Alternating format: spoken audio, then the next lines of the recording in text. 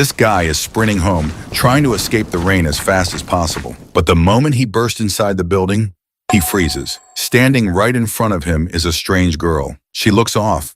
Not just unusual, but completely out of place. She appeared so suddenly that he actually drops his keys on the floor. For a second, he's caught off guard, but then he quickly pulls himself together and brushes it off. Just another cosplayer, he thinks. So he picks up his keys and starts heading up the stairs like nothing happened. But then the girl suddenly jumps back as far away from him as she can, like she's terrified of him. Despite this, he shakes off his thoughts and continues up the stairs, convinced she's just a dedicated cosplayer. Before he can step into his room, the woman calls out to him from behind, telling him to hold up. Juing pauses, turns back, and casually mentions that this is where he lives. The girl looks a bit spooked and quickly steps back, keeping a cautious distance. Seeing her reaction, he starts feeling a tad embarrassed, wondering if he looks so rough that even a girl finds him a random street molester. Anyway, he heads into his room. He takes a quick peek outside before closing the door, only to find her still lingering outside. After shutting the door, he takes off his soaked slippers and shirt, and after taking a steamy bath, he grabs a can of cola and also picks up the bag of cat food, calling out to his kitty, Melon. Right on cue, the little furball shows up with a sparkle in her eyes and eagerly digs into her meal. Meanwhile, our hero starts chugging down that refreshing cola as well, relishing that fizzy madness with every gulp. He takes another glance outside and sees that the rain shows no signs of simmering down. After a moment, he decides to check through the peephole in his door, and surprisingly, the girl isn't there anymore. While opening the door cautiously, he wonders if she's left, but as soon as his gate is wide enough, she appears right before his doorsteps. Feeling a bit awkward, he offers her an umbrella or assistance getting home if it's not too far. However, the girl doesn't respond to either option and instead asks where they are. Shuching points out that they're in his neighborhood on Baywong Road. The girl goes silent for a moment, unsure of what to expect. Then she asks who our hero might be. Well, that's another simple question our hero doesn't have a clue how to answer. So with a bit of confusion, he lets her know that he's just some random guy. He then tries to offer her his umbrella, but she just stares at this ordinary umbrella like this is some alien thing. After a moment of silence, she introduces herself as part of the Yan clan and confesses she has no idea how she ended up here. Her admission leaves our hero scratching his head, wondering if she's just a girl caught up in some cosplay fantasy. He sighs out of exhaustion and motions for her to come inside while he tries to call for help. As he dials Guardo's number, the woman's eyes lock onto the TV. An ad starts playing, and without hesitation, she slices the TV with her blade. Her face goes white as if she's seen some kind of dark magic that needs immediate vanquishing. The boy stands there stunned while the guard asks about the weird noises in the background. The girl turns to him with her bloodshot eyes, giving him an intense glare. Once our clueless hero is not in the position to utter a single word, the guard abruptly hangs up, thinking maybe our hero is tied up with something urgent. Shuing scratches his head, looking puzzled, and asks her where she came from. Meanwhile, the lady wants to know if the people inside the weird glass thing are dead, and she's curious about the folks he was chatting with on his brick. Seeing her those straw sandals she is wearing, the boy wonders if this quirky lady could even afford to replace the fancy TV she just sliced. Finally, he raises his hand in a calming gesture, reassuring her that he's a decent guy and suggests she puts her sword down. After she retrieves her sword from the TV, the boy asks her name and where she's from. She promptly replies her name is Zhang Hai, and she's a disciple of the Yang clan. He compliments her for coming up with such a cool name and jokes if her Yang clan is loaded enough with cash to compensate him for his broken TV. The lady gets confused and asks how he doesn't know someone as prestigious as the Guyan clan. The boy simply shakes his head, admitting he's never heard of them. Her silence speaks volumes, as if she's offended by this guy who doesn't even recognize her clan. Seeing her tense expression, the boy reassures her again that he means well and gives her the green light to ask any questions she wants. The lady timidly admits she just wants to find her way back to the Yang clan.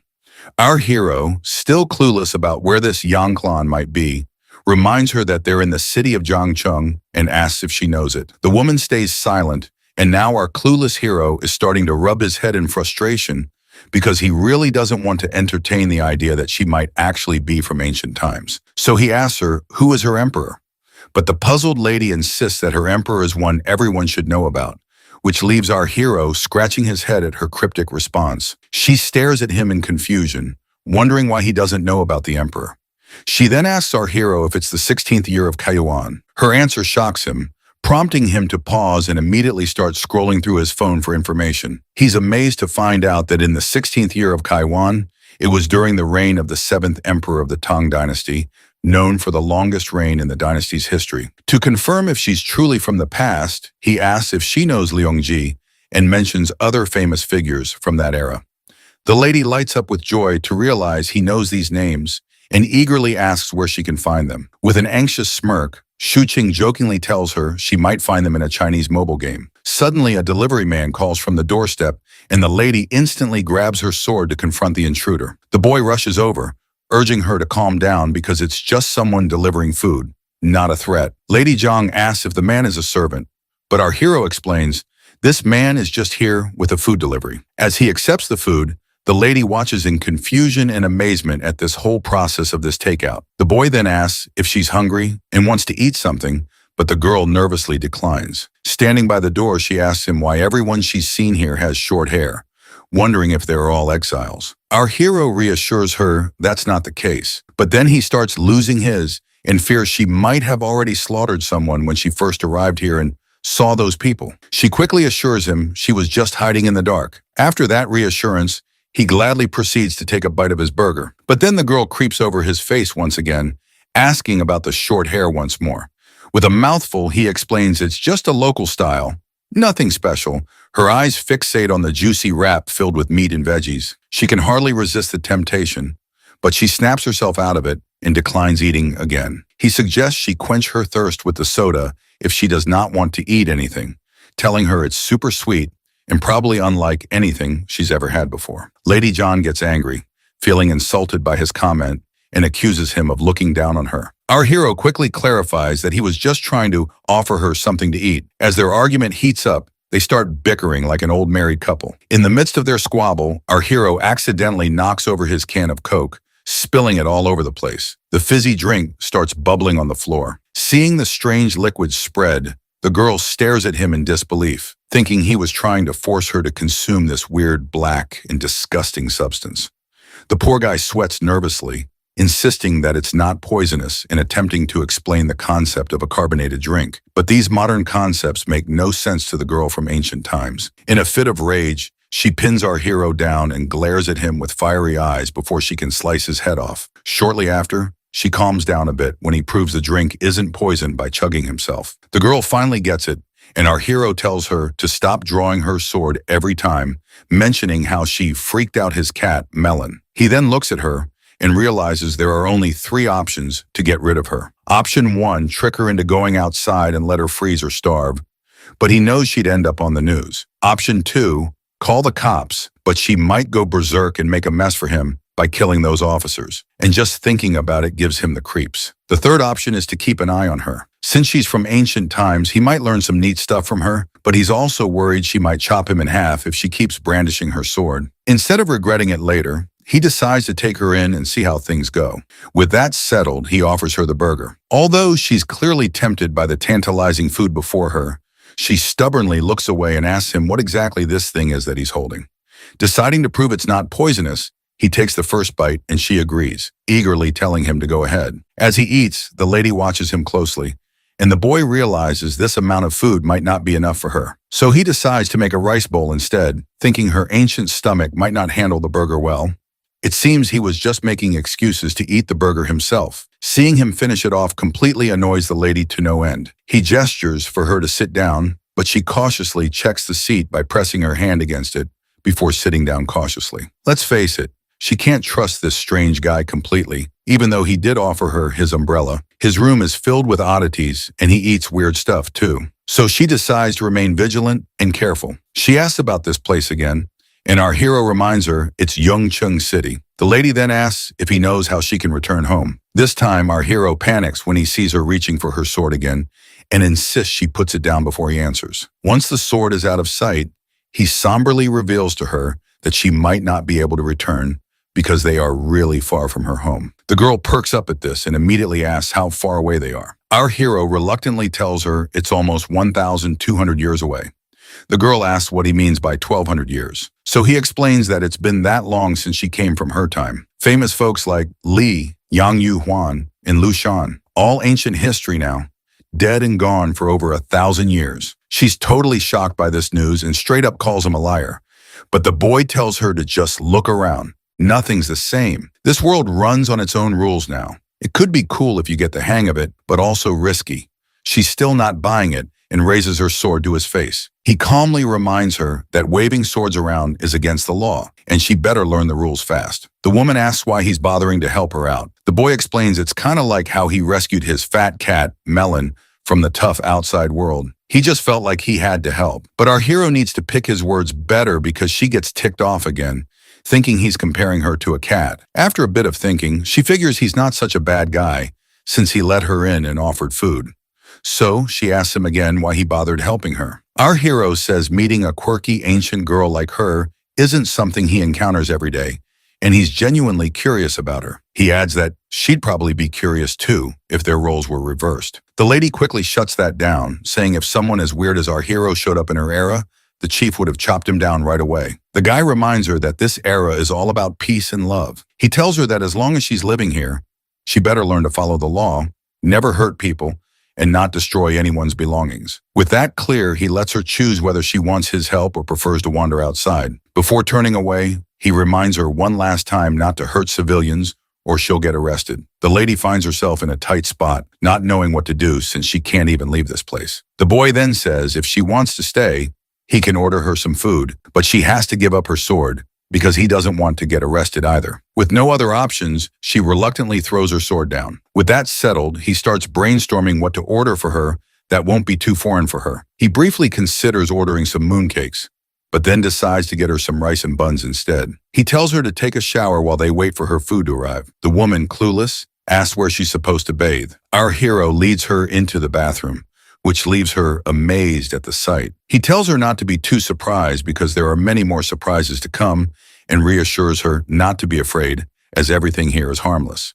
For instance, he shows her the shower and she looks at it curiously like a puppy. She tries it out herself and our hero can't resist capturing her curiosity on his phone. He then introduces her to bath shampoo and the concept of toilet. Afterwards, he waits outside while she showers. He rummages through his stuff, trying to find something suitable for her to wear. Inadvertently, he opens the bath door while attempting to knock, realizing she doesn't even know how to lock it. Nevertheless, he informs her he doesn't have any women's clothes, so she'll have to wait for proper clothing. He decides to teach her how to lock the door in the meantime. Shortly after, he is kicked outside, but the lady is now enjoying her first shower in this new world. She even tries tasting the shampoo bubbles, but ends up spitting it away. Meanwhile, our hero is questioning if all of this is actually real. He picks up her sword and closely examines the gleaming blade, deciding to have an expert check if it's authentic or not. The girl emerges from her bath in her new outfit, and while our hero is busy with something else, she asks what he's writing. He doesn't respond immediately, but eventually hands her the paper. It lists out current issues that need addressing, and she starts staring at it intently. There are everyday products written down which she is supposed to utilize in her daily life. She then complains about her current clothes, to which the boy says she looks pretty, and clarifies that he's not hitting on her. He's just giving a compliment like people usually do when someone looks good. But still, she sternly tells him to lay off any flirtatious remarks. Suddenly, he notices her straw slippers and tells her to put them away, promising to get her new ones tomorrow. While he's admiring her cuteness, a sudden knock on the door scares the lady, but Shuching reassures her it's just a delivery boy with food. Reflecting on it, he can't help but compare her to a wild cat, always attentive and ready to attack. After taking the food out of the plastic bag, he hands it to her. That is when Lady Zhang remembers something her vice captain used to say, that if someone is helping you for free, they must have ulterior motives. Hearing this, Shuching starts crying, but then she smiles and tells him that she believes he's actually a good person. In a few moments, once she finishes her food, Shuching decides to have a chat with the girl. He starts by letting her know that she's not in the primitive era anymore and needs to adjust her beliefs accordingly. He tells her that if she were to rely on her sword for survival and ends up killing him, she wouldn't last more than a week before running out of food. So he advises her to stop playing around with the sword and focus on other things like using the TV for entertainment. He also points out that the smartphone can be quite useful too. Basically, he's trying to reassure her that she's perfectly safe here and no one is going to harm her. Hearing this, the girl nods in acknowledgement, and our hero lets out a sigh of relief. But when it comes to the outside world, things get complicated. He explains that while this is a peaceful world, it could be dangerous for her. Curious, Lady Zhang asks why that is, and our hero explains that she might end up accidentally hurting someone. For instance, if she strolled into a royal castle with her sword drawn, they'd likely throw her in jail. It's the same deal out there in this world as well. Not only that, he also explains the concept of an identity card to her, warning that she needs to watch out for cops who might ask to see it. So the first thing Shoqing wants to do is make her an ID card. Otherwise, she's going to stick out like a sore thumb wherever she goes, because she doesn't belong here. After hearing about the ID card, the lady asks if she's like some kind of refugee here. Shuing tells her it's actually worse because the consequences are pretty serious if she gets caught. The lady gets freaked out, but Zhu Qing tries to calm her down, promising to help her out because meeting someone from 1200 years ago isn't exactly an everyday thing. Still, the lady remains hesitant, not sure if she can trust him and just wanting to go back home, to which the boy points out that it won't be easy for him to help her in her current situation, and their best shot is for her to cooperate as much as possible. After a while, the lady reluctantly agrees to cooperate and asks what she should do first. Shuing wastes no time and tells her straight up, first off, never pull out that sword again.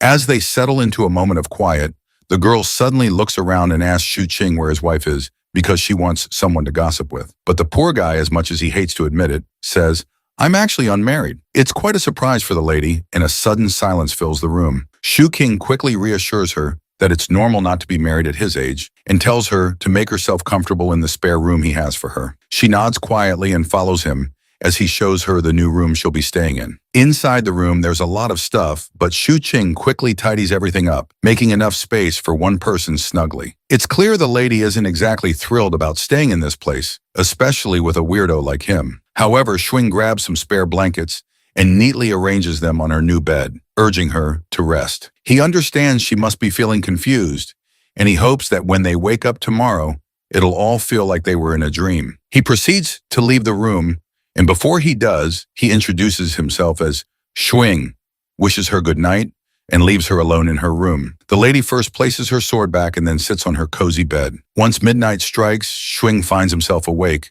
feeling a bit restless while reflecting on the entire hectic day. First off, he got rejected in job interviews, and when he came back, it started raining. Somehow he managed to reach home and then ended up meeting a girl who draws her sword every time she feels like it. But then he says, scratch this, and goes to sleep because there's a lot of stuff to handle tomorrow. When the next day rolls around, he opens his eyes and picks up his phone to find that it's already 10 o'clock. He jolts awake in his bed, remembering the nut job lady. He immediately starts looking around, and when he sees her sitting there, he finally realizes that he wasn't dreaming after all. He gathers himself and wishes her a good morning, asking why she woke up so early, only for her to remind him it's almost noon. He then asks if she's hungry, to which she responds affirmatively, albeit a little. She, the stars, looking for something in her chest, and hurriedly goes back to her room, returning with 2 silver pieces, telling him he can buy food with them. Shu Qing is amazed to see the silver in his hands, though he knows silver doesn't fetch much. However, he thinks if she has any gold, he could use that to get cash and possibly help her obtain an ID card. The girl shows another piece of stone, but Shu Qing quickly tells her to keep it because she can't go outside yet. He looks at her closely, estimating her height and width, and promises to buy her some clothes later, along with bringing back some food. Afterwards, he heads to the bathroom, brushes his teeth, and freshens up. Then he heads to the shopping center to pick out some suitable clothes for her. After looking at several options, his eyes settle on a particular dress and tells the attendant that he'll take that one as well. It seems like he spotted some bras in the distance, but couldn't bring himself to enter that section alone. After an hour of shopping, he finally finishes and looks at the stuff he bought, feeling embarrassed about holding women's cosmetics. He then heads to the bookstore, grabs some books, and makes his way back to his apartment through the bustling city. Upon reaching the building entrance, the guard asks him about his shopping trip, and our guy tries to hide all the feminine stuff he's carrying. The guard also asks about the phone call from yesterday, and he makes up an excuse, saying he dialed the wrong number accidentally. Before he heads off, the guard warns him to be cautious due to recent thefts in the area. He nods and assures the guard he'll remember. Once he's back in his apartment, he finds the lady standing there with her sword almost drawn, ready to chop off any intruders. The boy assures her she's safe and hands over the food box, mentioning he's also brought some essentials. Suddenly, something clicks in his mind. He looks at her with curiosity, and she asks what's on his mind. He awkwardly wonders aloud if she should be thanking him and seeing him as some kind of young hero or a decent guy or something like that. The lady, not quite getting where he's coming from, thanks him anyway. It seems like it might take a while for her to figure out what this weirdo is always thinking. They dig into the food and the lady devour her meal like a wild animal, which surprises our hero given the elegant image he had of women from her era. Nonetheless, he's pleased to see her enjoying herself. After they finish eating, he lays out the clothes he bought, showing her the new dresses and shoes. He keeps digging around for more stuff, and meanwhile, the girl spots the bra he got for her. The guy freaks out like his soul might jump out of his virgin body and quickly tells her to keep that thing down and promises to send her a video on how to use the bra to cover up her headlights. Feeling embarrassed, he dumps all the stuff he bought and tells her to figure it out herself. Seems like he's picked up quite a few interesting items, though. Along with that, he's brought some books to help her understand this world and its culture better. He's even planning to teach her how to use a computer so she can learn on her own. Seeing her looking tired and restless, he suggests she get plenty of sleep before they can figure out their next move. But then she asks about his status in this world. Hearing this, he rethinks things and admits he's a graduate student still on the job hunt. It's funny how, despite being unemployed, he still manages to splash out on fancy clothes and cosmetics. So even the lady starts to think he's some rich kid, but our hero quickly shuts that down, saying he's from a poor background. Then she starts wondering if he might be a landlord or something. Nonetheless, she dives into her books. But when she sees those old pictures from her era, tears well up in her eyes as she thinks about how she can get back home. The boy reminds her he has no clue how to get her there, but asks her how she ended up here. The lady reveals she was chasing a small thief in heavy rain, got lost in the middle of the forest, and wandered around until she spotted these tall houses. Seems like this guy is clueless about how to get her home, but he cleverly changes the subject, telling her she's got to survive in this world before going back. Then, without skipping a beat, he asks about her military ranking and martial arts skills. You see, the reason this guy was asking in the first place was because he was interested in her martial arts skills to begin with, and the lady gives him an exact answer he likes, saying her Yan clan is considered the most powerful clan around. Excitedly, he asks how high she can jump without getting hurt. The lady confidently steps forward, pointing to the 4th floor of the building, saying she can jump from there without a scratch. This revelation leaves the guy's eyes practically popping out of their sockets. He then gets even more excited, eager to see all the fancy moves she's got under her belt. He starts spouting off a bunch of martial arts skill names he's probably picked up from video games, but it's all gibberish to her. He even asks if she knows Kung Fu and offers to learn from her eagerly. But the lady tells this enthusiastic guy to simmer down because he's past the age for learning, and even with perseverance and determination, he won't achieve much. The boy calms down and asks if these moves are like super strict or something. Lady Zhang shakes her head, saying, "It's not about being a master, just a few basic moves without all the strict rules."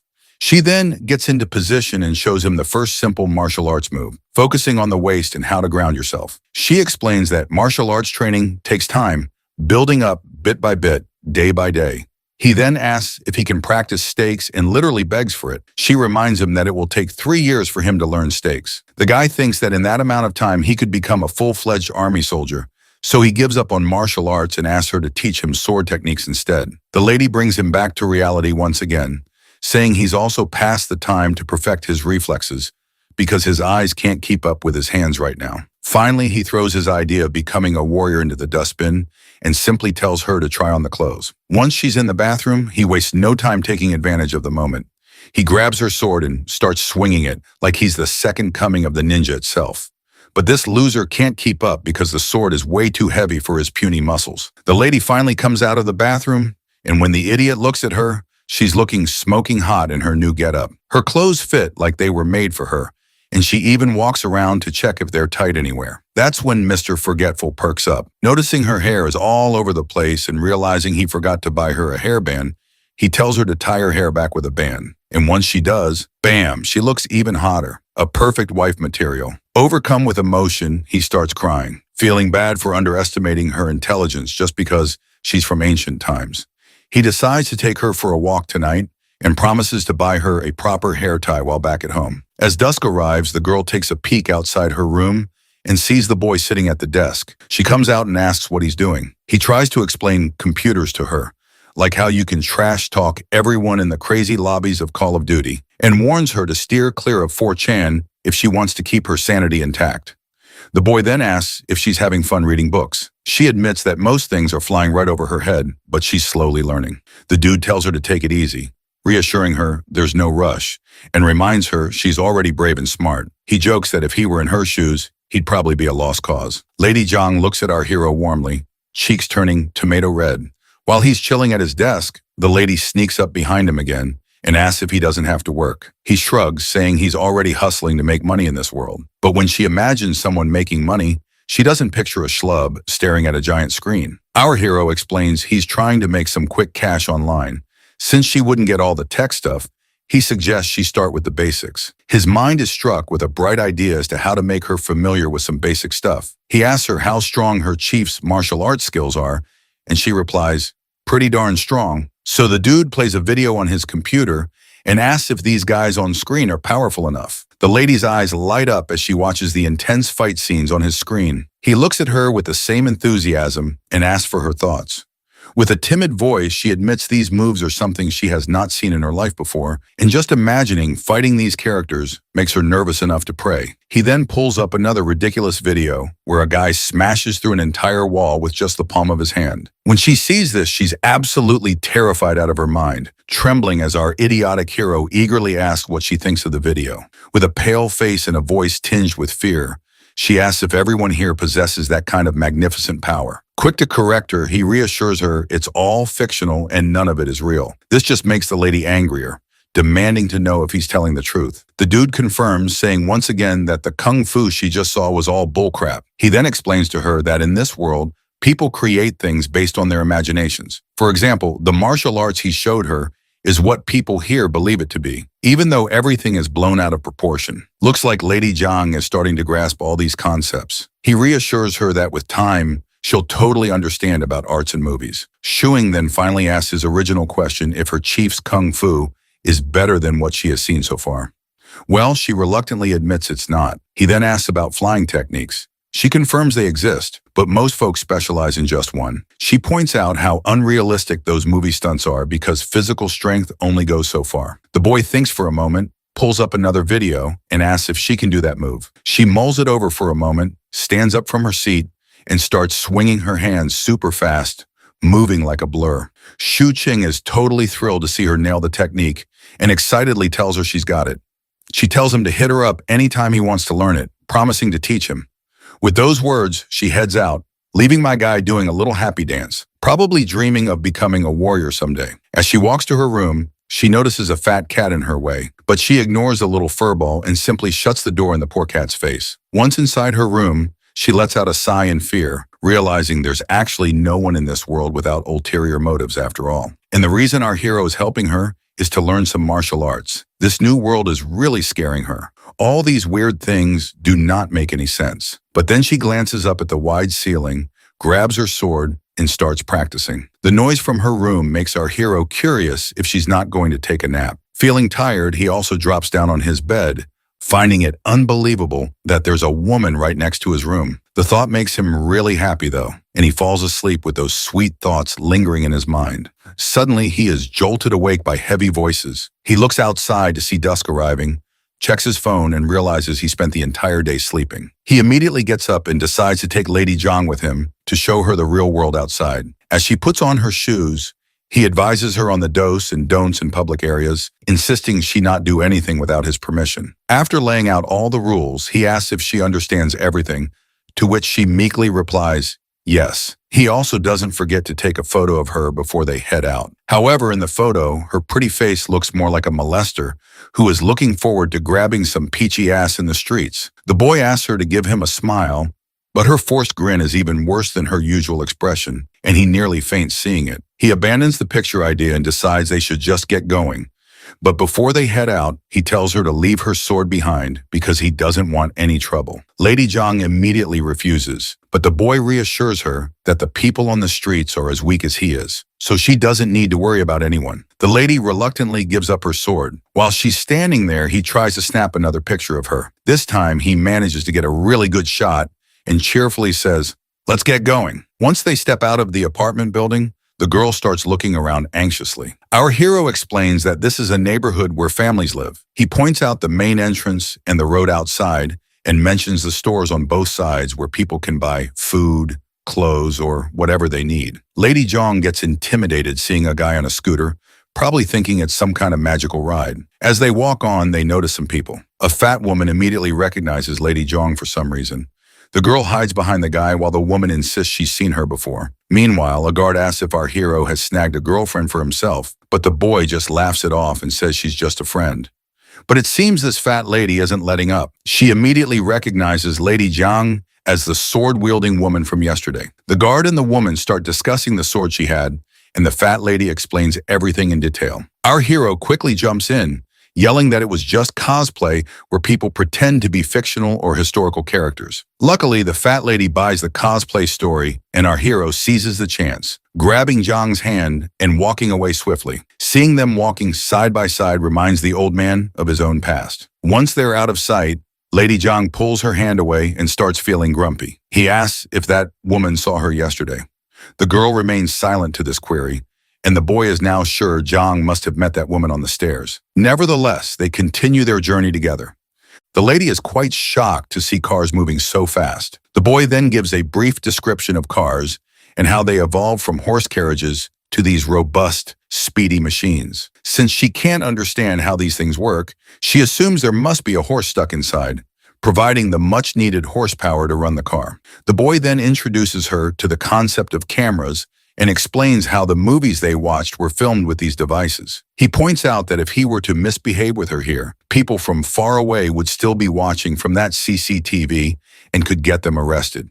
So he reassures her that as long as she behaves herself, she isn't their target. Lady Zhang picks up a few pebbles from the ground, and our hero quickly tells her not to even think about knocking out any cameras. She stops immediately, and he tells her to just put the stones away. He then explains traffic lights and how they work, pointing out that red means stop and green means you can cross the road.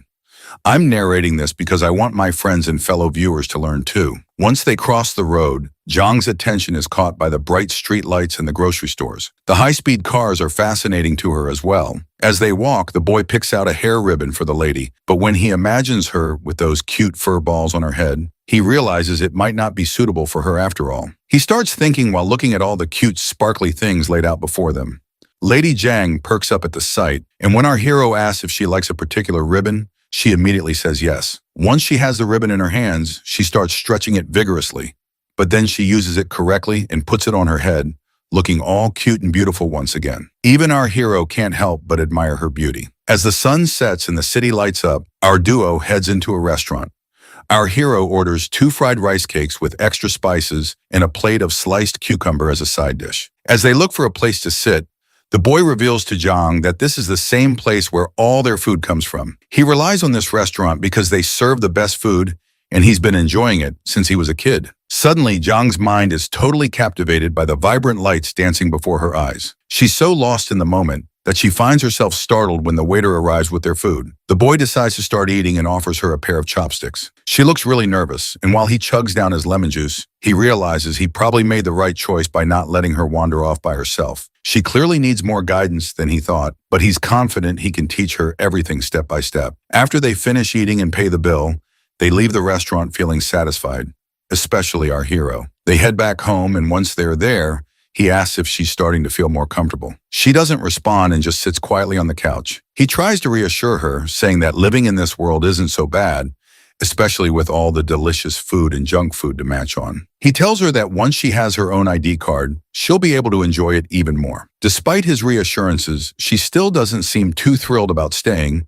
and quietly says she wants to go home. But then again, he reminds her that she can't go back home since it's already been 1,200 years. It looks like she has to accept reality. She asks how they're going to solve the identity problem. The dude explains he's no government guy to handle this stuff, but there's always a way, and reassure her that he'll help her. The girl gets flustered and feels grateful for his kind gesture. This time, she thanks him properly by calling him a young warrior. The boy responds with the same brotherly energy, emphasizing that identity is crucial in this world, and without it, it's difficult to navigate. He then asks her where the list he gave her yesterday is. The girl points to the dustbin. The boy is disappointed by her action and tells her to retrieve it right away. Once she gets the paper out of the bin, the lady asks what they'll do if the ID card issue isn't resolved. Our hero points out that she'll be a criminal and there's nothing he can do. Without an ID, she can't get a job, buy property, or even use public transport, and emphasizes that an ID card is the holy grail in this world. The lady gets a bright idea and asks if by making money and finding a place to live, the ID would become less important. The boy explains there are still many things she can't do without an ID, like having a bank account, a phone, online accounts, online shopping. The list goes on. He then opens his laptop, searches for unregistered resident certificate, while also telling the lady to approach the authorities directly for help with her ID card. He reassures her that the worst-case scenario is they might confiscate her, but he's sure they'll treat her nicely. Lady Zhang immediately reaches for her sword, asking if he's thinking about turning her into the authorities. The boy tells her to forget it and just focus on studying first. He suggests she look at history or something, and once she has a basic knowledge of modern society, she can decide for herself. The woman gets silent and seems visibly anxious and sad. She asks if it's a problem for him if she stays here. Our hero reassures her that she can crash here as long as she wants, but insists she shouldn't fight or kill with her sword. He promises everything will be fine. Just then the cat comes over, and the boy realizes he nearly forgot to feed this furball in all the madness. He plays around a bit with the cat and tells Lady Zhang that if she has nothing else to do, she can do some studying. The girl bows her head and decides to do just that. Looks like the dude found nothing worthwhile on the internet. So he checks his phone and decides to call someone he knows. He's about to call his best friend Shin Hao, who is now a good police officer, though he's not sure if his internship period is passed, and Shin Hao is now a full-blown officer. While texting Shin Hao, he wonders if he should mention that he's met a girl from 1,200 years ago, but he decides against it and sets up a meeting with his friend without revealing anything about their meeting. Feeling happy, the boy decides to take a shower to freshen up. After the steamy bath, he feels really satisfied. It then occurs to him that the girl hasn't showered yet, but he decides not to dwell on it. Suddenly, he remembers he's sharing space with someone of the opposite gender, and he knows he'd be in hot water if she caught him wandering around naked. Thankfully, no one sees him, and he hurries into his room. A while later, Lady Zhang cautiously emerges from her room, darts to the bathroom with clothes in hand, and immediately shuts the door for a much-needed bath, just like she used to do in ancient times regularly. Since it's the weekend, the boy grabs a digital writing pad and starts teaching her how to write. She's already good at reading traditional Chinese characters and nailing their pronunciation, so now she tries her hand at writing a few words. Suddenly, Melon pops up, grabbing both their attention. The cat looks hungry, so the boy decides to feed her, while Lady Zhang keeps practicing her writing. Watching him dish out cat food, Lady Zhang gets curious and asks what it actually is, to which Shuing explains it's food made just for cats to eat. Lady Zhang quickly imagines how they might produce such cat food, picturing pouches hanging from tall trees in her mind. Suddenly, there's a knock on the door, and the boy rushes to receive the food delivery. He hands it to the lady, telling her it's her dinner for tonight as he's going to meet his friend later to ask about her identity card. The girl immediately starts digging into the food, and our hero assures her he'll teach her how to use a phone and computer so they can stay in touch. While she eats, Little Melon chimes in, asking for some food, but the dude scoops up his cat and reminds her to stick to her own cat food. Curious, the lady meekly asks if she can't give this cat some of her food, to which the boy nods and explains that this kind of food isn't healthy for cats. The lady is shocked to hear this, and her mind stops for a moment. If this food isn't healthy for an animal, how can it be good for humans? She even starts feeling like her burger doesn't smell good anymore. Shortly after, he shows Lady Zhang how to use Discord to message him on his phone, making it clear that it will not be him hiding inside the computer, but rather it will be the transmission waves who will carry his voice to her. Leaving his dormitory, he scratches his head, wondering if this is all okay. Eventually, he reaches his destination after a bus ride. Stepping off, he looks around and spots his friends sitting in the distance, waving at him. When they finally meet face to face, they exchange greetings. Officer Chin then pours a cold beer for our hero, mentioning it's the first time he's serving him a cup of beer. They both sit down, and our hero asks his friend how he can drink as a police officer. Chin Hao explains that he's off duty and dressed casually, just here as an ordinary person. The boy then places his order, carefully, noting all the delicious items he's about to enjoy. They clink glasses and toast each other. Shuing asks his friend how his job is going and what it's like being an outstanding officer. Chin Hao bluntly describes it as terrible, and all the talk about heroes saving the day is nonsense. He shares how he's often pulled into trivial disputes between couples and ends up resolving conflicts with old ladies in the neighborhood. He hardly ever encounters thieves. Instead, he deals with daily disputes and nonsense. But our hero, Shu Qing, points out the brighter side, mentioning how people are generally living and working happily, which is a good thing. As much as Chin Hao hates his job now, he always dreamed of becoming a police officer when he was a kid. However, he stopped growing after hitting 1.6 m. Knowing that the minimum height requirement was 1.7 m, he cried a lot in our hero's arms. Fortunately, when the height requirement was replaced by the high jump, he was excited to start practicing every day, eventually achieving his dream. But after dealing with just trivial disputes, the officer is so worn out that he jokes he'd even fight a woman with a sword if he has to, just to make a big show. Our hero immediately tells him not to joke about such things. Suddenly, the boy changes the subject and casually asks about what happens if a homeless person who has lost their memory wants to get an ID card and work without any proof of citizenship, to which the officer bluntly states that getting an ID card isn't easy, and someone fitting that description is likely a shady person. With the energy of an officer, he asks our hero for the person's name and address he is speaking about. The boy tries to spin a tale about how his mother's brother had a son whose friend is in a similar situation. The officer cuts him off, telling him to stop the nonsense and reminding him that without proof of identity, like a blood test or something similar, they can't get an ID card. The boy presses further, asking if the person he encountered was unidentified and strange, like a homeless guy. The officer points out that if their behavior is suspicious, they must be investigated. Seeing his friend's suspicious gaze, the boy quickly tells him to stop looking at him as if he's harboring a fugitive. He insists he's not here to discuss how to cover up anyone's identity. His friend agrees, reassuring him that he trusts him. He suggests asking for basic information from the stranger. They could also use a person's directory or DNA information to verify details. His friend suddenly grows irritated, telling our hero to drop the conversation and starts downing his beer. The boy jokes that he only came here because he needed something to talk about, otherwise they would not have met. Then he playfully tells his friend to forget everything and jokingly extends his hands, telling him to handcuff himself because he wants to experience what it's like to be interrogated and cuffed. After their banter, our hero brings up the ID card subject again, but the officer's answer remains the same. He gives an example that if it were so easy to get a new ID, criminals would be stabbing people daily and running off with new identities to start fresh. They continue their back and forth, and after drinking a lot of beer, the officer finds himself knocked out cold. Our hero tries to wake him up, reminding him of his duty to resolve disputes between old ladies. But the officer just wants more beer. So our hero tells the waiter not to bring any more. The boy pays the bill while his friend still wants more booze. Our hero then learns there's a 50% discount if you spend 100 yen. So he decides to get a lot of fish for Lady Zhang.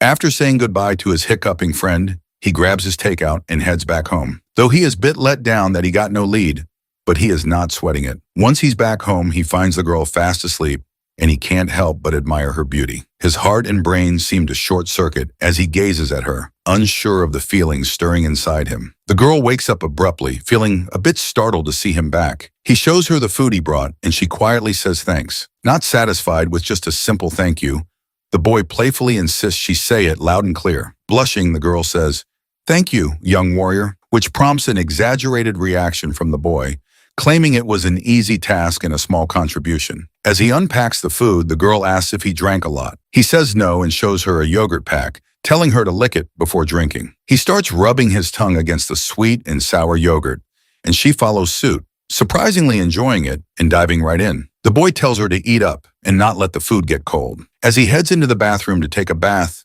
he can't help but smile, feeling the warmth of coming back home and seeing someone waiting for him. After his bath, when he's back outside, the girl immediately notices him. He asks if she checked her clothes, which confuses her at first. Then she remembers the bra he brought for her and feels super embarrassed just thinking about it. Apparently trying to figure it out with YouTube tutorials didn't go so well. Later, she heads to the bathroom to change. She's nervous about trying on the fancy dress since she's used to plain outfits that match her mood. She wonders what kind of prickly princess she'll look like in this new dress. She lays out the bra and dress on the bed, takes a bath, and dries her hair with a blow dryer. She's really grateful for the kind young man helping her adjust to everything, but she knows relying on him isn't a long-term solution, and she can only get so far with her limited knowledge. The sunshine of the next day leaks through the window, and the girl comes out of her room while rubbing her tired, sleep-deprived eyes. It looks like our hero woke up early this time. Lady Jong asks him if he's working early in the morning, to which he replies that he's just watching some news. The girl immediately exudes a gloomy aura, asking if he is a government official. The boy reassures her that he's not, reminding her that if he were, she would already have her much-desired ID card. He then asks if she's hungry and offers to buy breakfast, asking if she'd like to come along. The girl declines and heads to the bathroom, so the boy decides to go by himself, telling her she can Netflix and chill in the meantime. Humming a tune, the boy strolls outside.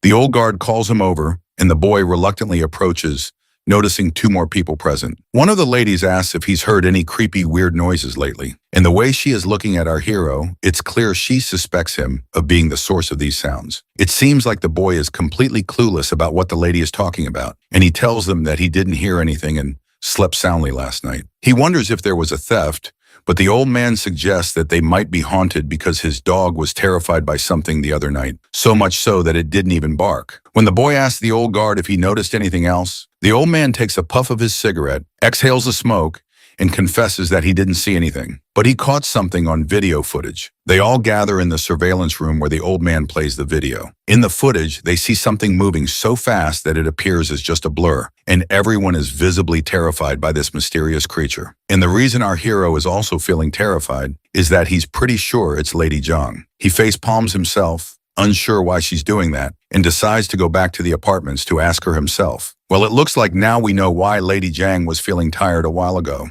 She was probably trying to explore this world by herself in the night to learn new things. The boy then asks the old man if the same had happened yesterday as well, to which the guard says no, noting that nothing unusual happened last night. He awkwardly laughs and decides to entertain the idea that maybe there's a ghost around. The bald guy over there and the chubby lady get curious, wondering why a ghost would be playing around in the dead of night, especially in their place. The old man decides to keep an eye out to see if there's some guy lurking around looking for a chance to steal. The boy finally gets back home and wastes no time yelling at her, asking why she snuck out in the middle of the night before. He stares at her with a mix of disappointment and concern. The girl meekly asks how he knew it was her wandering, which just infuriates the boy more. He face palms in frustration, reminding her about the CCTV cameras everywhere that caught her. The girl looks a bit scared and worried about him, so she quickly explains she was wearing a mask. Relieved, the boy sighs and figures, as long as she keeps her face hidden, they're probably safe. He tells her from now on if she wants to go out, she has to take him along. No solo trips allowed while she's staying here. He stresses how dangerous her situation is, so she can't just wander around freely. The lady timidly asks if she caused trouble for him, and he reassures her that luckily no one recognized her because everyone thought there was just a ghost haunting the place. Looks like the lady had no clue what haunting meant. Seeing her clueless face, my guy gets agitated once again and quickly tries to Google a movie about someone from ancient times who ends up in the future and gets into trouble because of their wild behavior. He wants to emphasize how dangerous her actions could be if she's not careful, and he is pretty sure what he just imagined perfectly fit the description of her character. The girl looks timid and promises to quit causing trouble if it's a bother to him. The boy then tells her to calm down and suggests ordering takeout later, asking what she'd like, whether hamburgers, chicken rolls, or anything else. The lady responds with a charming smile and thanks him for the healthy food he is ordering for her. But the boy teases her by reminding her that if she wants to eat even healthier, she could try the cat food. After their playful banter, the boy takes the laundry and puts the clothes into the washing machine. He also takes the opportunity to educate her about how the washing machine works. Upon seeing this, the girl quickly rushes to her room, retrieves her clothes, and returns to the laundry room to add them to the washing machine. While Shuqing is looking at the laundry, he notices something tucked inside her clothes. Curious, he pulls out the item and holds it up in the air, leaving the girl completely embarrassed. She hurriedly snatches the item back from his hand and rushes back to her room. Shuqing is surprised to realize that it's a foot binding, which does not make sense as how she was moving around the neighborhood with her injured feet tied up with the binding. He glances at her, recalling how her feet seemed perfectly fine when he last saw her in those shoes, so it does not make any sense for her to tie her feet with clothes. He then decides to search online to see if martial arts enthusiasts have any interest in some sort of foot binding practices. But by the looks on his face, the search results don't align with his expectations. Turning to her, he casually asks if he can take a look at her feet. She stubbornly pouts and shakes her head, clearly uncomfortable with the request. The boy asks, "Why is that?" To which the girl just gives him a silent treatment. Well, it looks like this clueless guy has finally caught on that those bindings weren't for her feet, but for her chest. It's no wonder why she didn't bother with the undergarments he brought earlier, and he thought maybe her hooters were big enough already to fit anything. His soul nearly jumps out of his body as he realizes his foolish mistake. She shoots him an angry look, sword drawn and eyes blazing, seemingly ready to chop off his head. However, she manages to take control back to her nerves and turns around, leaving this weakling utterly terrified after getting scared to death. But since she's already mad at him, he tries to lighten the mood by calling her out and singing in his terrible voice. The lyrics are all about Lady Zhang, describing her modest stature, natural beauty without makeup, and how beautiful she is from head to toe. He even sings a song about a man who loved an ugly woman but had 5 children with her. He claims that only a Giga Chad with a Sigma male mentality could do such a thing, and he desperately wants to become one of them. Despite his attempts at banter, he ends up getting yelled at by the girl once again. Afterwards, he gets back to the main business and tells her to watch some tutorials on how to wear these undergarments, and he will be back in 5 minutes, hopefully with fewer jokes this time. Exactly 5 minutes later, he returns and checks on her progress. But to his surprise, she looks utterly spooked and asks if this is how everyone lives here. With a trembling voice, she mentions that while these undergarments might seem comfortable, they make her feel like a harlot. The boy tries to reassure her that there's nothing wrong with feeling comfortable, but she persists, calling it shameless. He challenges her perspective, asking what there is to be ashamed about. After a moment of contemplation, she falls silent. He launches into a humorous tirade about how she's stuck in the past, while modern women flaunt their assets in anything they like. He even throws in a jab, saying, if a man can wear half underwear, so can a woman as well. But she sticks to her guns, immediately rejecting what she calls immoral thinking. Seeing he couldn't reason with her, the dude decided to switch gears and calm her down. He revealed that besides studying and working, computers are also great for gaming. He warned her about the toxic fan base in games like Apex Legends, and instead introduced her to a game suspiciously similar to Super Mario. After seeing it for the first time, she became engrossed in the cartoonish world of jumping plumbers. While the lady was busy beating Nipsky's speedrun record, our hero quietly slipped away, thinking it's best to keep her occupied indoors. Later on, when he returned home, he interrupted her game to teach her how to defeat the final boss. After their gaming session, he felt exhausted and decided to take a nap while she continued playing on his laptop. Once he settled into his room, he reflects on how lucky he was not to land a job on that rainy day. Otherwise, even if the interview had gone well, managing a 200-year-old ancient girl would have likely forced him to quit. As dusk casts its yellow hue across the room, our hero returns to find the lady. He suggests they eat out and tells her to dress nicely this time instead of looking like a slob. He even advises her to try a different hairstyle. She looks at her options and emerges in a new dress, blushing as she adjusts to the modern style, albeit a bit too modern for her standards. The boy blushes too, struck by her beauty, but quickly urges her to change back to her original dress to avoid drawing attention in public. This sends the girl into a fit of agitation and frustration beyond measure. As they wander outside, the old security guard jokingly asks if he's taking his girlfriend shopping again. Our hero clarifies that they're just friends, not dating. The old man then reveals he's holding on to a talisman to ward off ghosts temporarily until his mahogany arrives. When asked if he resembles the god from the New Year's festivities, Shuing gives a thumbs up and hurries along, noting it's getting late. Meanwhile, Lady Yang is already occupied with her own thoughts about something. Once they're alone, she can't contain her curiosity any longer and asks Shuqing what girlfriend means. He explains it's just a female friend. Perplexed, she wonders why he denied she was his girlfriend earlier. He tells her to be patient and promises he'll explain later. Shuing is pretty sure that if Lady Yang figures out the true meaning of girlfriend, she might just pack her bag and bolt away from his place. As they start walking once again, the boy suggests she watch videos about her kingdom's history, but she expresses reluctance, noting that revisiting her past is painful. As they walk, Lady Yang notices the absence of curfews, street vendors, and muddy potholes in this peaceful environment. Everything feels surreal and dreamlike to her in this prosperous world. Their stroll halts at a tea stall, where Shuking orders bubble milk, tea, and other treats, and urges her to try it. She observes curiously but hesitates to drink. Looking around, she asks if people make money this way in this world, and if she could learn to do such work. Zhuing bursts her bubble gently, explaining she can learn the skills but can't earn money without an ID card. While she sips on her tea somberly, the boy reassures her that the identity card issue will eventually be resolved, so she shouldn't lose hope. He encourages her to enjoy the tea at the moment. As she drinks, he asks if she finds it tasty, but it turns out she doesn't really like it. She mentions the taste isn't quite to her liking, and the pearls are difficult to chew.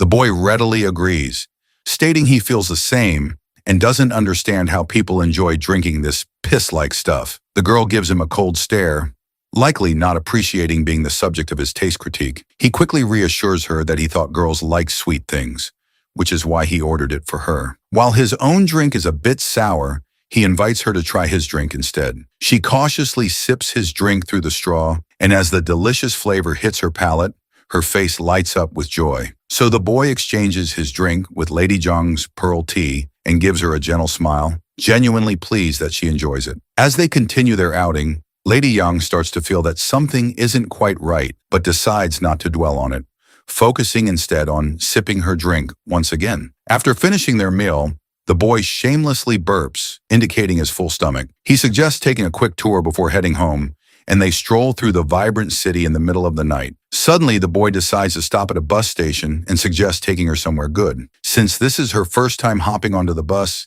he tells her not to panic and just follow him. The boy proceeds to put a coin in and enters the bus, guiding her to a window seat so she can enjoy the ride to the fullest. As the bus starts moving through the busy streets, the girl is amazed by everything she sees outside. The boy is a bit surprised that she isn't overreacting, considering it's her first bus ride. She reveals that she has ridden horse-drawn carriages many times before. Once they reach the Liang Bridge station, they exit the bus and he introduces her to this new place called Lanjiang.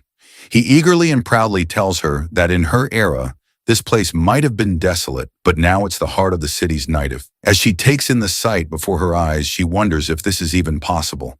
The boy encourages her to find her own answers by studying history if she finds it hard to believe. While they stand by the river, the boy takes out his phone and doesn't waste a moment before capturing a memento. The girl happens to be looking in his direction, creating a perfect pose for a picture, and our hero captures that moment with a single click. At that moment, he also promises her a trip on a plane once her identity card issue is sorted out. The idea of soaring into the sky is completely new to her, so he reassures her once more and says that for now she can stay in his cramped little room and learn about the world. Curious as a child, she asks, "What comes after understanding the world?" The boy pauses, thinking for a moment, and explains that she'll achieve true freedom, gaining a clear sense of what's right and wrong for her, and she can fully enjoy this future world. Checking his phone, he announces that the time has come. Right on cue, fireworks burst into the sky, painting it with vibrant colors and light. She can't help but wonder if her family would be amazed by such a magnificent sight. He smiles at her and encourages her to enjoy this time here on behalf of her relatives as well. The next day arrives, and the news our hero sees is rather unpleasant to say the least because Lady Yang can be seen doing her ninja moves outside by the lightning poles. Of course, the dude's face sour at the sight, but it's also kind of reassuring. Since she played ninja at midnight, the guards have been on patrol more frequently, so there wouldn't be any real thieves around for a moment. Suddenly, Lady Yang notices people gathered outside and curiously points her finger towards them, asking what's going on. Shuqing gets creeped out as he realizes they've started to perform rituals to ward off the ghosts in the area. Shortly after, they dig back into their meals and the lady points out that Shuing's lifestyle feels like being in a prison. He chuckles and reminds her how they went shopping earlier, watched documentaries, had lunch, shed a few tears over some anime, and then had dinner. He tells her that it's called having a home and an otaku's lifestyle, but the girl does not seem to understand anything.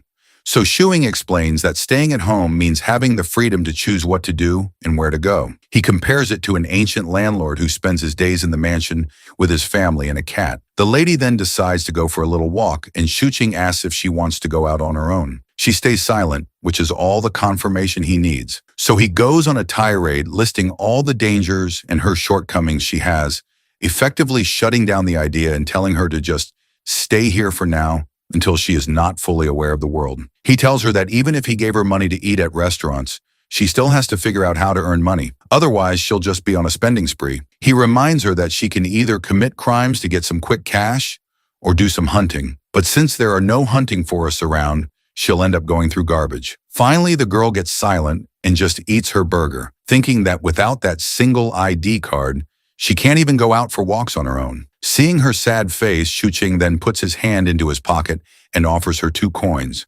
reminding her that she's at least learned how to take the bus so she can experience it by herself, which will be her first step forward. But the girl refuses to take the coins, saying she hasn't learned anything. Shuqing, however, forcibly gives her the coins, telling her to spend some time outside and assuring her that she's learned a lot in the first month she's been here. Curious, the girl asks if there are really ghosts out there, so he points at the people outside doing their ghost-busting routine. He assures her that once she starts making money, she can pay him back. When she wonders aloud what happens if she doesn't earn anything, he assures her they'll figure it out. Once again, she thanks him, calling him Young Warrior. The boy then runs a game on his computer where she can play a character, explore, and learn how to make some cash. He suggests she give it a try to see if she gets the hang of it. When she asks why she can't just do what he does and work online for money, he explains it's pretty complex and she should start with the basics. Suddenly, the doorbell rings and the boy freaks out, telling her to hide in her room. But the person at the gate gets all antsy and yells at the boy to open up. When he hears that voice, Shuing gets even more jittery and hurriedly guides her into a room and locks the door before finally facing his father. There's this grumpy old man staring him down. The boy nervously says hi, but the old man adjusts his glasses and insists the boy call him landlord for now. The old man then looks around, demanding to know if his son has found a job yet. The boy, addressing his father as landlord, assures him that he will pay the rent on time and defends himself, stating that since he can afford the rent and his current lifestyle, he does not feel the need to have a job. When the old man spots some RPG game running on the computer, he gets even more annoyed and makes it clear that if his son doesn't find a job by next month, he's hiking up the rent, no questions asked. His dad scolds him that he's not had a stable job ever, and he's always playing with weird things. God forbid if a man has a hobby or OnlyFans. Shuqing gets annoyed and tells him that he's sending his money to him right now, or if the landlord just came to see if he's going to work on the National Day holiday. These millennials and boomers hate seeing Jensen's knowing their rights. So his dad gets mad at him and threatens him to find a job, or he will increase his rent. But of course, he's a man with brains. He tells him to lower the rent since the place is haunted and has a terrible environment. Annoyed, his dad begins to leave when out, all of a sudden, the OnlyFans allegations are proving themselves to be true. His dad sees women's gowns hung in the bathroom. And before he could explain, Shuqing's dad is very sure his son is soon about to become his daughter, getting back shots by some closeted Black American. As his dad waits for an explanation, Shuing knows that he'd better tell him the truth rather than being known as the gay disappointment who bends over and dresses up as a woman. Other than that, the neighbors would end up telling his dad that there's a girl living with him anyways. So he makes up a story that it's his friend's sister who has come to stay with him for a couple of days. He knocks on the door and urges Yang to step outside. She does so and he introduces her to his dad, hoping she doesn't do anything weird. Jong wonders what to call him, almost calling him dad, and the dad notices that, but she calls him uncle and bows down in respect. Shuing's dad grabs his hand and takes him outside to have the talk, though the dad assures Yang that they'll be back. Outside, the dad asks for an explanation, to which Shuing says that it's just a friend's sister who is there to spend a few days at his place. He further asks his dad to not come over and hand over the spare key so he can give it to her, although he just wanted the spare key because he doesn't want his mom or dad to find her alone. That would be way more unexpected and complicated, but his dad wonders if that's his girlfriend, and he denies straight away. But his dad ain't that dumb. After all, he was 17 once too. That's how he got Shuqing's mom to spread legs for him. The dad asks how old the girl is, and Shuqing admits she's 18. That's what 14-year-olds these days lie about too, so they can end up being baby mamas to men who don't even want them. The dad sounds unconvinced, but that annoys Shu Qing, to which he says that even if they are in love, what's there to be surprised about? Well, probably he's unable to believe that someone could love his dusty son too. Well, the dad came down to check if he can pay rent and have a job, only to find a chick in his apartment. His dad once again points out he doesn't have a job, to which he bursts that being a content creator pays off well too. Well, his dad ain't even wrong. It's high time he finds a real job being a McDonald's cashier. Being annoyed, he asks his dad what the rent and utility bill is, and then transfers it to his dad right away. He urges his dad to give the spare key because now he's properly renting out the apartment. Xing's dad tells him to pay on time every month or else he will have to pay more than others. And if he has a problem with it, he can find some other apartment. But the boy's smart. He knows whatever his dad owns will be his someday. So he continues to stay here. The economy got him excited about his dad's demise. It's really that bad. Anyhow, before he leaves, he tells him that he has to be back for dinner and looks at Zhang. Annoyed, he yells that she isn't his girlfriend, but the dad's really not a fool. Of course, being his dad, he guides him that starting a relationship that early could lead to problems, and he should also find a job. He begins to leave, but he turns back to Shuing and tells him to take all the safety measures, and Qing gets embarrassed. Suddenly, Qing stops his dad to have a look at Zhang's sandals. He asks him the value of it since it's from the Tang dynasty. Hero knows that his dad has been studying archaeology for almost half his life, and he is an expert in this field. He also elaborates that these sandals are from the time of Liangji. His dad thinks he's crazy and suggests a mental health institution to attend, which all the kids in this generation need though. His dad is about to test out his skills to have another kid. It's never too late and leaves pretty quick. The wife better be in an apron. As Shuing's dad leaves, he thinks to himself that he made a son who is nothing more than who is stuck to his computer all day long. He sigh with no hope of becoming Elon Musk overnight. He knows that these shoes are said to be from Kalyuan period,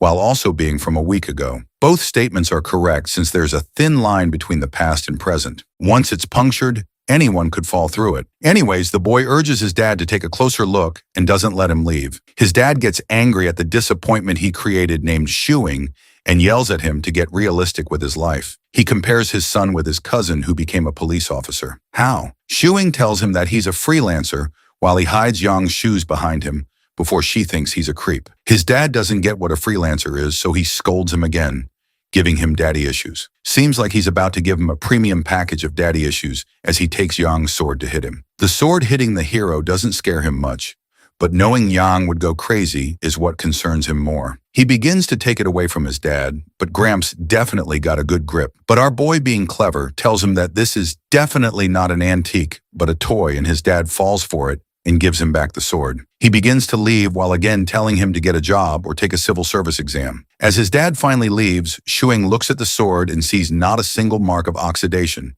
which makes it look pretty recent. He notices Zhang peeking at the sword and he tells her to take it away and not take it out often. Then he wonders why she wants to call his dad. He clarifies that if she ends up seeing his mom, she's supposed to call her auntie and she listens. Then Qing asks Zhang if she wants to keep martial arts in practice. So badly, he wants to become a master in a quicker way. Someone whose stamina is so low that they bust just seeing a woman, having no way to become a master overnight. But he does know that it's useless in this era. So he brushes off the thought and takes Zhang to play the game with him. Qing thinks that he has to treat her like a child and teach her everything step by step. Kids mostly learn through toys and games, and online games are considered games too, having the same nature. Then he guides Yang how to play the game. She wonders how they make money off it, and he explains that once she learns how to play it, she can play it for others and they'll pay her. Qing explains to her in detail so she might not think that he's deceiving her. So he explains to her that this is sort of an entertainment for jobless people who have nothing else to do like a hobby, but there are still many people who don't have the time to play since not everyone has as much free time as he does, so that people like him who have more free time can play for them. Zhang still doesn't get it, asking if they don't have enough time to play, so would they hire others? That sounds absurd to her. But he elaborates that they already spent money to purchase the game, so they won't spend their time playing with an example. He knows that she's safer being an internet addict rather than coke addict. I mean, running out of the house. Shuqing doesn't want to think about the future right now, just the present for her survival. Suddenly, his fat-ass American-coated cat begins to rub itself on his feet, and he tells it to shoo off. So the cat goes and jumps on the computer table and then sits on Yang's lap, making her blush. In the police station, one of the police officers wants to order a meal together, and they ask Hao as well, but the soft boy politely declines. He sighs and says they have nothing to do today, which is boring him, suffering from success. As soon as Hao says that, all of the police officers look at him, confusing him. One of them asks if his master didn't teach him not to say that. Suddenly, the phone begins to ring, and it's a work call, and now they got to work all night long. Later on, Hao is taught to never say by the old police officer in the car, "We have nothing to do today." As soon as anyone says that, they get tons of work for the whole night. It's something metaphysical, and they don't have any explanation. Hao thinks if this is the same thing mentioned, speak of the devil. Then they both reach their destination, and they headed towards the 6th floor of building number 14. It was late at night in the residential compound, and suddenly they spotted an old alcoholic man. They ask him what he's doing there. Definitely not rehab. The old man yells, "What took them so long to reach?" Because he wants to go inside to his wife. He's smelling so strongly of alcohol, like the way a ran-through smells like a can of sardines, which makes Howell nauseous. The police officer knocks at the door, and the wife opens up. She wonders what the police are doing here since she didn't call the police on her husband. It was the husband himself who wanted to go inside since she locked him out. She apologizes to the police for inconvenience and promises to teach him a lesson. Lucky old man is about to get some spanking tonight, but it seems like the old man doesn't like the idea of getting a lesson, so he screams at her that she'll be the one getting the lesson. Would love to see what happens between them.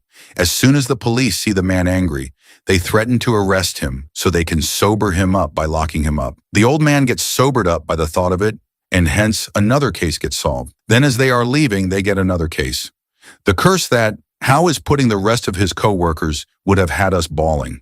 In the middle of the night, Ching wakes up and goes to fetch a glass of water. Suddenly, he sees Yang trying to sneak out to scare off people again, but his vision is sort of blurry. As soon as he realizes it's someone else, he screams, and Zhang was behind Ching this whole time. It was a thief who sneaked in, and he began to run away from the scene. Well, we got a little Bruce Lee from the Tang Dynasty here. Zhang slams the thief's head on the floor and begins to press it as hard as she could. Shuing quickly realizes that if she doesn't let go of his head, his skull will crack open like a coconut. He urges her to stop, and she does. Then Ching takes off the veil, and the thief has a North Korean haircut. He sits nervously and embarrassed that he got undertakered by a girl. Meanwhile, Shu Ching slaps his head, wondering what just happened. The protagonist realizes how powerful her grip must be because the thief almost got choked to death. Personally, I think that's an honorable way to die. Getting choked to death by a hot chick. There's literally a mark on his hand. Anyways, Ching goes to make a call to Hao. Since he's also a policeman, the thief begs him not to call him and spare him, and he's already gotten beaten up, so he promises to learn from his mistake. Coldly, Ching says that he deserves to be beaten up because people's hard-earned money isn't his, and he should instead find a job. Yeah, projecting his daddy issues on the thief. But the thief admits it was his first time stealing. He explains that he knew the building was haunted, so he tried to take advantage of it, but he got beaten up to death instead. Not just that, he's hella scared of Zhang. Her aura is something to be scared of. Ching asks for an apology, and the thief apologizes right away. However, Shu Ching thinks that the apology is not sincere enough, so he turns back to call the police again, and the thief begins to cry to let him go. Ching notices how scared the thief is and realizes this actually is his first time. Well, there's certainly a first time for everything. Ching, being kind, lets him go from the same way he came inside. The thief runs as quickly as an American man runs out to get the milk. As the thief runs out, Shu Ching is hoping that the neighbors didn't hear the screams of the thief, or else the gay allegations would have come true. But Young wonders why he let the thief go like that, to which he explains that they can call the police because they will hold her accountable for hitting him. Further, he says that if the police follow the process and find her suspicious, they will have to investigate her, and if they find out that she is an unregistered person, she'll be in trouble. That leaves Zhang confused, wondering why she'd be in trouble when she's not the thief. Ching explains that's because she also hit him. Suddenly, he sees and wonders why she's wearing an outfit which she's supposed to wear outside, and she answers that she heard some noise, so she got out to see what he was trying to do. Ching mocks her by saying that not everyone likes to go out in the middle of the night like her. Then he goes off to sleep, knowing he'll get someone to fix the window tomorrow. The next morning when he wakes up, he sees Yang all sweaty as she practiced all night long. God knows what kind of practice. She opens her hair and he's mesmerized and begs her to keep the door open so he can see her practice. He should have reported himself to the police for the creepiness. She agrees to it. While some women charge $5.99 monthly for it, he's surprised to see her agree with him so quickly, but she tells him that whether she agrees or not, he'll still be unhappy. That pisses him off, but he chooses not to have an argument. Then Shu Qing suggests they go out for breakfast while someone fixes the window. The night before, he thought about how it's not enough to stay at home and live without seeing anything. So he steps out to have some personal experiences too. As they walk outside, Qing guides Jung how to learn from the life all around them. She wonders how that could be, and he explains that she must abandon all her past thoughts and beliefs and start a brand new life and make new experiences. While mansplaining, Qing tells her to not be too harsh to people, like the way she was to the thief the night before. Because the way she was holding him down, it looked like she wanted to snap his neck. But she denies because she reduced the amount of force. Further, he elaborates that hurting someone in this era could bring upon trouble on them. So he guides her to not kill anyone. That leaves her confused. To what extent can she beat up someone? Well, I'd say if it's a man, better not hold back. But Qing guides that it depends on different factors. Jen follows up with a second question. If he sneaks into her room at night, how hard should she beat him up? Hopefully he's not into that. He yells that she can't just beat him up because he's not some creep. But Zhang tells him he is the spitting image of a creep. Posing, he stands and defends himself, calling himself a hero of high moral standards. She's still unsure, to which he wonders why'd she even think he'll sneak into her room. He has picked up her shoes from the trash bin, but that's literally it. But he remembers that she's called him a douchebag before. Further, he defends himself that even if he sneaks into her room, she quite literally will end him and his bloodline. Still, he's curious what she would do if he does that. A man of culture, she asks if she could punch him, but surely that's enough to send him back to his mama's womb. In a bit, they reach their destination and they sit inside while Shu Qing orders breakfast for them. He tells her to remember this day and experience life from now. She looks at her hands while thinking that this is a world where no one needs to kill anyone. A while later, their breakfast is served. Yang likes the food while Shuing smiles as he looks at her that no one here knows that she's an ancient girl, which makes him think if all ancient people eat like there's no tomorrow. So, he assures her that she could definitely have some more food if she doesn't find it enough, but she wonders if it's expensive. But he explains that breakfast is the cheapest, and she doesn't need to worry about food in this world because food is cheap here. As he chomps down on food, he thinks about how it feels like he's raising a baby. Then John gets up to order 15 more buns, almost making Shu Qing spit out his food. Seeing that, he tells the waiter that the order is to go. He asks her if she can even eat that many, and she wonders if she ordered too many, but he just guides her to not eat that much in public and tells her to pack it up and eat the rest at home to save themselves from suspicions. While Yang eats, she assures him that she'll pay him back when she earns, though she could definitely use another way to pay him back. Then he gets the check and they leave. They pass by a hot pot buffet, and the lover boy promises her to bring her to eat some buffet next time. Jen wonders what that is, and he elaborates that in buffet they can pay a little money and eat whatever they want until they are full and there are plenty of other dishes. That makes Zhang think that it's like charity, but Shuing clarifies that it's nothing more than a marketing tactic. Then he says to her that mostly people in this era work through the brain, and since they don't do anything physically much, they don't feel hungry either. So her eating like an American fatty would get eyes on her, and everyone would end up knowing who she is. Basically, the buffet thing makes the owners profit more, because people don't eat much anyways. He highlights that girls and children are prime victims of this marketing tactic, as they would pay 100 yen and only eat food worth 30 yen. In other ways, people with bigger appetites can eat more because restaurants can earn it back from people with smaller appetites, as explained by Yang. Hearing her grasp the concept, Shuing shares a story where he thought as a kid that the buffet owner was very generous to let anyone eat how much they wanted. Jen wonders why do people with smaller appetites even bother going. He answers that it's more convenient and affordable for people. Later, he thinks about how she's been learning about the world bit by bit and how she could connect all the dots and one day suddenly learn about everything. It seems like Yong no longer feels like an outcast in this era. A few days later, the lover boy gives his lover girl a phone, and she wonders if Shuing is her sugar daddy now, considering how expensive a phone could be. But anyways, gamer guys are usually broke, and he got it from a giveaway too. Well, he went to get a sub card and top up, and they gave him an Android phone, which is worth over 1,000 yen, and he decided to get it for his heroine. She's so happy and thanks the hero. Then he urges her to follow the instructions and give him a call. He feels at ease that she is a smart girl and she could learn it really soon. A realization hits him that he feels like an NPC, but it's more convenient for him that she learns quicker. Then he gets up and tells her to have dinner by herself since he won't be home. And if she feels bored, she could learn how to use the phone or watch other videos. Shu Qing thinks that, since she has learned that she can earn money through playing games, she has turned into a game addict. And it is worrying at this point. Before he leaves, Yang asks if it is really a job to manipulate the characters running around, and he replies that if she continues to play afterwards, she is working overtime. But since she is already in an internship, there won't be extra pay for overtime.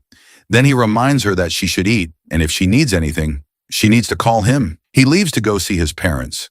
He hasn't visited them since Zhang came. King steps inside and sees his dad. His dad tells him his mom is out playing mahjong. Then he asks where his girlfriend is talking about Yang. Shuing gets annoyed and explains that she's just a friend who will stay with him for a while. The dad utters that he wouldn't let a man stay, but Qing defends himself that Hao has lived with him, but he's considered an exception by his dad. As the dad thinks that Howell could really be his girlfriend if he wasn't a man, Qing knows there's no winning from his dad and calls his mom instead, who is a Mei Jiang addict. They wait for her to come back home, and Shuing informs his dad that his apartment was broken into by a thief, though he fixed the window. But can he reimburse him for the cost? His dad mocks him that there isn't anything worth stealing at his place, and the only thing that is worth stealing is the computer which he sleeps with. So nobody can really steal it from him.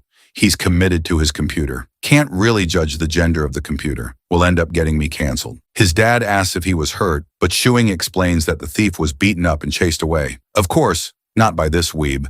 Then his mother returns from mahjong and begins to cook right away. She seems happy, which makes them think that she probably won more than usual today. As she cooks, she wonders where her son's girlfriend is.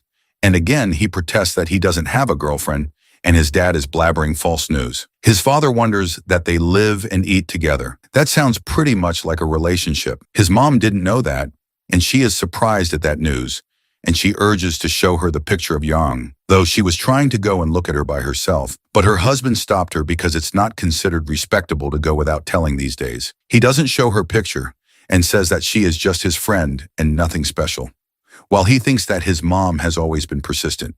So she won't let them go until she sees it. So he ends up showing a picture of her, and she thinks how pretty Yang is. Of course, being a boomer, she starts swiping through the album and wonders why he has so many pictures of his just friend. He snatches back his phone while thinking that this is his record of observing antiques and wonders why has his mother started discussing her so much as if she is her daughter-in-law. The thing about Shuing is no matter what Jiang is doing, he always quickly takes random pictures of her. Even though they aren't officially dating yet, he definitely feels something for her, and she quite literally stays with him. Anyway, back at dinner, his mom asked him which school she goes to, but he replies that she doesn't attend school. His mom wonders why a pretty girl like Yang wouldn't go to school. He doesn't understand what being pretty has to do with going to school, because to him it's normal for someone from a poor family not to attend. His father mocks him, questioning why a girl who's good at her studies would even consider dating a loser like him, because all he does is sit at his computer all day.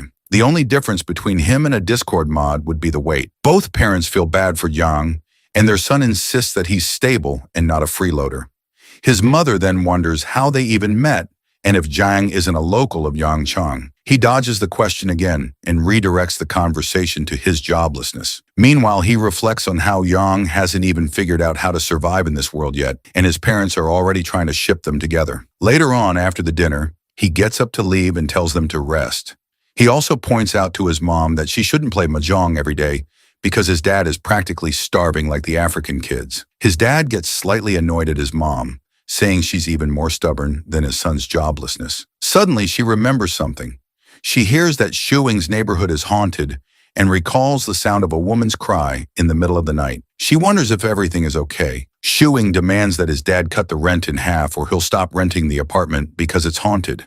His mom agrees and says the rent should be reduced now that he has a girlfriend and more things to spend money on. His dad reminds her that Yang isn't actually his girlfriend, but the deal sounds so solid that he ends up agreeing Yang is his girlfriend anyway. Later that night, when he returns home, he sees Jiang holding her sword. He wonders if she was practicing, but she runs off to take a shower, and he's confused about why she would take her sword with her. He asks if something happened while he was gone, but she denies it. He's left wondering who exactly she feels the need to defend herself from. But then again, as long as it's not him, he figures it's fine. He sits on the sofa, and his imagination runs wild thinking about her. Of course, she probably does need protection from him, but he brushes off the thought. Then he notices his computer had been on standby the whole time and decides he'll start working tomorrow. Meanwhile, she comes out of the shower shining like Aphrodite. Looking at her, Shuing wonders if practicing martial arts makes her prettier. Back in the day, she would have been exposed to extreme temperatures, but her skin is still smooth. She reminds him that she once asked him to learn martial arts, and he refused. He yells back that he can't learn just by standing in a stance. An idea pops into his head. She could start a beauty class through martial arts practice, but that would probably flop since people these days don't even exercise to lose weight, let alone take up martial arts. Jen sits down and while trying to use the hair dryer,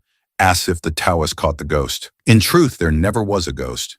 It was just her sneaking out by mistake, and people assumed it was supernatural. She gets mad because she's a human, not a ghost. The lover boy realizes she isn't used to using a hair dryer, so he takes it from her and helps dry her hair. She hands it over and he continues the conversation, affirming that yes, she is human. But the problem is that no one in this era has ever seen a real martial artist. Someone flying across rooftops at night would easily be mistaken for a ghost. She wonders aloud why people don't practice martial arts anymore. He explains that living conditions have improved. People no longer worry about food or clothing and want to live more comfortably. Martial arts just aren't necessary anymore. People today have better options for enjoyment. He starts telling her a historical story, but she interrupts saying she doesn't know those people. He explains the story was written by Mr. Jinny Young. He concludes that martial arts is basically dead now, and people can only rely on technology to live comfortably. He tells her to put her sword down. There's no one to defend against anymore, but she screams that there is a ghost and she has to protect herself. He tries to dismiss it, but she shivers and finally admits when he was away, she actually saw a ghost herself, with terror in her eyes as if she's seen Elon Musk without a shirt on. She informs him that when he went out, she saw a ghost. He starts to sweat as he hears her words. He thinks to himself that she probably just saw an old lady taking out the trash while wearing a mask. But then she begins to describe what the ghost looks like. She says its hair is longer than hers, and she elaborates on how it looked at her. It is pale white and wears an odd blue robe with long sleeves, which unnerves him. He begins to wonder what kind of thing she actually saw. He can't help but consider if there really is a ghost, but he brushes off the thoughts by telling himself that ghosts don't exist. Science can't prove their existence.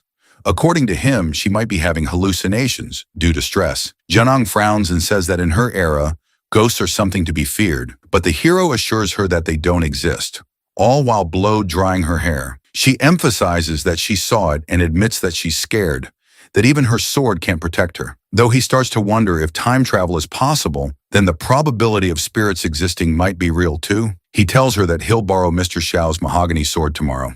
She thanks him and he tells her to go to bed while he wraps up the hair dryer. He decides to take a shower as well, but his shower time is shorter than usual, which makes him realize there's a big difference between living alone and living with another person. He can't help but feel creeped out too, and he can't fall asleep with that feeling lingering, so he sits down to work. Suddenly, he looks at his laptop and is shocked. On the other hand, Yang looks at the clothes the young hero bought for her. She compares them to the clothes worn by other people and finds the ones he got her to be more acceptable, which makes her feel warm. Then she takes out the clothes she was wearing when she came to this era. They have narrow shoulders, short sleeves, and rougher fabric. If she were back in her old world, Yang would probably make some changes to them.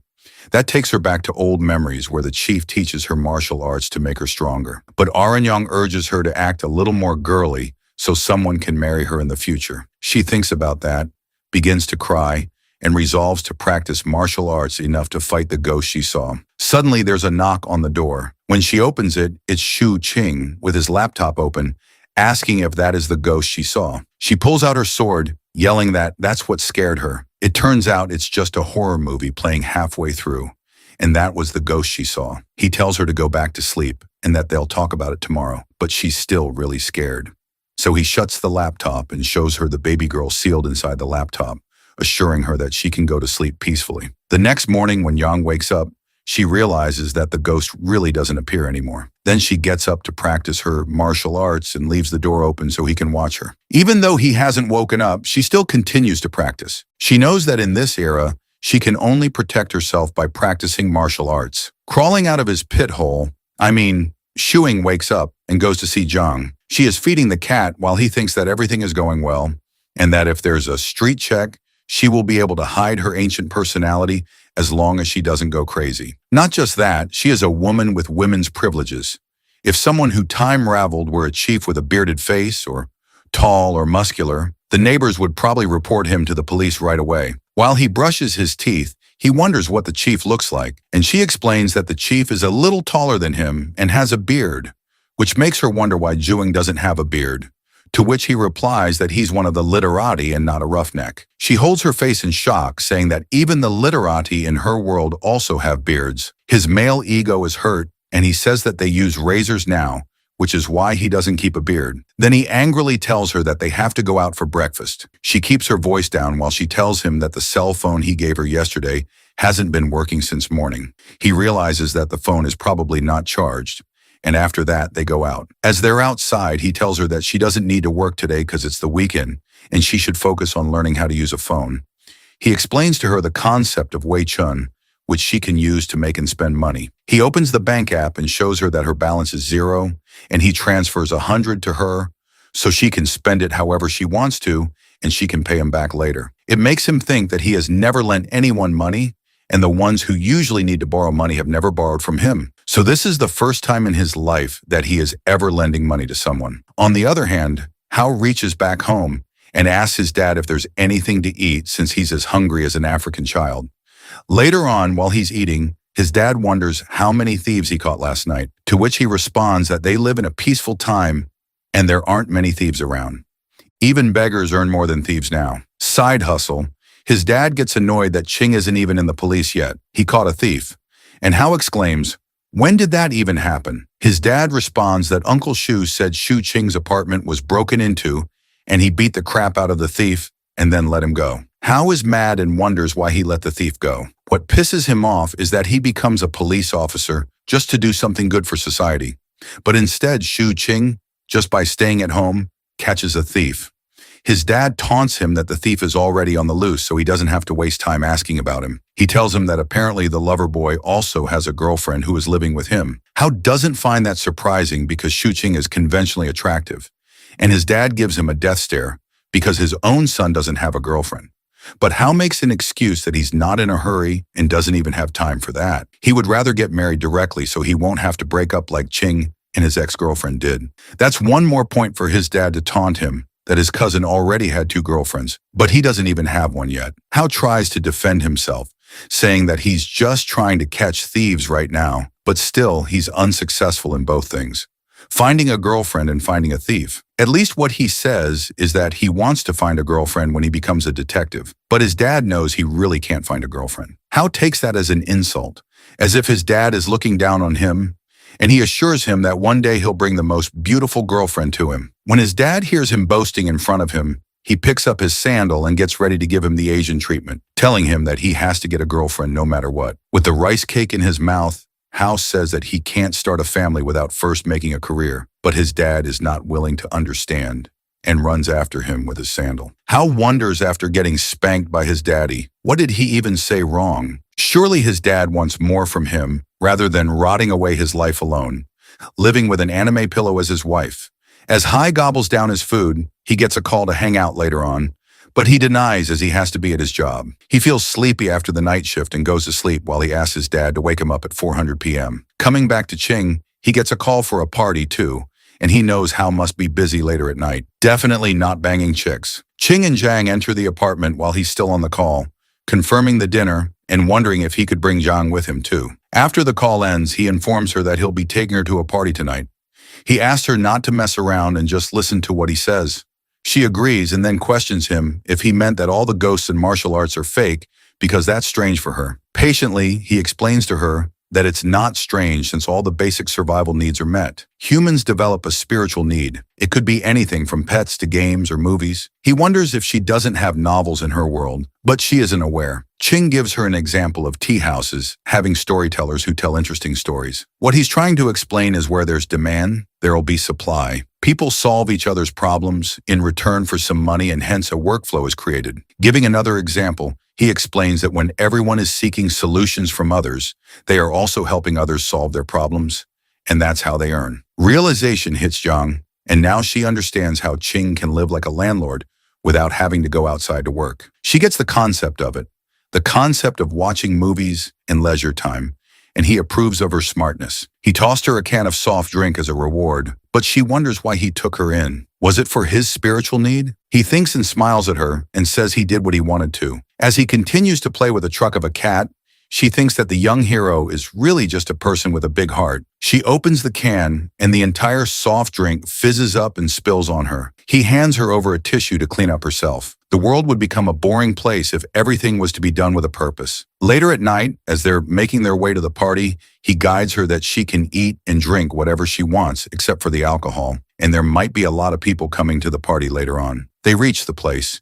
He tells her that it's a place for her to experience newer things. As they step inside, he makes sure to let her know she can stuff her mouth with as much food as she wants. Zhang finds the music too loud, and by her looks, she looks uncomfortable, as if her uncle touched her. As Ching enters, they all seem happy for Ching to join. His friend informs that they all were waiting for him to arrive, and he should start singing now too. But Ching takes Zhang and decides to sit for a while. Zhang observes the place with uneasiness apparent on her face. Zhang is visibly uncomfortable. Her body language is awkward. Ching urges her to have some snacks before everyone arrives and they can eat properly. Handing her over some hazelnuts, he guides her how to crush them, but she can barely hear him because of the music. He realizes he has to speak louder, so he gets nearer and teaches her how to crack open a hazelnut. Then he wonders if she has had these before, but she hasn't. When she eats it, she finds them incredibly delicious, to which he apprises her to eat more. He isn't worried about how she cracks up the shell,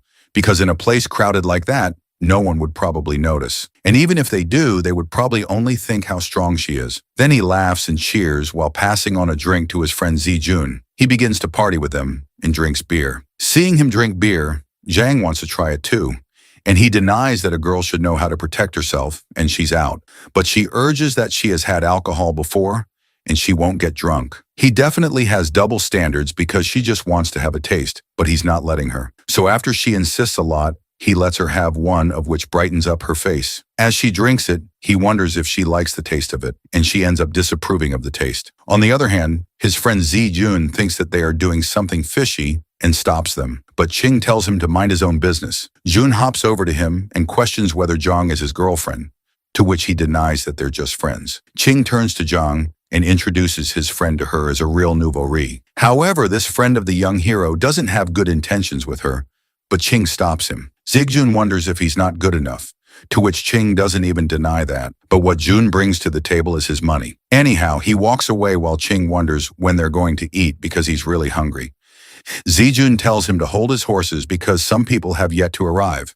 As he goes over to party again, he talks about how being on duty and how it's so life-sucking. Ching gets angry knowing that Hao is doing a great job. On the other hand, the party's going on, which is making Yang uncomfortable, and she wonders why are there so many people around here. He knows that there is a need to help her integrate into modern society, and this is a way for her to experience new things. Ching urges her to take this as a form of celebration because it's his friend's girlfriend's birthday. After that, he asks her to break some hazelnuts for him, and she does so, and he thanks the heroine. He wonders if she can sing, but she has never tried singing before, though he's a little controlling and says he wouldn't even let her sing, and he'll show his singing skills sometime later. Suddenly, he sees a guy with a white outfit come too, and he catches his attention, leaving him wondering what he's doing here. The guy and Ching look at each other, and the guy coldly passes by him. King gets busy on his phone again when suddenly he hears the constant sound of nuts cracking, only to find out that Zhang has eaten all the nuts out of hunger. He wonders if she's hungry, and she admits to it. So he assures her that in a little while there will be a super-sized cake. Her mouth waters, just thinking about it. She comes to think of it, she hasn't had any bad experiences with food over here. The worst food she had was the half-eaten bun and the hamburger when she first arrived. They were a little hard and tasteless, but even those were better than the pancakes in the Guarel. Zijun gets Ching's attention and urges him to sing since Hao isn't here, and he agrees to sing just one song. He takes the mic from Zijun, and Zhang, out of curiosity, leans over to see what that is. Suddenly, hearing her own voice being extremely loud, she gets scared. Ching tells her to relax and explains that it's a microphone. Well, now at least she'll be prepared for the speakers she'll be hearing the broadcast from. He looks over at her face. She looks extremely adorable, and he wants to pinch her cheek, but brushes off the thought, knowing that someday he will try it. Then he begins to sing with his friend. Zigjun looks around and sees that everyone is here, so they're about to get things started. And then the cake arrives.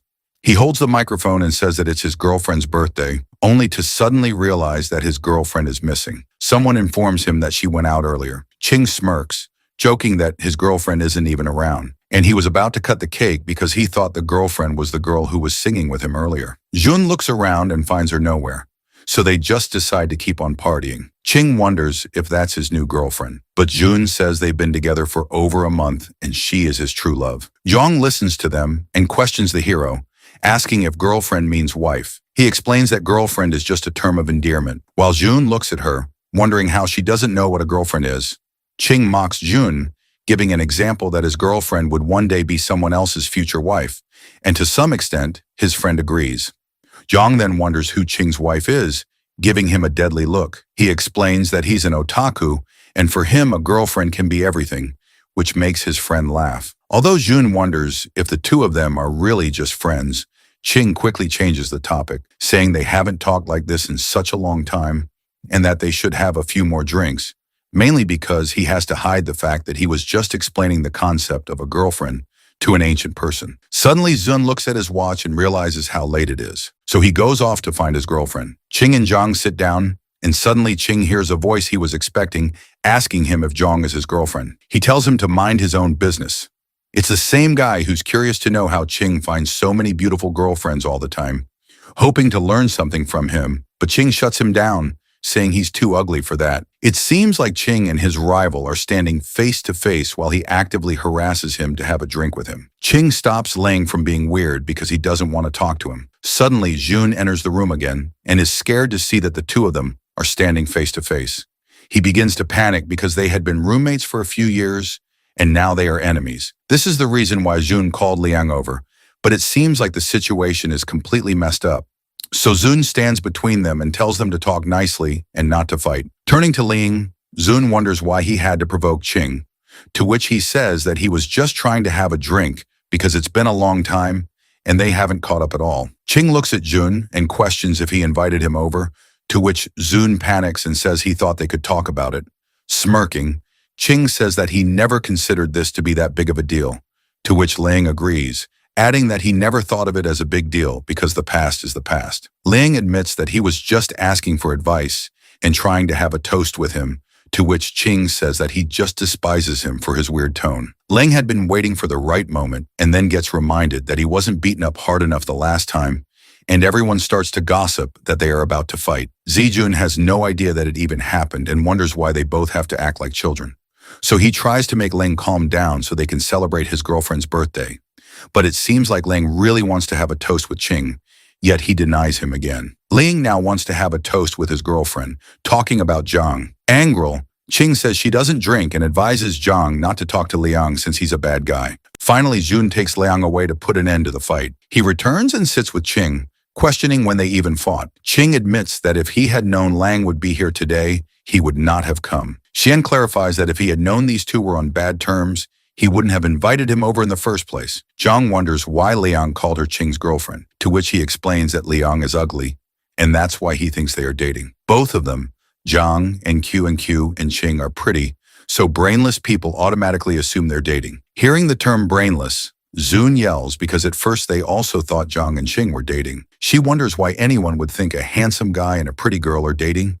She isn't even wrong. These baddies end up with guys who look like only their mothers would find them attractive. Then Ching advises her not to talk to anyone, including Jun, to which Jun screams that he already has a girlfriend. Finally, Jun's girlfriend returns, and he happily goes to the waiter because it's time to cut the cake. As the cake is revealed, Zhang is mesmerized by the size of it and wonders if it is all edible. Ching admits that it is edible, yet he finds the situation a bit weird and off. Ching takes Zhang and hides her under the table beside the sofa, guiding her to keep hiding until he gets back. promising her a huge slice of cake. She waits for him as he leaves and wonders what the cake will taste like. She's curious whether eating cake while hiding is some sort of rule. She waits excitedly. Meanwhile, at the party, everyone is smashing cake on each other and enjoying it, and she feels a little terrified. Surely I'd be terrified too. It looks like a Diddy party. Suddenly he returns with the cake. He sits down beside her and tells her he knew June only got that humongous cake for smashing. So he took a slice before they started, just for her to try. A man giving princess treatment in this era was rather unexpected. Still, her eyes look really sad. She takes a bite of the cake, and when he asks if she likes it, all she can think about is how much Yang would love the taste, but she could barely eat something sweet for long. Feeling sad, she wonders why they have to toss around something so delicious. Ching hears her and promises he will get her a better cake, and they'll eat it together without wasting any. She thinks about it deeply. Is this the era people dream of, where they get their clothes dirty and waste food and be happy about it? When everyone is done playing, Ching gets up and assures her that no one will be playing anymore, so she can come out now. He goes to the bathroom, and afterward he tells her they'll be leaving soon. She stays there waiting for her hero to come back when Liang approaches her, covered in cake, asking her to be friends with a nasty look on his face. She angrily replies that she doesn't want to engage in any conversation with him, but he's stubborn. Seeing her clean clothes, he realizes she didn't participate in the fun. So he tries to smear cream on her from the cake, and she exclaims, backing away. As she defends herself, about to knock him out, Ching returns and punches Liang in the gut for even daring to get close to Zhang. That makes Liang furious, and he punches Ching, who falls onto the table. Hearing the commotion, Zun enters the room, panicking as he sees Ching and Liang fighting. Ching and Liang are beating each other up as if they'd get a reward for it. The crowd begins to pull them apart, but they are unsuccessful. Suddenly, a hand grabs Ching out of the feud with Hercules kind of power. It was no one other than Zhang. Everyone who witnessed that just thinks how incredibly strong she is. On the other hand, Jun regrets putting them together, and Ching laughs that Lang ruined a good party and he should beat him up a little as well. Jun yells that he'd rather punch him. Then Jun calls off the party and begins sending everyone back home. After everyone is gone, Ching once again begins to trigger Liang to fight him, though Jun seems concerned for Ching as his face is totally swollen. He brushes it off, saying that he's okay, and turns back to his rival to fight him again. He talks about having the guts to touch his girlfriend's face, so now they can solve it if he has any other issue, hinting that he is going to beat Liang up. Suddenly, there is a knock at the door, and Zun tries to send them away by saying that they're busy, but it turns out it was the police who got the report of a fight happening here, along with another officer. It was Hao. Hao feels a little nervous knowing them too well. As the police officer steps inside, they see Lang on the floor while Ching clearly shows the signs of being beaten up. Zijun tries to explain that there is a misunderstanding and there wasn't a fight. Lang and Ching only fell while singing. On the other hand, Zun makes sure to tell Hao that he looks super smashed in the uniform. Getting back to the police officer, he asks Ching about the situation, and he lies that they just fell while being drunk. The police officer asks him for his ID number, but Ching doesn't have his card. The police officer confirms once again if they didn't fight at all, and Ching tries to assure him that there wasn't a fight. They were just messing around. But Liang decides to back off from the plan that he hit him, and they did fight indeed. Hao asks if they really fought or not to, which Ching admits that they did fight. Nervously, Zun still tries to cover up the situation by saying that they're drunk, but the police officer shuts him up, saying that they all are going to the police station to settle it. Ching asks Zun to help him send his sister back home, and he will go to the station. He was only talking about Zhang, which leaves Zun confused whether she is his girlfriend or his sister. The police officer wants all of them to go there, as they all are the witnesses of the situation. That really sounds like bad news for Ching and Zhang. Ching urges that it's not necessary to take her because she has to complete her schoolwork, but the police officer shuts him up, asking why a high school student would even come to a place like that. Jun thinks that Ching is usually smart, but suddenly he sounds like he's spitting nonsense. When he volunteers himself to go instead of her, the police officer angrily says that all of them will be going. They all look at Hao, and he slips off, saying that he can't do anything because he's just a rookie right now. He explains that his cousin just moved out of the village. She hasn't been to a place like that, and she'll be scared. Hao is sure that they're just going to be asked some questions, and that's it. Meanwhile, he wonders if the officer thinks this girl is Ching's girlfriend, as he heard from his father. On the way to the station, Hao asks Ching how he suddenly has a cousin, because that would make Hao her brother. Hao inquires about her name, but Ching says that she is in high school, doesn't have an ID card yet, and is just here to stay with him for a few days. Hao looks at her and introduces himself as her brother. Meanwhile, Jun complains that Hao didn't come to the party when he invited him, but now he's here after everything is already done. As they reach the station, Ching feels a little nervous and wonders if this is what people call a guilty conscience. However, Jang is preparing herself for the questions she's about to be asked. She cheers herself up, and seeing her motivation, Ching becomes a little less nervous because they would eventually have to face these problems. So now they're just becoming familiar with it. Ching and Liang sit together in a room with the police, and Ching begins telling the story of how the fight emerged. Liang knows he won't get any benefit out of it, but makes sure not to let Ching get out of the situation easily. So he starts to play the victim, saying he was just trying to make a harmless joke when he suddenly got punched in the guts. The police officer asks what kind of joke it was and says he needs to know every detail, urging Ching to go first, but Liang snatches that chance away from him and begins ranting. On the other hand, Ching is worried about Zhang being interrogated in the other room because it's still too early for her to deal with situations in a modern way. After Liang is done telling his story, Ching emphasizes that he left out one important detail. Liang started insulting Ching first. He adds that it was his rival who provoked him in the first place, to which Liang defends himself by saying it was just a joke, but the police officer doesn't fall for it, so he gets straight to the point. How are they going to solve this? Liang wants Ching to be detained and arrested for the incident, but the police officer says it was mutual combat. If one person falls for it, the other can't get away either. It's not like Ling got beaten up too badly. There's just a red mark, and that's it. All they can offer is going through a medical examination and then considering detention and compensation accordingly. Ching smirks, knowing that either they can shake hands, both get detained, or go through a medical examination. Liang really thought he could have gotten Ching arrested after getting beaten up. The police officer tells them that Ching will be fined 500 and detained for 8 days, and Liang will be fined 200 and detained for 5 days. Or they can simply choose to reconcile or go for a medical examination. Liang's plan really went down the drain.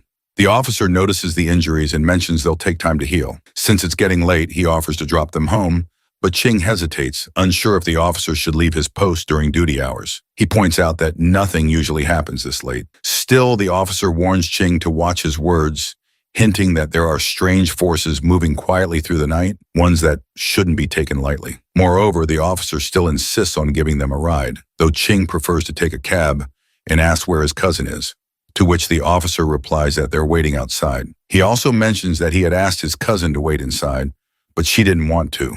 While heading out, the officer remarks that his cousin Yang seems a bit slow, but Ching quickly defends her, saying she's actually smart. As the night calms down, Ching decides to go home and reminds the officer that they can meet again later. It's getting close to 1 a.m. and Liang has already left, but Ching is still not done, and Zijun and Zhang are waiting outside in the cold. After some time, Ching comes out of the police station and wonders why they didn't wait inside. Shun explains that staying in made him too sleepy. Besides, the night has clearly been exhausting.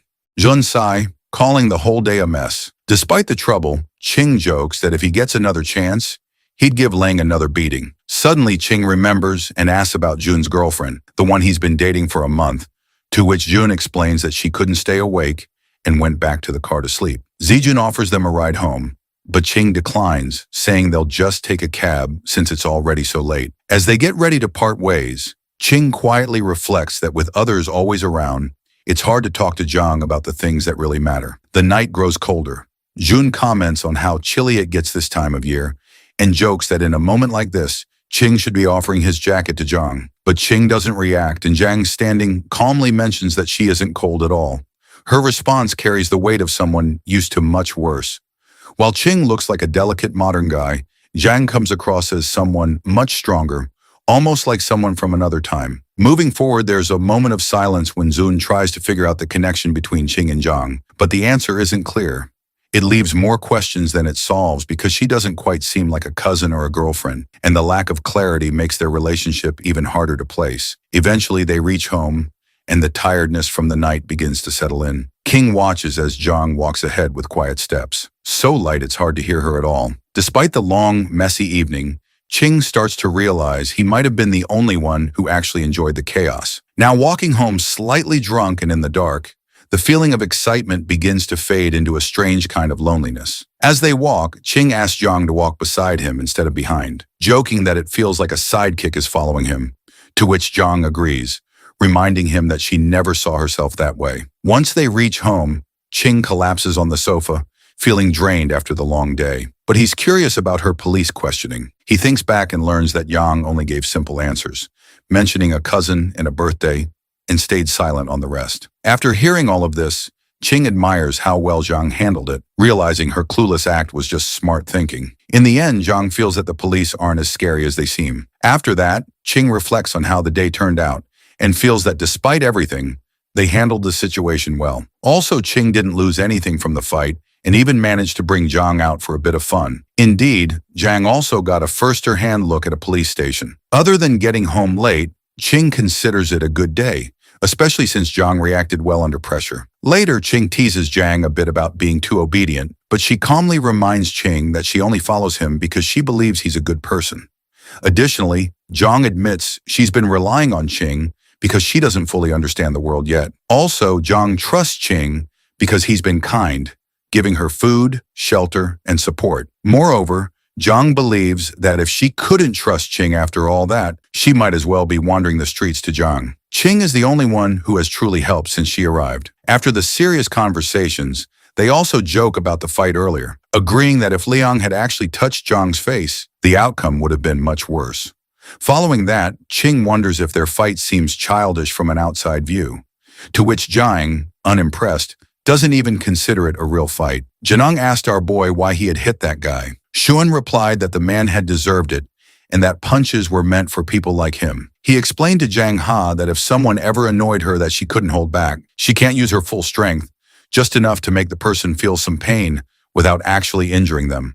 Otherwise, she could end up in jail. He went on to explain that there were many kinds of people in the world.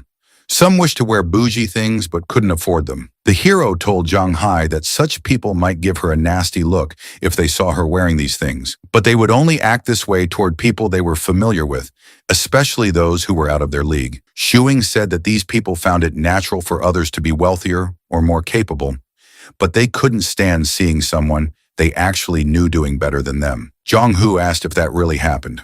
Our guy replied that he looked down on people who behaved that way and on bootlickers in general. Jen Hu asked what a bootlicker was. Our boy explained that it was a very common type of person and jokingly someone who deserved to die. He reassured her that she would understand in due time. John Hu didn't understand much of what he said. Seeing her confused expression, Shu King suggested she take a shower. Noting that it was late, Zhanga agreed and left. Our hero sighed, leaning against the sofa. Realizing that having someone to chat with at home felt surprisingly good, he wondered briefly and awkwardly if they could cuddle to sleep once she was done, but immediately realized how weird the thought was. When Yang Hu returned from the shower holding a blow dryer, Shuing stood and told her she could dry her hair herself today as he was going to shower. As he entered the washroom, he sighed, realizing he had been standing a little too close to her earlier. After a shower, Shu Qing returned to see Zhang Hu holding the blow dryer. She mentioned that many girls had short hair and asked if it was normal for people to cut their hair here. Our hero explained that hairstyle was a personal choice. Even going bald was fine if she wanted. He asked if she wanted to cut her hair. Jenga said she wanted to trim it a little. Our boy advised against cutting it, saying that long hair was beautiful. He took the blow dryer from her and declared that he would dry her hair from now on, asking her not to consider cutting it short just for convenience. Zhanga nodded, then asked if it was normal for guys to help girls blow dry their hair. Shuing smirked and reassured her that it was very normal. After some time, the hero placed the blow dryer on the table and said they were done. He began leaving, reminding Zhang Hu to go to bed early. He turned off the light and wished her good night. Zhang replied and typed good night into her phone, playing a song and following along with the lyrics. The next morning, Shu Qing walked over to Zhang Ho and greeted her with a cheerful good morning. She replied in kind. Our boy admitted he had woken up a little late and asked if she wanted to go out for breakfast. She declined, saying she was at work. Our guy smiled and said he would buy breakfast for them both. As he prepared to leave, tying his shoelaces, Shuing realized that living with Young Hu for so long had subtly influenced his life, giving it more routine. Meanwhile, Yang Ha searched online about girlfriends and began reading the Wikipedia page on the topic. Yang Hu continued reading the Wikipedia page on girlfriend. Afterwards, her curiosity led her to search whether ghosts existed in this world. Shu Hing returned home and urged Yang Hu to take her breakfast. She replied that she was busy working. Shu Hing insisted, telling her that she could take short breaks even while working. Janga said she would eat later, but our boy showed her the food he had brought, light, easy-to-digest buns and soybean milk. Janga picked up a bun and mentioned that she had been playing the game for a while. She asked if she could help other players level up. According to our boy, a mining expedition earned her 18 yuan, enough for 6 buns. Zheng Ho realized that a day of mining expeditions would provide enough for 3 days' worth of food. Our boy checked his phone and promised to find a request for her later, reassuring her that she could try it if she was able. He knew gaming was primarily meant to keep Zhang Ha occupied, preventing her from wandering outside late at night and startling people. Zhang Hu exclaimed in excitement that she really wanted to help others level. Shuing smiled, thinking that once she was more familiar with the modern world, he could give her something more practical to do. Zhang Ho remarked that the food was really tasty.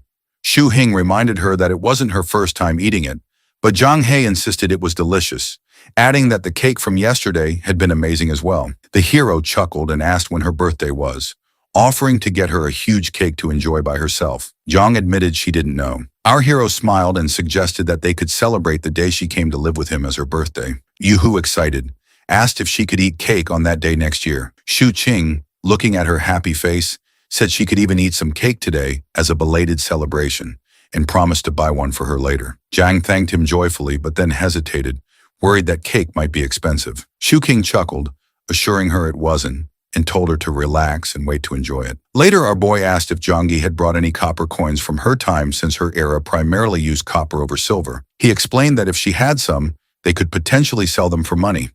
Youngha said she didn't have any copper coins. They were usually managed by the second miss. She did, however, have some broken silver pieces sewn into her shirt hems for emergencies. Youngha realized there was no one now to discreetly place money into her clothes. Our boy sighed, thinking that hiding a few copper coins wouldn't be of much use, and if there were too many, she would have used a proper money bag. Looking out the window, he reflected that no one would have guessed that a simple trip outside could lead them here. Meanwhile, Hyozi was riding his motorbike and greeted an elderly lady along the way. He reached home and parked outside, feeling a strong sense of fulfillment from protecting ordinary citizens. Inside, he noticed a puppy and asked his father whose dog it was. Chin replied that it was Wang's dog's son and instructed Hyozi to train it as a police dog. Hyozi groaned, protesting that he didn't even know how to train dogs. The two argued for some time. Eventually, Howie asked for the dog's name.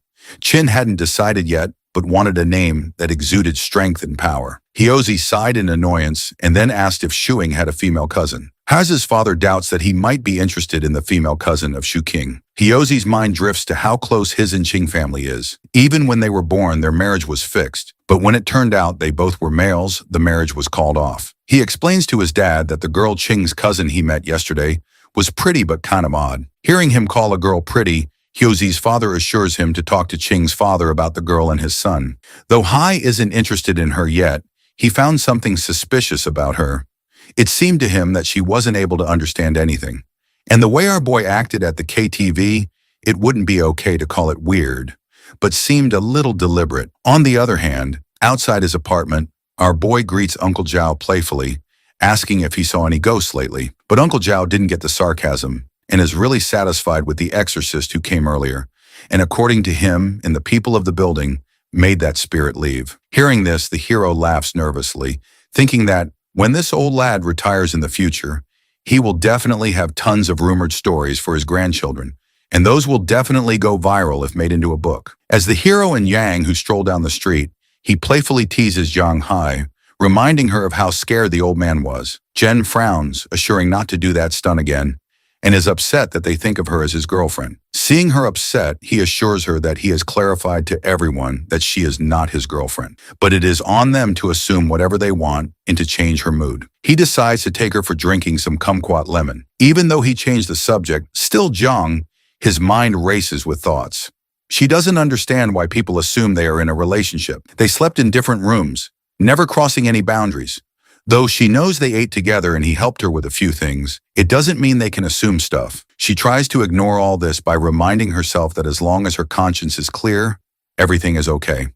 While Ching buys them milkshakes out of curiosity, Young-hoo questions our boy about what girlfriends do so that she will avoid them. Taking a long pause, our boy explains to her all the signs of what girlfriends do, and it is similar to what they do all the time.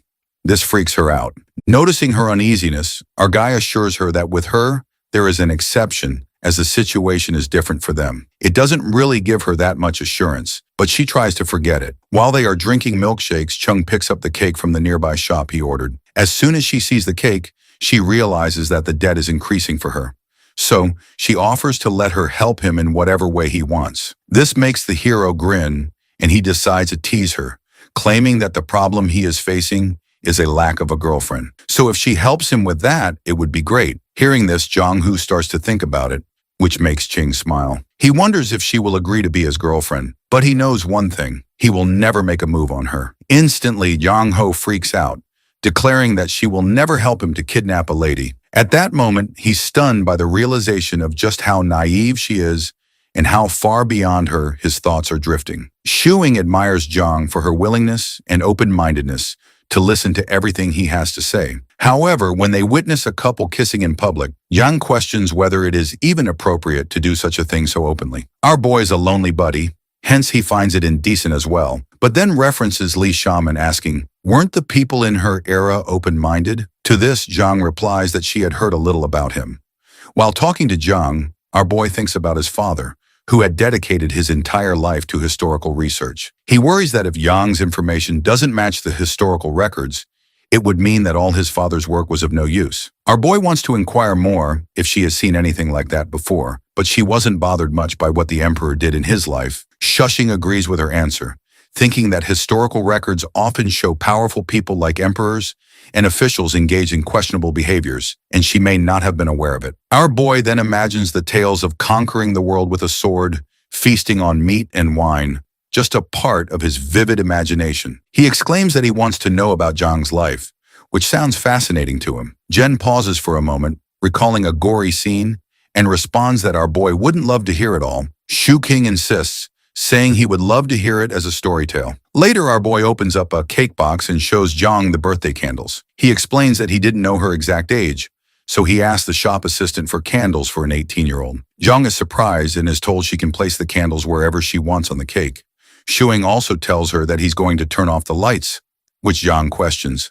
Our boy explains that it's part of the birthday celebration. After switching off the lights, our guy excitedly praises Zhang, calling her the birthday star of the Night Warrior, and tells her to close her eyes and wish for her heart's deepest desire, then blow out the candles in one breath. He tells her that since it's her first birthday in this era, whatever she wishes will surely come true. Zhang closes her eyes and takes a long time wishing, which makes Shu Qing impatient. He asks if she's done so, she can blow out the candles. Yang finds the entire ceremony weird. The hero explains that this is a Western tradition, and with time, it will get normal for her. Zhang then wants to use her phone to take a picture of the birthday cake as a memory. Su Qing helps her take the pictures and tells her that once she's done, she can cut the cake. Since Zhang is new to all this, he politely helps and guides her in cutting the cake. Jen wants Juking to have the first slice of cake, but he tells her she can have the entire cake. Yang gets excited, and upon being asked by the hero whether she didn't like the cake, she takes a bite and happily tells him that it's delicious. Our boy shares that he had the same reaction when he first tasted cream as a child, but he's not fond of it anymore. Perhaps because he's had tastier food since then. Later, Shu Qing proposes a toast with Zhang using cola, thinking to himself that while it might be just another day for him, she is lucky to be here. He wants to commemorate their meeting, acknowledging that life is short and moments like these matter. Yong-hoo and Shuing sat in the living room as Yong started sharing her past. She remembered that in the 4th year of Caillou, a swarm of locusts had devastated the region, but Lord Tao succeeded in wiping them out and prevented a greater calamity. After the disaster passed, the second miss fled into the wild and later arrived in Gu. The second miss believed she was living in a golden age and regarded Lord Tao as a saintly figure. She even set up an altar at home where she prayed for his long life. She also formed the habit of eating only half as much as others, no matter if the city was thriving or struggling. Although the city's leader considered her foolish, she would simply laugh and say the remaining half of her meal was offered for her savior's long life in this golden era. Shuing felt confused and asked how her family, who practiced martial arts, could keep an altar wishing for the longevity of a government official. Since stories often portrayed martial artists and officials as enemies, Zhang explained that without Lord Tao, the second miss would never have escaped Lu safely, and many more lives might have been lost. In the second M's eyes, every additional day she lived was a gift granted because of Lord Tao. Shu Qing then wondered whether Zhang truly came from the Caillou era and questioned what she would call the Dark Ages if her time was considered a golden one. Zhang explained that her era had suffered through droughts, floods, wars, and numerous other disasters. If there were no human-caused calamities, people would already regard it as a golden age. So the second miss believed their time was especially remarkable. Curious, Shuing searched for Caillou online and concluded that the era could be viewed as both prosperous and troubled. He felt fortunate to have been born in a time of plenty and realized how lucky he was compared to living in Yen's world. He told her not to dwell on it too much and simply enjoy her cake. Janang thanked him and asked if she could eat the remaining cake from the previous day. Holding a birthday card, she quietly admired the modern world. Food could be wasted just for amusement. People could dress boldly, and couples could even act affectionately in public. Thinking about the second miss, she came to understand that compared to her own time, this era truly deserved to be called a golden age. A few days later, while Shuing was working on his computer, he noticed Zhang peering shilly from behind the door. He soon realized she had run out of sanitary pads, but was too embarrassed to ask. Without hesitation, our boy ordered a box online. He told her he would transfer money to her later and would also teach her how to order whatever she needed in the future so she wouldn't feel awkward about it. Janang blushed when Shuing spoke so openly about the matter and asked whether it was normal in this era to discuss such private topics. Our boy assured her that nowadays people could talk about these things openly since there was nothing to hide. Zhang Ha handed Shu Qing 100 yuan, but he noticed the reluctant sadness on her face as she parted with the money. Realizing she needed something to occupy her time, our boy asked if she knew how to cook. Zhang admitted that she could only prepare porridge and reheat leftovers. Our boy said he would teach her, believing that a practical skill like cooking would benefit her for the rest of her life. In his mind, learning something useful mattered far more than her martial arts skills, which had little value in modern society. Smiling to himself, the hero reassured his conscience that he wasn't exploiting her. He was simply helping Yang discover abilities that could truly help her. Compared to earning money from video games at home, cooking was a real practical skill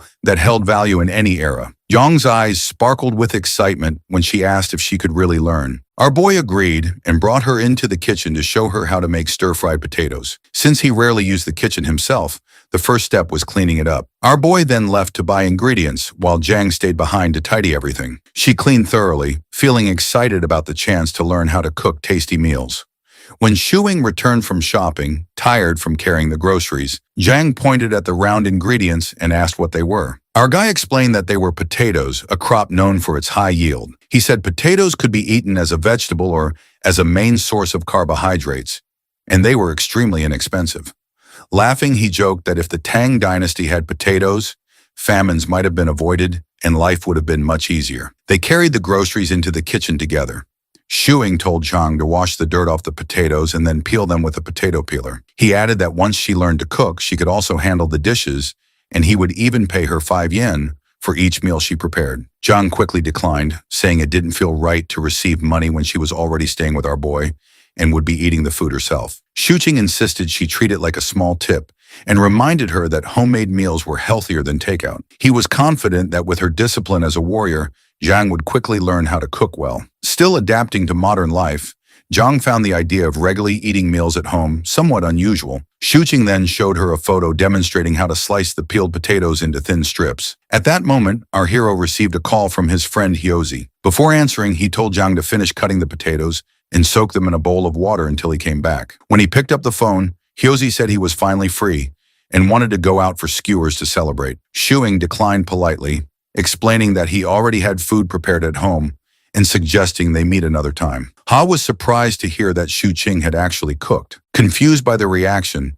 our boy asked why it was so shocking and added that he didn't have enough ingredients to share even if Hyozi came over. After ending the call, he made sure his friend wouldn't drop by since he preferred that Hui and Zhang didn't meet unless it was absolutely necessary. Meanwhile, Zhang sat with her phone searching online to find out whether it was normal for a man and woman living together as roommates to cook meals together at home. Shuing was showing Yang Ho the different seasonings in the kitchen. He told her to carefully observe the amount he used and memorize it well. Yang, however, wasn't fully paying attention. Instead, she kept looking at our boy while thinking about something she had read online earlier, that cooking together can bring two people closer and may even lead to starting a family. Seeing that she seemed distracted, our hero asked if she had remembered the measurements, warning her not to add too much, joking that too much MSG might turn her into a fool. Slightly irritated, Jung said she remembered everything. The hero asked why she was behaving oddly. Zhang first said her conscience was clear, then quickly changed her answer and simply commented that the food smelled wonderful. Once the dish was finished, Zhang was amazed by the rich aroma. Our boy handed her a bowl of rice. During the 2 months they had lived together, this was the first time they had actually cooked a meal side by side. When Yang tasted the stir-fried potatoes, she was captivated by the flavor. Curious, she asked whether potatoes were grown in the soil. Our hero jokingly answered that, of course they came from the ground and didn't appear out of nowhere. He then showed her a steamed potato and said it was one of his favorites.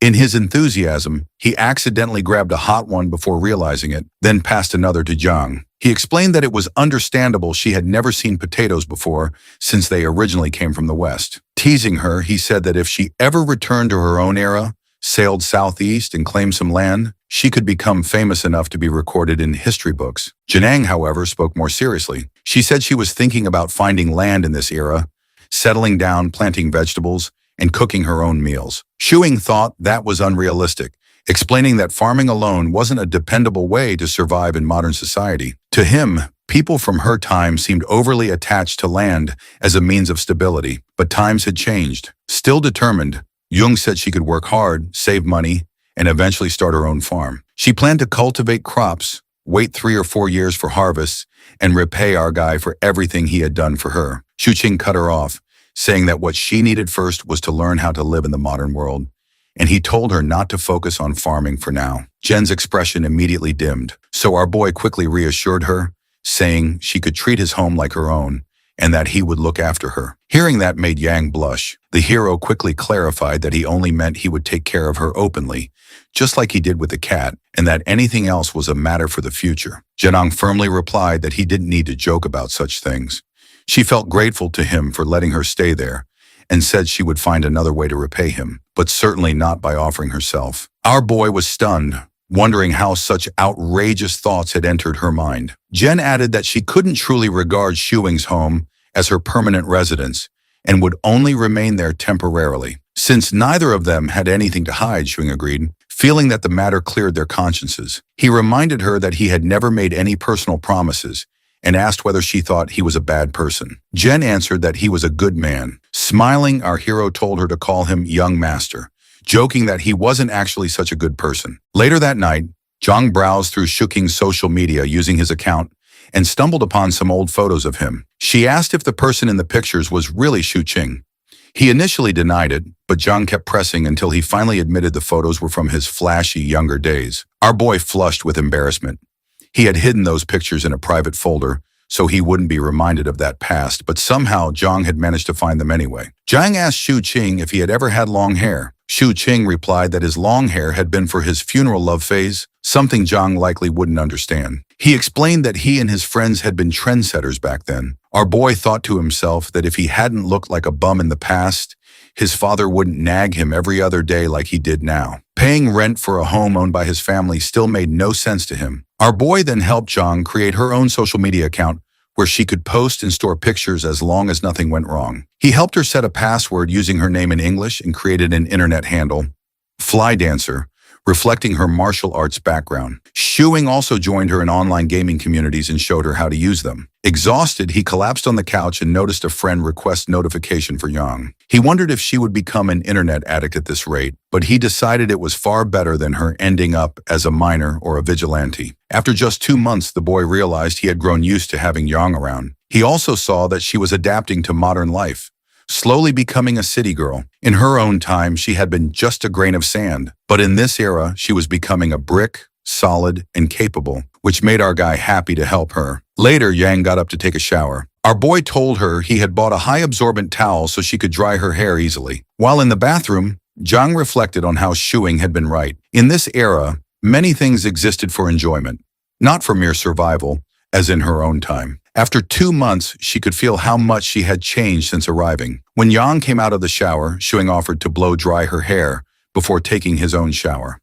He thought that helping her would prevent her from getting annoyed and cutting her hair short impulsively. Yang suggested that Shuing could consider growing his hair long, too, as long as he didn't dye it red, so she could return the favor by blow-drying his hair. Our boy was happy with his current hairstyle and told her that helping her was no trouble at all. Blow-drying was a daily task at hair salons. He even added that he would take her to get a haircut so she could look her best, making Yang smile in gratitude. Janang wondered if the roles were reversed if Shuing had come to her time, whether he would have survived without modern skills with her protecting him instead. She thought it would have been a piece of cake. She hoped Shuing would never have to experience her era, as things were already good for them in the present. The next day, Shuing took pictures of Yang dressed in winter clothes. Realizing that she was becoming a dress-up darling, he wondered whether her martial arts could help her tolerate the cold. Jang confidently replied that she would manage better than the hero. The hero teased her, saying her toes would freeze in her straw shoes, which made Yang scowl in anger. Later, Shuing left the house,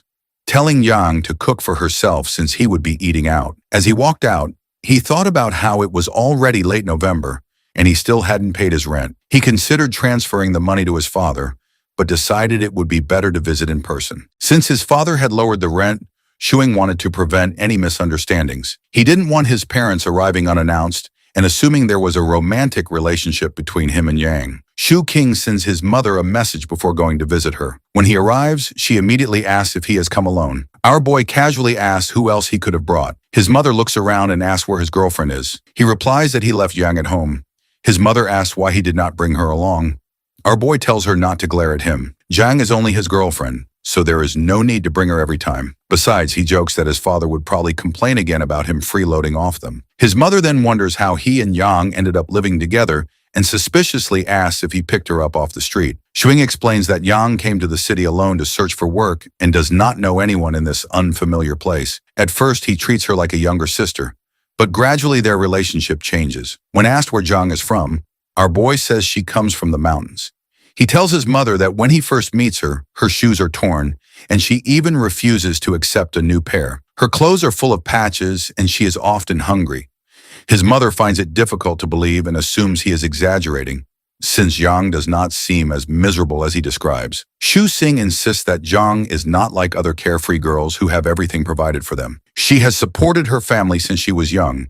In truth, he prepares these stories beforehand to mislead his mother. The topic then turns to their future since they are living together. The hero becomes nervous and quickly explains that nothing inappropriate is happening. Yang sleeps in the storage room instead of sharing his bed. His mother still warns them to be cautious. Shuku King replies that Zhang is only staying there temporarily. His mother tells him to bring Zhang along next time and advises that if they are not compatible, they should separate early. Our hero jokes that if they do get along, maybe his father will stop charging him rent. She then asks whether he has found a job yet, and Xing admits that he is still looking. When his father returns home at 7 o'clock, the first thing he asks is whether his son has brought the rent. Our hero smirks and says he only came for dinner.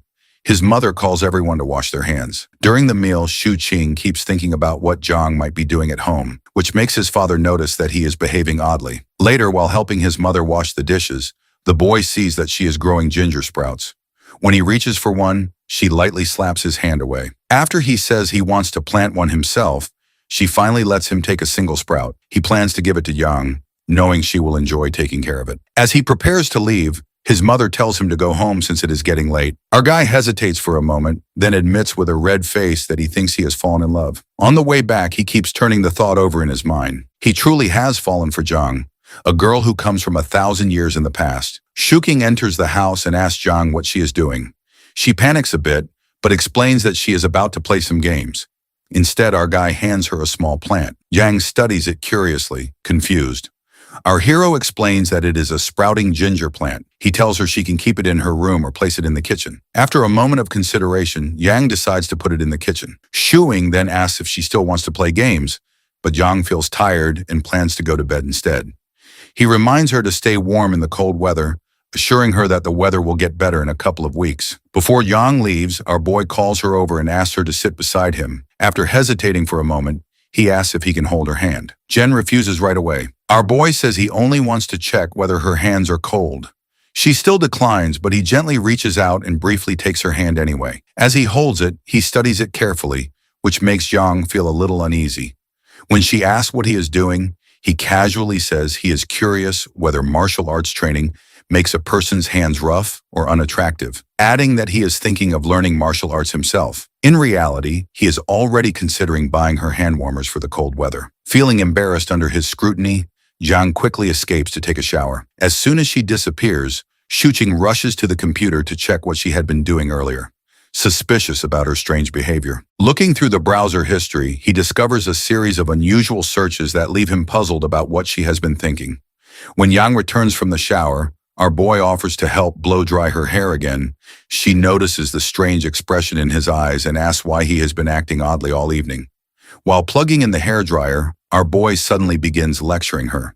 He explains that search engines are not always reliable because they are created and managed by people, and people can make mistakes. He also warns her that some individuals online are scammers, so she should not believe everything she reads on the internet. Jen watches him suspiciously and asks why he suddenly feels the need to say this. Shuing awkwardly answers that it simply crossed his mind and insists it has nothing to do with anything she might have searched. Later that night, lying in bed, our boy reflects that at the rate Yang is adapting, she will soon fit seamlessly into modern society. Thinking about it makes him analyze everything about her, until he finally decides he needs to find a way to officially make Yang his girlfriend. The next morning, Yang is brushing her teeth while Shu Chu-ching stands nearby, staring at her. His constant gaze starts to irritate her. Yet the longer he watches her, the more perfect she appears to him. Unable to keep it to himself any longer, our guy casually asks if she would like to visit his parents' house sometime when she is free. Shushing remembers how his father visited the previous month and questioned why he and Yang were living together. Thinking back to that suspicion, the hero now asks Yang to pretend to be his girlfriend and accompany him to a meal with his parents, hoping it will stop them from meddling in his life. When she hears the word girlfriend, Zhang looks confused and asks whether that means they would have to sleep together. The hero quickly reassures her that she does not need to do anything like that. She only has to join him for the meal. Then jokingly, he adds that he would not mind if she wanted to share a bed. Jung rejects the idea immediately. After some thought, she agrees to act as his girlfriend. Delighted, Shuing suggests they should rehearse beforehand. Janang frowns, not understanding why practice is necessary if they are simply going out to eat. Caught off guard, our boy hastily changes the subject and offers to take her to an all-you-can-eat buffet for lunch. The promise of unlimited food instantly sparks Jung's excitement. While they are outside, the hero asks if she feels cold. Jung says her clothes are warm enough. Our boy jokes that if she returned to her own era wearing that coat, she might as well stuff some potatoes into her pockets too. Yang seriously asked whether she could earn enough money to buy a computer and bring it back with her. Our boy explains that a computer would only be useful if she first downloaded a huge amount of information onto it, and even then, it would make her seem odd in her time. Potatoes, he concludes, would be much more useful. Zhang decides that after tasting them, she will learn how to grow them herself. On the way, Shuing notices Auntie Chong struggling to carry a large bag of rice. He asks why she is handling such a heavy load and wonders where Uncle Wong is. Auntie Chong explains that Uncle Wong has been dealing with high blood pressure and asks Shuing to help carry the rice if he has time. Our boy agrees immediately and asks Zhang to help lift the sack onto his shoulder. He casually adds that he is just about to take his girlfriend Zhang out for a meal and that it is lucky she happened to meet them. Auntie Chong brightens when she hears Shuqing openly call Zhang his girlfriend, though she realizes she does not even know Zhang's name, despite seeing her around. Shuqing introduces her simply as Zhang. Zhang like ginger sprout. Auntie Chong laughs and comments that the name suits her gentle nature. After setting the rice down at her door, he remarks that Auntie Chong must have met Zhang before. However, she cannot remember such a meeting and calls for her husband to open the door. Thinking quickly, Shuqing tries to plant a memory, saying they actually met 4 or 5 years ago when Zhang had a rounder face. Auntie Chong chuckles and blames her fading memory on age, inviting them inside for a drink. Our boy politely refuses, explaining they are heading out for lunch. As they walk away, John questions why he told so many lies. Our boy explains that if she wants to live independently in this world, rather than relying completely on him, she needs to become part of people's memories. Because her real past is different from everyone else's, He intentionally tells Auntie Chang, who is known as the neighborhood gossip, knowing she will quickly spread the story that Zhang is his girlfriend. In that way, Zhang will gradually gain a place in people's awareness. From then on, Shuing introduces Zhang as his girlfriend to everyone they pass. He even tries to take her hand, but fails because she keeps her hands tucked inside her sleeves. He explains that he is only doing it so others will notice her more easily. Understanding his reasoning, Yang offers him the sleeve of her coat to hold instead. Shuing smiles and says it is unnecessary when no one is around. As they continue walking, the hero realizes that if he truly wants Zhang to become his girlfriend for real, the journey ahead will be long and it will take a great deal of effort. Shuking takes Zhang out for hot pot, hoping for a quiet evening. As they chat on the way, he suddenly freezes. Hyozi is standing ahead laughing with a group of friends. Our boy instinctively wants to turn around and avoid him, but it's too late. Hyozi has already spotted them. With narrowed eyes, Hyozi asks what Shu Qing is doing there, clearly suspecting he's up to something. Our boy casually replies that they're just going to eat hot pot and even invites Hyozi to join them. Hyozi declines, saying he's working, but his attention shifts to Zhang, recognizing her as the high school cousin Shuing once mentioned. Howie begins firing math questions at her, leaving Yang visibly confused. Before things spiral further, our hero cuts in and boldly announces that Yang isn't his cousin. She's his girlfriend. That only deepens Hyo's suspicion. If Zhang is his girlfriend, why did Shuing introduce her as his cousin before? Something is definitely off. Smirking, Shuing mockingly calls Hyozi Sherlock Holmes and admits there is a story behind it, but he'll explain another day because he's starving. If Hyozi insists on interrogating him now, our hero jokes that he's ready to be arrested on the spot. Hyozi finally lets them go, but not without a warning. The hero had better come clean later, or Hyozi will tell his father about his drinking and gambling habits. Shuing brushes it off and tells Zhang to ignore him. The two head into the restaurant, leaving Hyozi fuming. Inside, Zhang grows uneasy.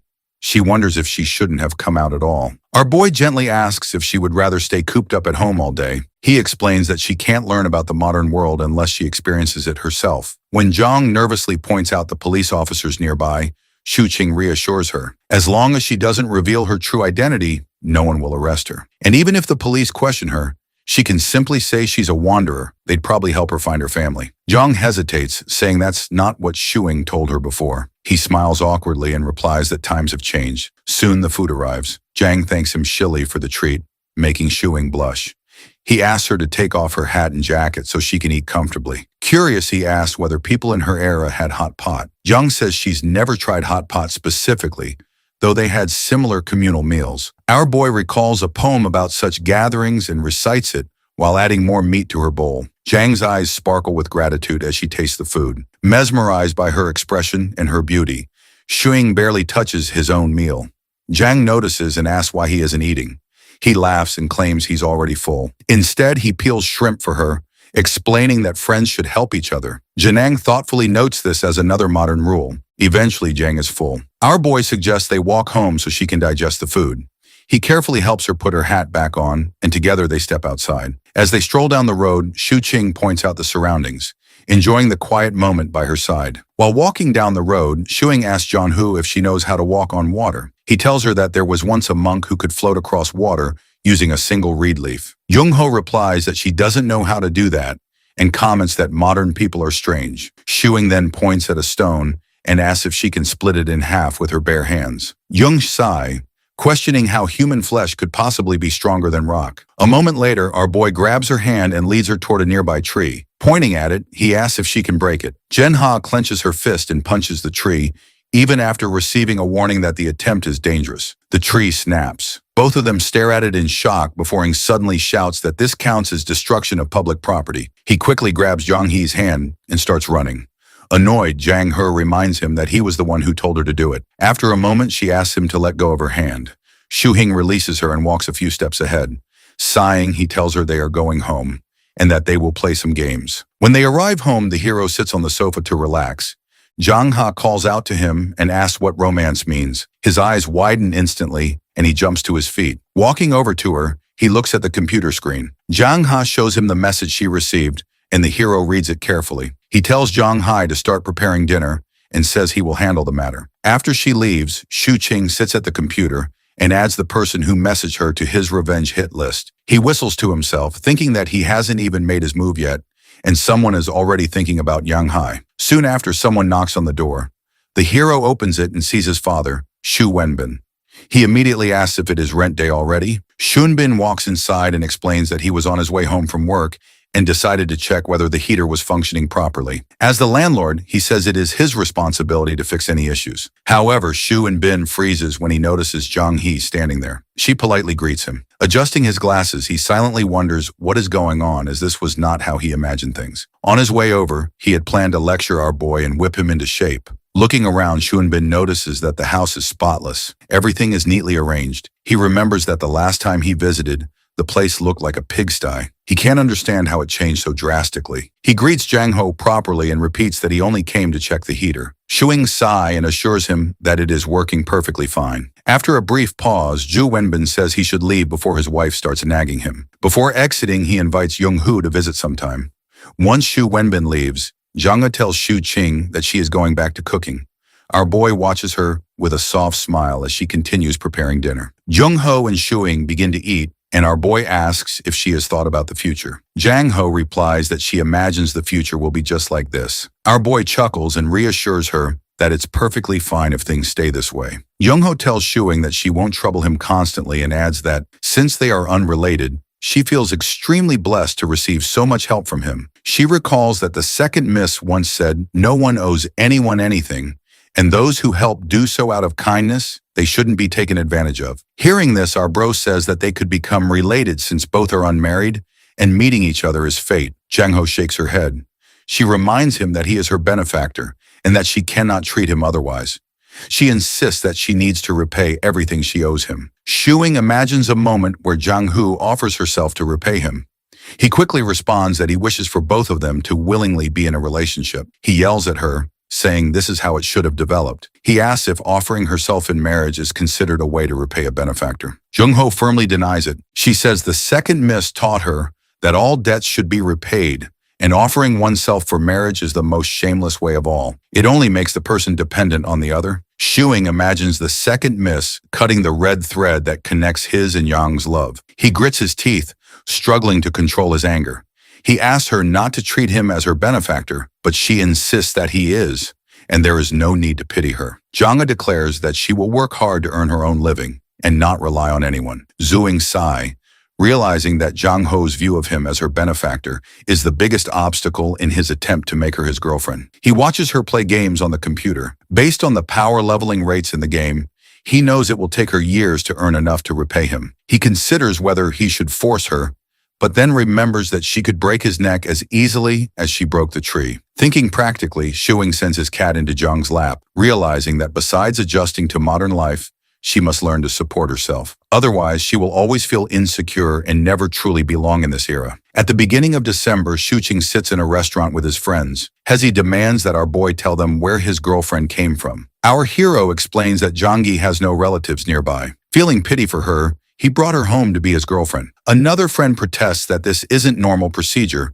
but the hero argues that a couple can be together as long as both are willing. Hyozi presses him, asking why Shuqing had previously said Zhang Hu was his cousin. The hero, wearing a helpless expression, explains that he was helping her hide her identity. He recounts that Zhang Hu was homeless, doing odd jobs, and had nowhere to live. If he didn't help her, she might have been sent to a shelter, and he would still have to look after her afterward. Hai, feeling pity, agrees to believe him for now. Shuqing smiles and shoulder bumps Hosey, asking him to help John Ho with the ID issue they discussed earlier.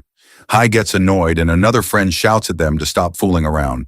Our bro continues teasing Hyozi, and all three cheer with their drinks. After some time, Hosey leaves, explaining that he has work tomorrow. Shuqing and another friend see him off, thanking him for his hard work as a police officer. Our bro then sits in another car with a friend, asking if any of his family shops have job openings that don't require an identity card. His friend tells him that if it's for his girlfriend, she just needs to give them a heads up. Shuqing admits it would be difficult since her only verifiable history is being homeless, and having a legitimate background would help. His friend suggests jobs even a 16-year-old could do, noting that it would be ideal for her. Our boy asks if it's possible to make it appear as though John Hu has been working at one of his family's shops for the past 2 years. His friend nods and reassures him that he will figure out a way to make it happen. Later, Shuqing announces his arrival as he steps inside the home. Janong informs her that she's already eaten and left his food in the kitchen. He crashes down on the couch lazily while teasing his cat when Zhang smells the alcohol from his mouth, interrogating him about the smell of alcohol. When she accuses him of visiting a brothel as well, he jumps out of shock. After he sniffs his coat, he asks her how she reached such a conclusion. So she explains that it is due to the scent coming off of him. Out of confusion, he once again smells his coat, and this time, he can also smell the floral scents coming off his coat, which makes him think that they must have gotten onto him due to sitting in the car of the playboy of all time, Zun. Shuqing quickly defends himself, claiming he's a model citizen, and tells her that brothel and prostitution are against the law, so they are almost out of existence. Therefore, she doesn't need to worry about him wandering off or selling her off to someone else. When Zhang gets surprised at the number of laws and ordinances in this world, Shuqing enlightens her about their importance by giving the example of selling off body parts in the name of legal transactions if it weren't for these laws. Shuqing cautions Zhang about not being too defenseless, since even in the peaceful times, darkness still lurks around. His words throw her into deep imaginings of him selling away her body parts, and he notices it. Our bro tries to change the topic by reminding him how essential it is for her to have at least a little level of weariness, but Zhang is too lost in her scary imaginations to listen to Shuqing. The hero decides to leave her alone with her thoughts and checks the food left for him in the kitchen. He eats it happily despite not being hungry, and after washing the dishes and changing his clothes, he slumps back onto the couch. He looks over at Yang, who is working on the computer, and finds her so adorable that he wants to hug her. Shuqing asks Yang what she thinks about his father, while sadly telling her how demanding and emotionally unavailable his father has always been. When he mentions how jealous it makes him feel to see people having good relations with their dads, Yang turns to look at him. He very cleverly finally reaches the point of what he initiated the conversation for and cries about his father never hugging him when that's all he craved his whole life. Calling it an absurd request, he asks her for a hug, and it makes Yang confused about the situation. Noticing Yang's expression, he brushes it off, but it makes her feel bad, so she hugs him. He squeezes her body quickly into a tight hug, catching her off guard. At first, she tries to resist him and pull herself out of the suffocating hug, but slowly calms down and holds onto his shirt. She tries to relax by reminding herself that it is just for the sake of the young master's experience, and her conscience is clear. On the other hand, our bro is enjoying the scent of her hair while holding himself back from hugging her tighter. After she asks him if he is done with the hug, he pulls back while thanking her and gets up to take a shower, leaving her worried about him not being as relaxed as he looks. Yang's practicing martial arts with a sword in the morning, while our bro is secretly recording a video of her. She stops immediately when she notices him, and he also stops the recording before asking her about the significance of martial arts. She answers that it works out quite well for her and flaunts her strength. After scrolling through some articles on his phone, Shuqing gets to know the importance of martial arts and gets down on his knees, asking her to teach him too, since it would be sad if such an important tradition disappeared over time. When he enthusiastically announces to practice it wholeheartedly to excel his skills, he gets into a random position and asks her if his stance is correct, and she affirms even though it was nowhere near correct. As expected of him, just after 10 minutes, Shuqing was on the ground panting for breath on all fours. Jen realizes how unskillful he is and pushes him to keep going instead of sitting like that. When she tries to make him understand the role of practice in martial arts in order to become a top-rate martial artist, he extends his hand forward, gesturing to her to stop since his goals have altered now after he has seen what martial arts takes. When he expresses his wish of having a strong body, she tries to motivate him to push himself to the end so that once he is able to maintain that stance for an hour, she promises to teach him some techniques. Then Shuqing excitedly asks if he would get to practice his skills in the snow once he has mastered them, which makes Yang confused about such an absurd wish of his. As soon as the first snowfall of Yongcheng's winter hits the ground, our bro starts his journey of learning martial arts. One day when they're outside, Yang looks quite happy and excited to be out in the snow, which makes him notice how relaxed she has finally gotten as compared to the first time she arrived here. She skids through the snowy and slippery ground like a kid, so he leads her to their ride. While they're sitting on the back seat of the car, Yang notices how calm and relaxed the driver is inside the car, and all he has to do is to turn the steering wheel while staying oblivious of the cold outside. Interested in the driving job, she whispers to Shu Qing about her thought of becoming a driver. Our boy is quick to dismiss her thought, saying he can't teach all the necessary things to her alone, and he can't allow her to get into road accidents voluntarily. Listening to him, she realizes that our boy knows how to drive and asks his reason for not driving one, to which he simply mentions his poverty. They arrive outside Shu Cheng's parents' house, and while assuring her to stay calm, he reminds her of the lie about coming here from the mountains of Yachen in search of a job, which she needs to tell his parents later. Suddenly, the hero notices his Uncle Chin and calls him out while telling Yang to quickly grab his hand. After she reminds herself again about her conscience being clear about holding his hand, she holds his hand.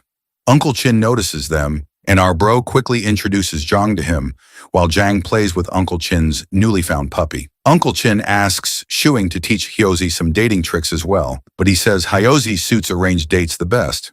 While they walk to Shu Qing parents' home, he teaches her small tips on their way. He tells her how normal holding hands is, so she doesn't need to feel awkward about it, even if there's nobody. She seemed a bit perplexed over his claim, so he shifted the topic to satisfying his mother's questions. In his tips on how not to give unclear answers, he first tells her to figure out what his mother wants to hear so she can say so to make her answer sound genuine. Secondly, if she is asked about her routine, she should lie about being busy with her own things rather than mention her addiction to games. However, she gets a bit confused about what exactly it means, and he sums it up by telling her to stay in the role of his girlfriend. They enter the house, and after Shu Qing introduces the two to each other, his mother tells them to take a seat while they wait for food to be ready. Her mother secretly finds Yang beautiful, whereas the hero takes her inside and helps her take off her jacket and hat. His father comes out of his room and looks at the two of them curiously through his spectacles.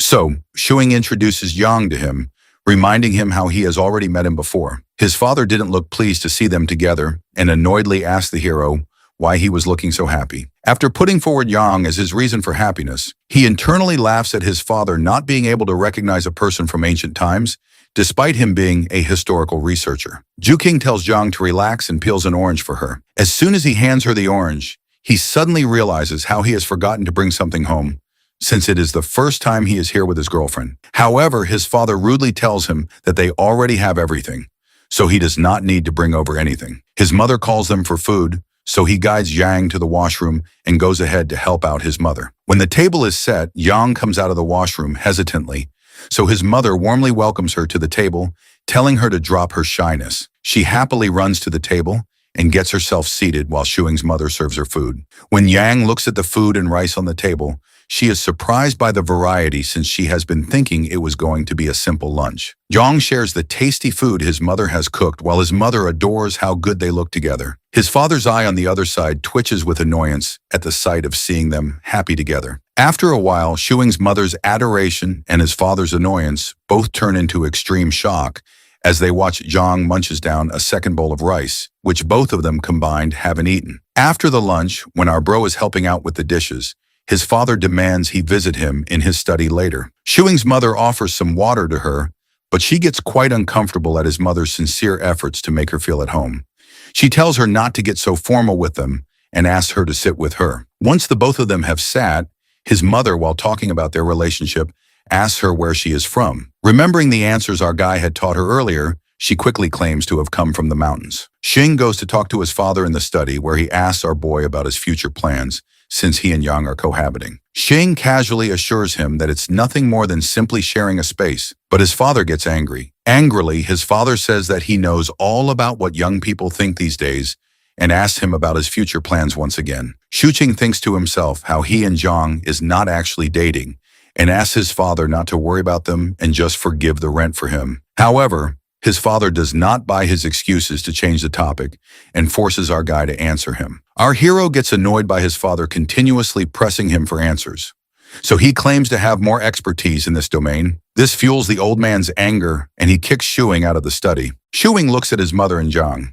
He is sitting together in the living room, and he knows better than to leave Zhang. He alone has to answer his mother's questions. He takes his parents' permission, and they both leave for their home after saying goodbye. As soon as they step outside, the protagonist's father immediately starts asking his wife about the girl. But thanks to our guy's prior lesson given to Zhang, it turns out that is all useless information the woman could get out of Zhang. As Shu Qing and Zhang walk out of the block, His father glares at them angrily from the window because they somehow manage to dodge all the questions while fully enjoying the lunch. While walking out of the block, our guy carries the bag of oranges his mother gave to them. He asks her if she wants to eat something.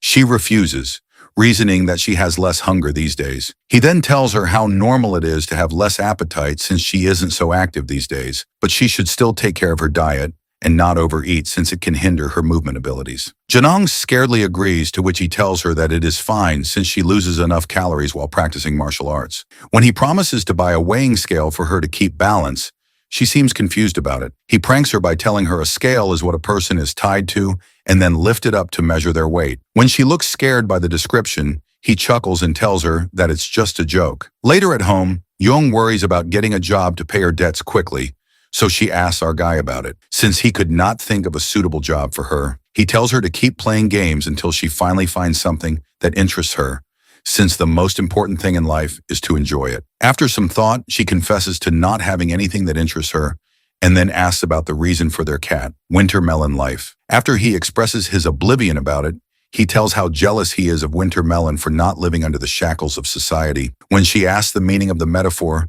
he teases her by saying she just would not get it and gets up to take a shower. She insists on him annoyedly, wishing to smack his face before he stops in his tracks, telling something about two types of people he hates. One he describes to be those who don't complete their sentence. And when she asks him about the second type, he walks into the washroom without answering, making her even angrier. Shuking educates Zhang about the two kinds of dealers in games, one being the wealthy ones who can have as many resources as they want, while the other being the ones who take advantage of the communication gap, which is when one knows about something that others don't. So he buys the resources in exchange for the information. To make her understand better, he gives an example of how people in her era used to monopolize by stocking resources in exchange for information, and later selling it at high prices, making the poor have to sell anything they have. To tease her, he asks her to be his slave bride while acting like a monopolizer. So she angrily refuses him. He assures her that he's just kidding and realizes how oblivious she's about everything right now. Considering this, he tells her to search about humanities and tells her this is what she needs to learn. They read through the online articles about the things included in humanities and guarantee to look for novels and movies on this topic to watch with her. She curiously asks if learning about it will finally clear the information gap between them. So he confirms and tells her to get ready for sleep. Jen is still lost in her thoughts about the information gap and asks if he wanted to take advantage of it to make her his girlfriend. The question catches our guy off guard, and despite it being the truth, he calls it an accusation since she has no evidence regarding it. He urges Zhang to take a shower and then sneaks onto his computer chair as he doubts that she is up to something. After looking through her search history, he finds out many weird, doubtful questions she had searched about him and his intentions. He wonders if it is not normal for two opposite-gendered people to develop feelings even after living together. Shuking realizes how she has been acting normal all this time while having her deep concerns. Jen comes out of the shower, and after looking at her, he looks away with a smug smile. On being asked about it, he acts clueless and nonchalantly offers to dry her hair. She accepts his help and wonders why he still wants to end the knowledge gap between them when he should be wishing that she had never known about his secret feelings. She goes to bed while wondering if Shuing's intentions are purely for her sake. Shuing wakes up in the morning from his phone ringing. Upon receiving the call, his ears are blasted by his friend Hio's voice yelling through the phone. He asks our guy angrily about what he has told his father, Uncle Chin. So the hero says he praised the choice of name of his pet dog. Huzi gets angrier at the hero playing dumb and directly asks him about matchmaking. Shuing laughs when he remembers about it and teases him before hanging up. Shuing gets out of his room, and upon being asked, he says that he's up early to strengthen his body, considering that she makes him get into a martial arts stance and stay in it. He asks if there isn't any quick way to gain strength, like castration or dual cultivation. She concernedly asks him if he wants to get castration, but he refuses and instead claims to want dual cultivation. She looks away embarrassingly while denying the existence of such a technique, but the blush in her cheeks gives her off, and our guy starts teasing her for that. After continuous practice, Shuing levels up somewhat in maintaining his stance, but he still could not see any difference in his body visually. According to his fantasies, having a warrior S from the Tang dynasty should have automatically gotten him loaded with ultimate techniques so they could fight off evil on their way to living in the wilderness. The thought of his parents finally bringing him back to reality from his wish to live in the wilderness. Later, when Shuqing is working on his laptop, Yang is lying down beside him on the couch while reading a book. He cautions her about the risk of becoming nearsighted due to reading a book like that and explains to her what it means since she doesn't seem to understand the word. He gets up and brings her non-prescription rectangular frame glasses and gives them to her. He reminds her that it is the same as the ones that his father was wearing when they visited his parents' house. She carefully puts them on and asks him for assurance if she has put them on correctly. He turns on the front camera in his mobile phone and shows her how she looks. Our boy finds it perfect on her, but Zhang has a hard time getting used to its existence on her nose. He looks at her focused expression closely and starts blushing because he wants to hug her once again. Reminded of the same tactic, he brings up his father again. He asks her if Second Miss ever hugged her, so she affirms and tells him about how Second Miss would actually squeeze her tightly into a hug, especially on cold days, and used to make her feel at ease a lot. Before Shuing can say anything, his mobile phone starts ringing. He looks at the contact name and announces that it is Jun who is calling him. He attends the call, and after confirming if our guy's at home, Jun tells him that he has the documents related to the employment issue that he needs to get signed by the hero. So he wants to come to Shuing's place to get them signed. After listening to how the rich dude Shun has already looked into his problem and even has the documents to be filled out, our boy invites him. Not so long after, the front door of our guy's house is knocked. Before he could answer the door, Yang volunteers and runs to the door. She peeps through the peephole before opening the door, and this makes Shuing confused. The reason Zhang makes sure to look through the peephole is because she finds it quite useful in case there is some kind of threat on the other side, so she can be prepared with her sword to defend herself. Jenning looks closely at the person, and when she recognizes him, she finally swings the door open. Shi Yun, who is shivering cold when he looks at Yang, quickly turns to leave, thinking he has knocked on the wrong door. Our boy drags him inside, assuring him that it is surely his house, and asks Zun the reason for him being so forgetful when he has already met his girlfriend Yang before. After the clouds of confusion have cleared, Jun slumps down on the couch beside our bro. He looks over at Zhang. He is playing a game on the computer and teases our boy and whispers, saying he just realized where Shuing has disappeared to these days if it was not for his mistress. Changing the topic, our boy gets it confirmed if the forged work experience documents are good to go and asks Zhenang to sign them. Zhang looks closely at the documents that were handed over to her by Shuing to sign. On inquiring about them, he tells her that these documents will prove her 2 years of work experience here.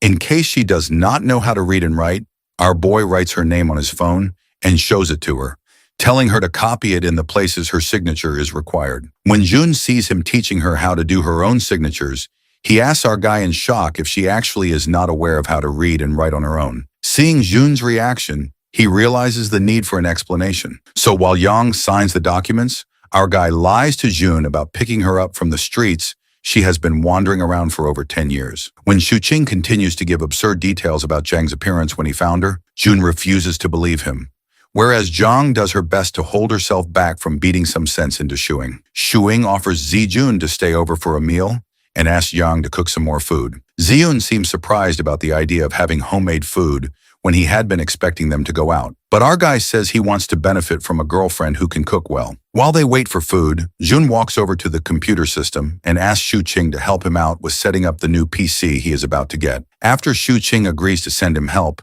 Zijun notices the computer's default language is set to traditional Chinese. When he asks Shuing about it, he makes up an excuse about liking it better these days, and it makes Jun suspicious of his recent behaviors. Nonetheless, Jun compliments our guy for having so much knowledge. Shuing mentions to him how this is the difference between a poor person's hunger for knowledge to earn and a rich person's hunger for ease.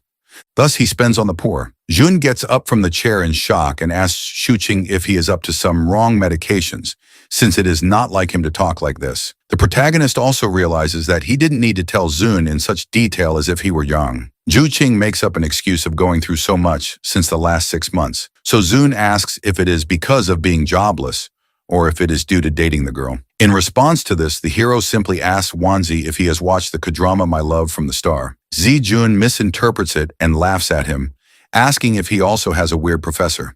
But Shuing refuses and says to him that based on Ziyun's IQ level, it would be useless to explain things to him. Our boy then excuses himself to check up on Yang. Seeing her focused on the work, he couldn't help but compliment her, thinking how she looks like wife material. She angrily shoos him out of the kitchen by scaring him away with a sharp knife. After he is gone, she wonders why he came to the kitchen. Zijun seems to like the food quite a lot, and when Shuing tells him to enjoy and eat as much as he wants, Yang gets the sudden feeling of a housewife who cooks meals for the guests while her husband entertains the guests. Before leaving, Zun reminds Shuing about his promise to help out in setting up Jun's PC, and our guy assures him that he will do so after he's done with his matter. When our guy sees Yang still busy at work, he tells her to rest and talks to her while doing dishes. He tells her that she needs to stop being a person from the ancient era and needs to revise her personality according to the current era. He improvises her life trajectory to be an orphan from the Yang Mountains, who later did random jobs with Yung Chang from the age of 16. Afterwards, she meets a nice kid named Shuking,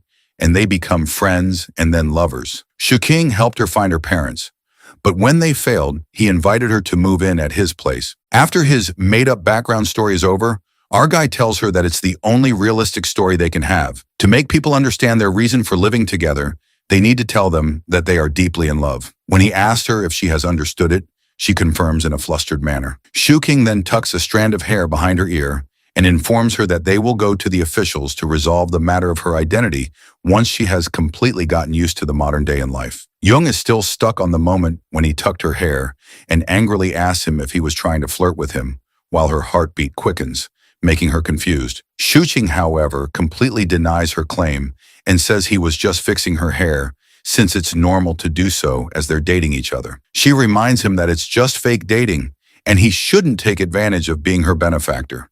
To calm her down, he sits her down on the couch and sits beside her, regretting why he touched her. After giving it some thought, he decides to tell the truth and confesses that, just like the phrase familiarity breeds fondness, he has also started to have feelings for her after cohabiting for months. When he asks if there is something wrong with liking someone, she asks him in disbelief if that is actually the truth. So he confirms he has a crush on her.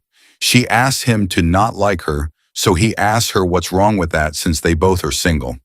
He uses the word licking in the context of wanting to pursue her, and that scares her even more. Janang scoots farther from him, threatening to hit him if he licks her. She feels uncomfortable and gets up, announcing she's leaving, but stops in her tracks by getting reminded of the gratitude she owes him. Shuing tells her that there are no debts between them since she's taught him martial arts in return for him helping her out to adjust in the modern world. Therefore, she can leave whenever she wants. However, he asks her to teach more martial arts while he helps her find a new home. Looking at him still willing to help, she asks him the reason. So he simply states again that he likes her despite the debt she owes. He then says that she might have mutual feelings, but is overlooking them since he seems ordinary to her because they are cohabiting. When he complains about her excluding him from her consideration, she refuses and tells him that she's leaving because he wants to lick her. He tries making her understand its actual meaning, but she refuses to talk to him due to feeling off about the situation. In her room, Yang does a self-assessment of her feelings about Shuqing and leaving his home.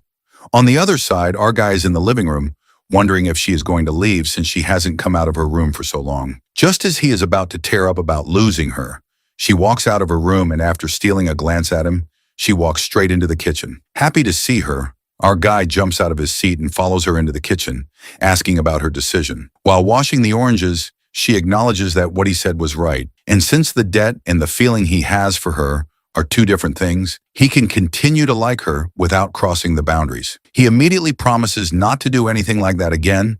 She thinks about it and mentions how it would not be so good if she ignored all the things he has done for her in the duration of half a year, which she has spent with him and just selfishly left. Thus, she shyly avoids eye contact with him while telling him to talk about their future together. After she has cleared all the debts, Shuqing is quick to hold on to her words and repeats them for confirmation, so she confirms it. Later, when she's preparing a meal, he leans at the doorframe and keeps looking at her. On being questioned about his presence there, he says that he's confused if she now knows the difference between gratitude and since it would be like deceiving him if she only feels gratitude for him and is thinking it is like. Jen quickly refuses to have any feelings for him, and our bro realizes that she is just in denial. Therefore, when she still seems to be stuck on how to differentiate the feelings, he proposes to do a test to check whether she likes him or not. After making her promise not to retaliate on the basis of the test, he pulls her into a tight hug.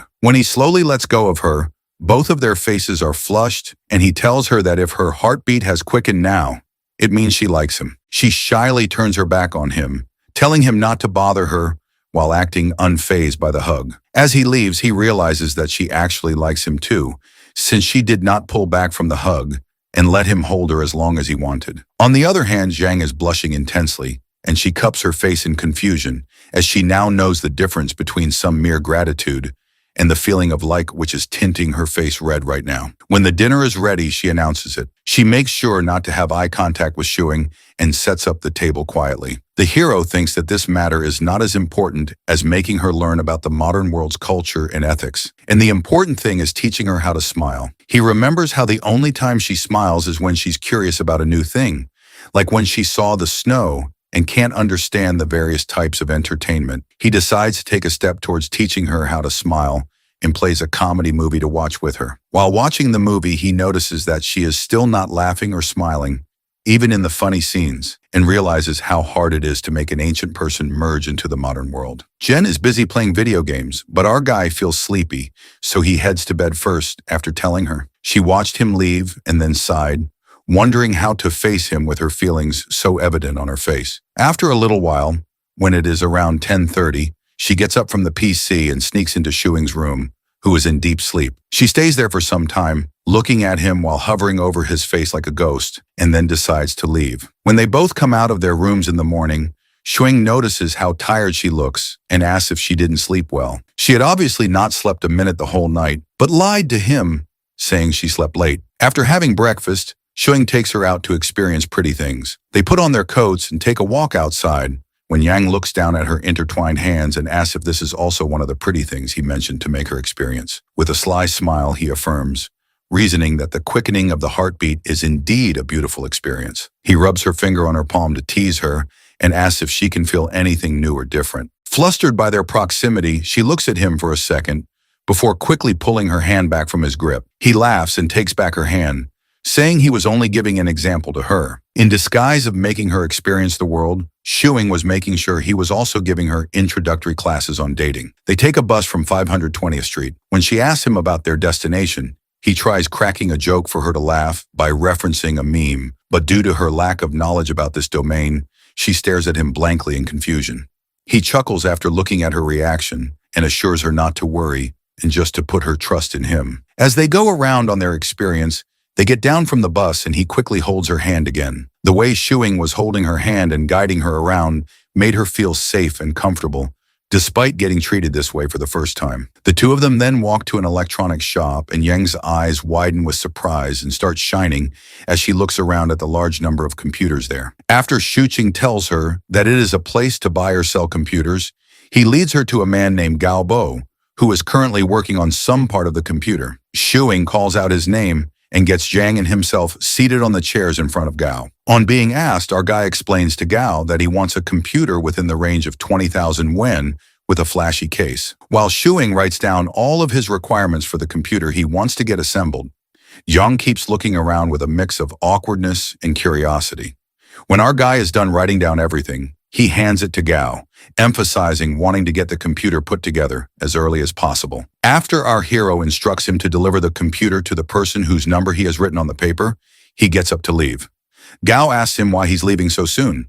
So our guy replies that he is taking his girlfriend around. Shuing instructs Zhang to remember where they are right now and tells her that the place is called Zhangcheng Square. He patiently explains the directions they took to get here, pointing out a few landmarks along the way, just in case she needs to navigate back on her own. The hero also instructs her about the place where she used to work about 2 years ago, mentioning how she was selling alcohol at a small booth set up nearby during festival seasons, creating a fake story about her. It feels strange to him now seeing her like this, compared to the past he barely knows. He eventually asks if she would be able to make her way by herself now. Yang assures him with a firm nod that she knows the routes they took and won't get lost. As they are about to leave, Jen notices a small shop nearby and curiously asks if they can go inside. Juqing quickly stops her and lightly taps her forehead, telling her not to get curious about every little place since wandering around like that can easily waste time. Jung pouts in response but decides not to argue. After walking a bit farther, our bro glances at her and asks whether she's hungry. When she admits that she is, He immediately brings her to a barbecue buffet he had been considering earlier. Once they sit down, Zhang casually remarks that she actually prefers hot pot buffets since the food can be left simmering without needing constant attention, like grilled meat. Shuing laughs and agrees that her reasoning makes sense, finding her practical thinking amusing. He tells her to relax and just focus on eating until she's satisfied. Shuing carefully grills the meat, making sure every piece is cooked just right. While doing so, he tells her that sharing warm food together feels a lot like holding hands, something simple yet meaningful. He adds that a good meal isn't just about filling the stomach, but also about feeling satisfied mentally. Jen listens seriously but then mischievously asks him to bring her some cake for dessert. Shuqing agrees and soon returns with 2 small cakes, one for her and one for himself. Jang takes a bite and quietly wonders to herself, so this is what mental satisfaction feels like. She doesn't say the thought out loud, but a faint smile appears on her face. After some time, our bro tells her about a small game the restaurant is hosting. If they manage to finish all the food on their plates, they can win a prize. He asks if she wants to try, thinking that no girl, even one who lived thousands of years ago, could resist a plush toy. Shuing expects her to be excited. Yang looks over the available prizes and ends up choosing a soft bear simply because its color reminds her of the winter melons she used to eat. When they leave the restaurant, Yang asks what the point of the bear is. Our guy chuckles and says she can hug it when she sleeps, and when she does, she should think about him. Yang immediately threatens to rip the bear in half if he keeps saying such embarrassing things, which quickly shuts him up. With most of their date plan finished, food and some window shopping, only the movie remains. The boy tells her that the theater is a bit far, so they should walk there to help digest the food and save some money. Zhang agrees without any hesitation, which surprises him. He jokingly says that most girls would act shy, stomp their feet, and refuse to walk, wanting to be treated like princesses instead. When Zhang looks genuinely puzzled, Shuing exaggerates the behavior, pouting, stomping, and whining in a high-pitched voice to demonstrate. Janong stares at him blankly, completely unable to understand why anyone would act that way. Seeing her confused expression, Shuing laughs so hard that his stomach begins to hurt. Then he mischievously asks if she would like to try acting coy as well. In response, Zhang lifts the bear again and threatens to tear it apart if he keeps insisting. Our guy immediately raises his hands in surrender and backs off, thinking that maybe her straightforward nature was better after all. When they arrive at the movie theater, Young asks why they can't simply watch movies at home. Shuqing explains that it feels different because they are on a date, and watching a film in a theater creates a completely different atmosphere compared to sitting at home. He points out that whenever they watch movies at home, she treats them too seriously, almost as if she is studying or completing a mission. According to him, movies are meant to be relaxing, not something to analyze like a task. He tells her that inside the theater, they will sit quietly in the dark and simply enjoy the film. Our boy reminds her not to make noise, and if she wants to do something else, she should quietly leave the theater first so she does not disturb anyone. After explaining all that, he suddenly asks in a serious tone whether he can hold her hand while they watch. Jen stares at him in confusion, wondering why he would want to do that. In her mind, her hands are rough and unattractive. She recalls the story of Dong Tusi, who loves his wife even though she is not beautiful and even has 4 children with her. Thinking about it, Yang concludes that our guy must be like Dong Tusi. She firmly warns him not to ask that question again, which startles our guy a little. He wonders how someone so young can be so fierce. Jen then suggests that he should quickly improve his martial arts so that they can properly spar with each other one day. Before she can refuse again, our guy quickly grabs her hand and pulls her toward the theater entrance. Once inside, he introduces her to popcorn and buys a large bucket for them to share. As the movie begins, Yang stares seriously at the large screen. When our guy tries to hold her hand again, she immediately pulls it away. He remembers how they have held hands before and cannot help noticing that she now seems determined to avoid it. Meanwhile, Yang is thinking about how rough her hands are and how unpleasant they must feel to touch. She glances at Shu Qing and suddenly imagines him asking her to have children with him. Embarrassed by her own strange imagination, she quickly shakes her head. Shuing notices the odd expression on her face and wonders what she could possibly be thinking about to make such a face. After the movie ends, they slowly walk out of the theater. Janang suddenly asks why he likes holding her hand so much. The hero does not know how to answer and awkwardly looks away. Janang then stretches out her hand and tells him to hold it properly this time. Shu King senses that she must have gone through some kind of internal struggle before saying that. He carefully takes her hand, feeling quietly thankful inside. Smiling, he calls her his little warrior S and asks if she likes the movie. Yang no Diaz and says it is good. As they walk, our guy tells her that watching movies can actually help improve her thinking. He explains that films can broaden her horizons and help her build what he calls the three modern views: her worldview, her values, and her outlook on life. He says it will be a slow process, but he will guide her step by step. Then, half joking, he admits that he might trick her a little along the way and asks her not to hit him when she eventually realizes it. Jen looks at him thoughtfully, considering his words. Unsure how to respond, she decides to remain silent for now. Shu King wonders if Jang has noticed that she has become a bit empty-headed lately. When she questions him, he explains what he means. When they first met, she was like a wild kitten with its fur standing on end, ready to draw her sword and show her fangs at the slightest provocation. In the months that followed, she began drawing her sword less often, though she still kept her guard up. On the surface, she appeared calm, but she remained cautious and would quietly verify things behind the scenes. However, recently, ever since the day he told her he liked her, she has become much more gullible, believing almost everything he says. Shuing jokes that if he really wanted to, he could easily trick her into kissing him without much effort. Jen immediately tightens her grip on his hand, wondering what exactly went wrong and why she has started acting like that. Our boy calmly explains that it is normal for girls in love to behave foolishly sometimes, especially when it is their first time experiencing those feelings. Yang shouts that she is not in love at all. She is simply enjoying the beauty of the world while simultaneously crushing his hand in her grip. She finally releases him, and our guy admits that he will not rush her to figure out her feelings. He even suggests that perhaps the reason she is acting this way is not because she likes him, but because she has grown dependent on him, much like she once depended on her second miss. Jen quietly admits that he might be right. Zhu Qing then tells her she should learn how to distinguish between gratitude and genuine feelings towards someone. Otherwise, if she keeps being so naive, he worries that he might not be able to resist taking advantage of that innocence to trick her. Janang grows flustered when he leans closer and casually admits that he is falling more and more in love with her. She thinks about how he is practically giving her advanced warning before trying to trick her. Shushing confesses again that it is simply because he likes her. Jang smiles faintly at his sincere words, and the two of them board the bus together. She asks about his hand, wondering if it still hurts. Our guy jokes that she should try using less strength next time. Hearing that, Jang quietly notes that he is already talking about it next time. When they arrive home, Shuing opens the door and is greeted by Winter Melon. He kneels down and asks if the cat is asking for food. After playing with it for a moment, he gives it something to eat while thinking about how Yang still seems completely clueless about anything related to romance. In fact, she seems to understand it about as well as he did when he was in 5th grade. Remembering the awkward times when he rejected girls in the past, he cannot help feeling slightly traumatized by those memories. He soon starts forming a plan.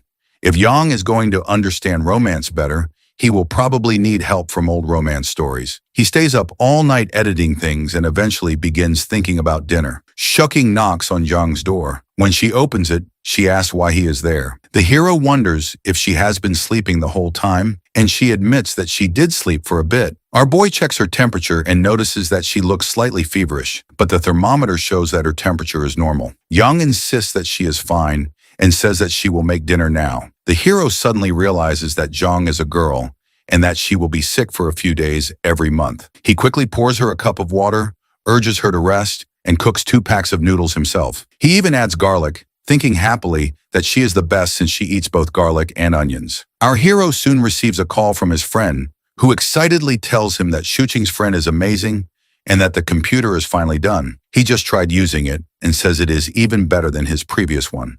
Smooth and incredibly fast. Meanwhile, Yang sits quietly searching on a website about the difference between the feelings of liking someone and dependency, her brows furrowed in deep confusion. After a couple of snowfalls, the coldest part of winter arrives.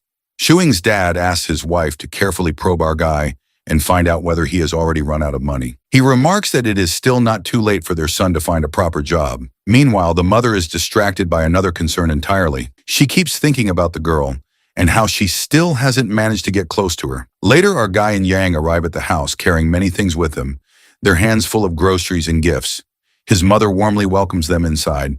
Shuing curiously asks his mom what she is making and proudly tells her that Yang cooks amazing food and could even help her in the kitchen. However, his mother politely declines the offer. Watching his son boast like that irritates our guy's father, who feels that he is being arrogant. The hero and Yang sit down on the sofa to watch TV. Shooting's father quietly observes them for a while, before suddenly asking Yang what she does for a living. Our boy had already warned Jiang that they would not be able to avoid such questions, and told her that if his parents asked anything, she should simply repeat what he had taught her. Jiang follows his instructions perfectly. She calmly explains that through the use of integrated circuits and microprocessors, she connects to online services through a modem and performs high-speed information exchanges with other users on the online service platform. Although Shuing's father does not actually understand anything she says, he pretends that he does and compliments her anyway. Thinking that it sounds professional enough, the hero quickly agrees and adds that the work is extremely difficult and mentally exhausting. Still curious, his father continues probing and asks what she mainly does during her work. Jane calmly replies that she uses a set of number and letter keycaps to coordinate the X and Y positions of the on-screen cursor in order to initiate a sequence of interactions with other users. This explanation impresses our guy's father even more. He thinks Yang seems extremely capable and concludes that our guy must have used up all his luck in life to find such a competent girlfriend. However, he still cannot resist lecturing his son. He tells Shuing that he should join a proper company, hinting that making videos is not a reliable career. According to him, Shuing's videos might be enough to feed one person for now, but they will never be enough to sustain him for the rest of his life.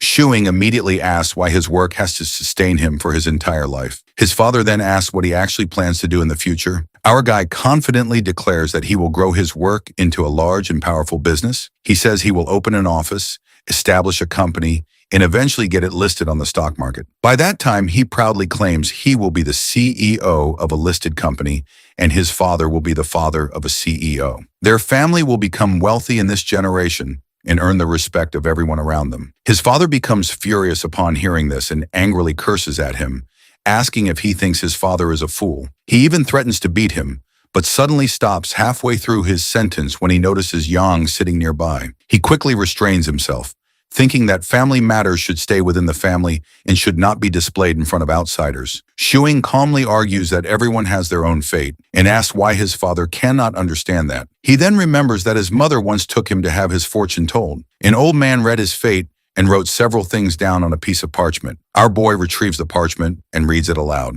It says that he is destined to resist becoming an official, that he enjoys having fun, that he is fair-minded yet aggressive, full of energy, and compassionate toward those weaker than himself. It also says that he possesses the temperament of a tiger. After reading it, our guy firmly tells his father that this is simply his fate and that no matter what happens, he cannot work in a company. Shuqing's father questions why he even bothered taking a picture of the fortune slip. Our guy explains that he wants to keep it so he can later have his girlfriend's fortune told as well, since she believes in such things. Hearing this, his father bursts into laughter, saying that fortune-telling is something only fools believe in. Yet Shuing still takes it seriously. The hero shoots back that the fortune-teller only wrote favorable things about him because he nearly turned into a hooligan when he was younger. His father grows irritated and insists that it was only because he, as the boy's father, kept him under strict control that our guy did not go astray. He immediately argues back, saying that every teenager goes through a rebellious phase, and it was not solely because of his father's discipline. The argument escalates until the father and son stand face to face, glaring at each other intensely. Before things can get worse, Shuing's mother sharply orders them to stop fighting. She quietly pulls her husband aside and reminds him not to cause a scene in front of Yang. With an annoyed huff, the father stands up and storms out of the room. Turning back to Jiang, the mother reassures her that the two of them are simply bickering and that she should not take it seriously. She invites Zhang to sit down and get ready for dinner before leaving Shuing and Zhang alone. The moment his mother disappears, our guy turns to Zhang with a grin and suddenly pushes a peeled orange into her mouth. He praises her performance earlier, saying she handled his father's questions like a professional. Zhang Shili agrees while he continues feeding her orange slices one after another out of boredom. After a moment, Shuing grabs her hand and studies it carefully. He wonders how hands that appear so ordinary at first glance could possess such frightening strength. He cannot help but question whether that power truly comes from her own body or from something else. Zhang becomes embarrassed again when she notices his fascination with her hands and silently wonders why he finds staring at her palm so interesting. Suddenly, Jong grabs his hand in return and declares that she will examine his hands as well. She observes that his hands are noticeably larger than hers and that his fingernails are short, clean, and neatly trimmed. Zuching casually asks if she knows how to read palms. At once, Yang lets go of his hand and denies it, saying she does not know anything about palmistry and that he should not even ask such a thing. Later after dinner, our bro approaches his mother and asks whether he can bring Yang over during the New Year celebrations. His mother wonders if Jong will not be going back to her own home. The hero honestly explains that Jong has no family and would otherwise spend the New Year alone. His mother pauses briefly, making sure that he is being serious. After a short silence, she tells him that he can bring Yang over without any problem. She then teasingly asks whether he has enough money to take care of a girlfriend. The boy proudly puffs out his chest and declares that he definitely has enough. Feeling satisfied, he begins carrying the dishes to the table. When dinner is finished, Shuqing and Jang say goodbye to his parents and prepare to leave. However, just as they are about to step out, a potato suddenly drops out of Jang's pocket. His parents immediately notice it and ask why she is carrying a potato in her pocket. Thinking quickly, Shuqing makes up an excuse. He explains that Yang does not have an affinity with earth elements, so she needs to carry a potato as a kind of talisman. They chose a potato instead of dirt because it is more portable. Without hesitation, he picks the potato up and slips it back into Jang's pocket, carefully hiding the real reason that the potato was actually being used to track her. Shuing's mother laughs at the explanation and jokes that she will cook more potato dishes for Yang next time, since she must really enjoy potatoes. Hearing this, Jong politely bows and thanks her for her kindness. His mother warmly reassures her, saying that she was just as shy when she first met Shuing's grandmother, so there is no need for Jong to feel embarrassed. As Shuqing and Jong finally leave, his mother watches them walk away. In her heart, she feels that the two of them look very compatible together.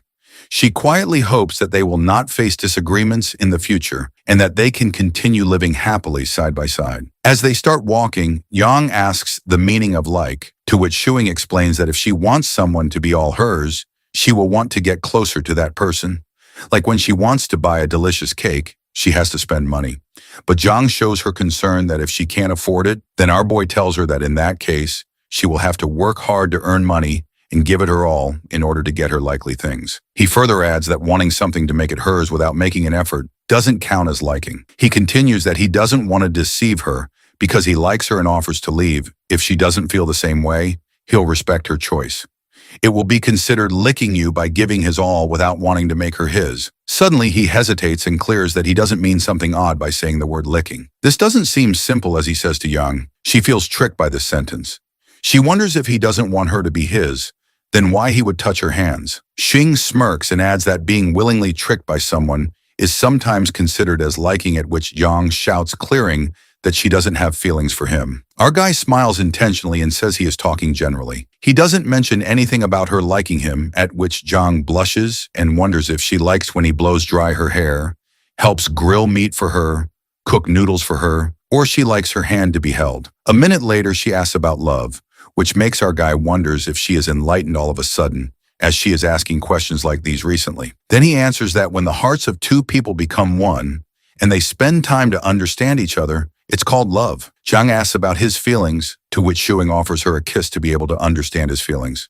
Jang trembles, saying she doesn't believe him as her face gets all red. Later, they left to get home. Upon reaching home, Shuing decides to finish his video edits before heading to bed. Janang sits beside him and asks if he ever thought about what if someday she goes back clueless. Our boy replies that she will be able to make a name in history and become successful as long as she is able to protect her achievements. Jane clears that she is talking about him, to which our guy replies, referring to liking someone as an irrational thing, and her going back doesn't change his feelings. He smirks and asks if there is something between him and her able to go back. Jang blushes.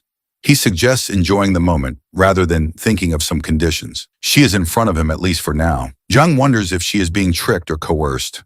Our hero mentions they are in a state of ambiguity as long as she doesn't hit him and hands her a bear, suggesting to hit it if she wants. Jen says that she doesn't believe him and her previous self would have definitely hit him. Shuing offers that she can hit or pinch him if she doesn't like his advances. He won't do it, but Young refuses, at which our hero declares that it could be feelings of liking or else she would be sick of him. This is the part of his plan, and he accepts that he tries to get close to her because he likes her and wants to show off his good parts in order to gain her recognition, which proves that he will treat her well. Jen nervously calls him shameless and dung-tusi. Just then, she hits him in the stomach and leaves with a red face. The following day, Yang offers to teach Shuing a martial art after he mentions wanting to improve his physical strength. However, she trains him with such intensity that our boy begins to suspect she might be taking the chance to get revenge for the other day. Feeling uneasy, he tries to decline the training, but Zhang insists that once he learns the technique, he might finally be able to land a hit on her, instead of constantly being on the receiving end.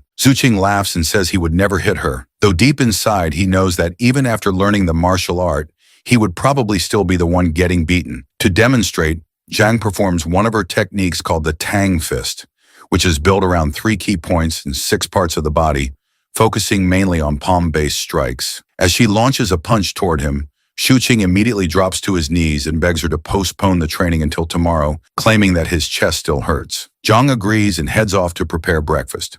While working, Yang starts thinking that if Shuing ever surpasses her martial arts skills, it would mean he truly has talent in this field. If that ever happens, he might stop fearing her completely, since he could simply overpower her and make her do whatever he wants. Meanwhile, Shuqing is still lost in his own thoughts when Yang suddenly appears beside him, startling him and reminding him not to slack off and to keep working hard. Later, before leaving the house, Shuing tells Yanang not to open the door for strangers and to call him if anything happens. Since he expects to return later than usual, he quickly grabs her hand and gives it a squeeze before rushing out the door. The sudden gesture leaves Yang blushing, though she also feels slightly annoyed. After some time, Shuqing arrives at the house of his friend Jun to remind him about their upcoming class reunion. Jun had completely forgotten about it and asked our guy to come inside while he changed his clothes. The hero hesitates, half expecting to walk into some inappropriate scene, but Zun quickly explains that he recently broke up with his girlfriend. He even asked Shuqing if he did not see the posts about it. Once Jun finishes getting ready, the two of them head out to meet their former classmates. During the trip, Zun complains about how his girlfriend suddenly dumped him without any clear reason, describing the whole relationship as a complete mess. Our boy then casually asks about his car, since he came specifically hoping to get a ride. Jun awkwardly admits that he cannot afford it anymore, after getting into a fight with his father and losing financial support. Slightly annoyed, our guy suggests that they simply take the train instead. While riding the train, Jun suddenly notices a girl carrying a yellow handbag that looks strangely familiar. Moments later, the girl angrily calls out to him, confirming that she is actually one of his ex-girlfriends. Nervous, Jun tries to ease the tension by speaking sweetly to her. When he notices several paintbrushes in her bag, he recalls that she used to enjoy painting. Instead of being impressed, she responds with heavy sarcasm. Trying to avoid further awkwardness, Ziyun quickly suggests they not dwell on the past and asks how she has been lately. She calmly replies that she has been doing well, eating properly and staying healthy. She then looks at him and comments that he, on the other hand,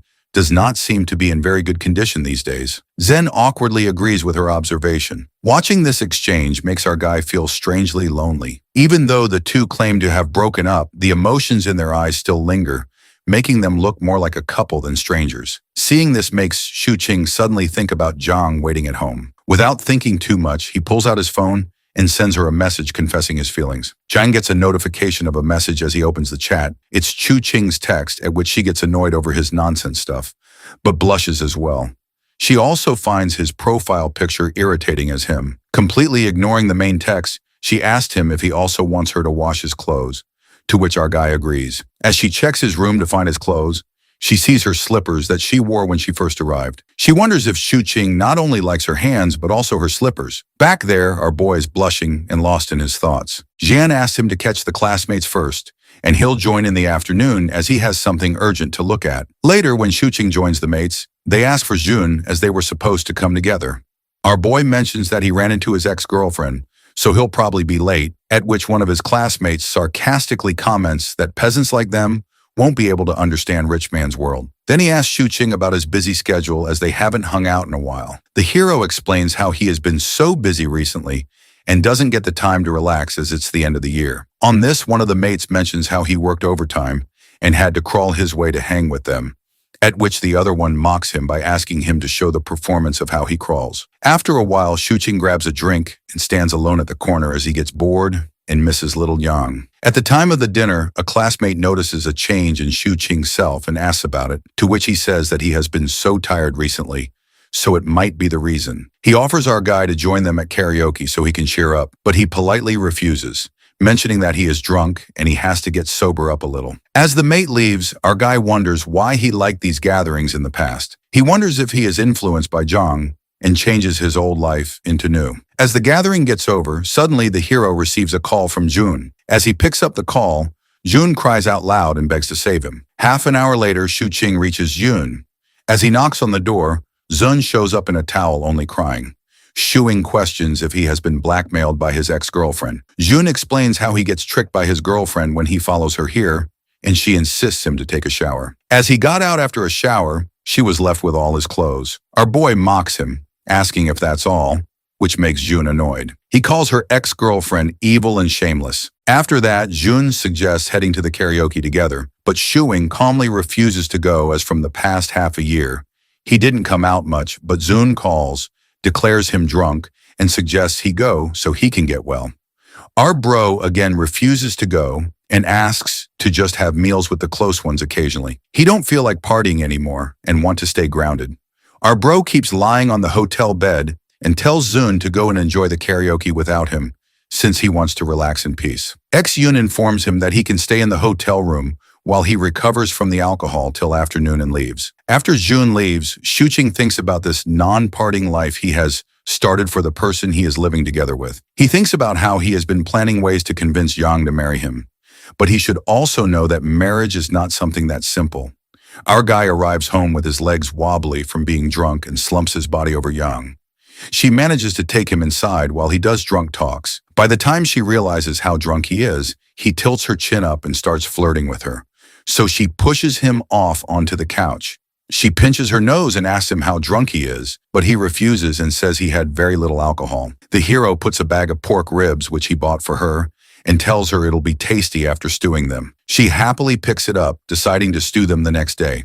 When she notices him still sitting on the couch, she asks him why he isn't going to sleep in his room. So he says he will go after a while. Later, when Yang is using the computer, she comes across something named the Golden Lotus, a mature movie on the computer, and asks him about it. He lunges towards the computer from the couch and immediately deletes it. When she asks the reason for his actions, he makes up a lie, saying it's related to reincarnation, which would be so much for her to watch right now, since her knowledge is still low. Shuing can't believe how Yang learned to check the download history, and asked him why he deleted it if he could just forbid her from watching it. He replies that he has just hidden it for now, and sigh at how narrowly he dodged the bullet. After a while, Yang finds him asleep on the couch and puts a blanket over him. She looks at him closely until suddenly she is hit by the flashbacks of him getting close to her in order to flirt. She immediately pulls herself back from him and runs away to prepare dinner as a distraction from her flustered self. Quite later, Shu Qing finally wakes up from his deep sleep on the couch with a heavy head. Zhang is watching some movie on the computer while having her dinner and tells him that she has prepared porridge for him instead since she suspected he would have a hangover. He smiles to himself at the fact that she deeply cares about him in secret, like putting a blanket over him and preparing porridge for him. Shu Qing gets up from the couch and notices that Yang is watching one of the movies he had selected for her and tells him the context about it somewhat resembling her era. When he mentions things changing over time, she wonders if second Mrs. words have also become outdated over the course of time. When Yang has left the computer to take a shower before bed, Shuing sneaks up onto the chair to check out her search history once again, since he feels a bit off about her once again. However, to his surprise, when he clicks on the search engine, he finds out that her search history has been cleared. John comes out of the washroom after taking a shower with a towel over her head. Our boy can't help but have his eyes follow her as she walks from the bathroom door to the dining table across the room behind him. Intoxicated by her beauty, he tilts his head backward to look at her and says he'd be involved in a crime if he wasn't afraid of getting killed by her. Jen asks him what he'd have done to her if she was defenseless when they first met, so he answers that he'd have handed her over to the security,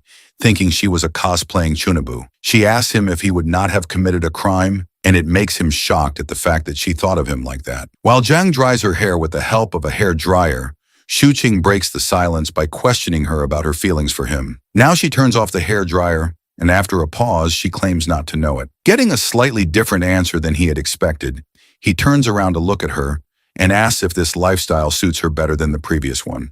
When she claims to like this lifestyle better, he tells her how he finds the world quite exciting and she will get it too when she has turned into a modern person like him. He tells her how he feels so ordinary after comparing himself to others, and this makes an awkward silence between them. When she doesn't say anything, he asks her if she doesn't have anything to say.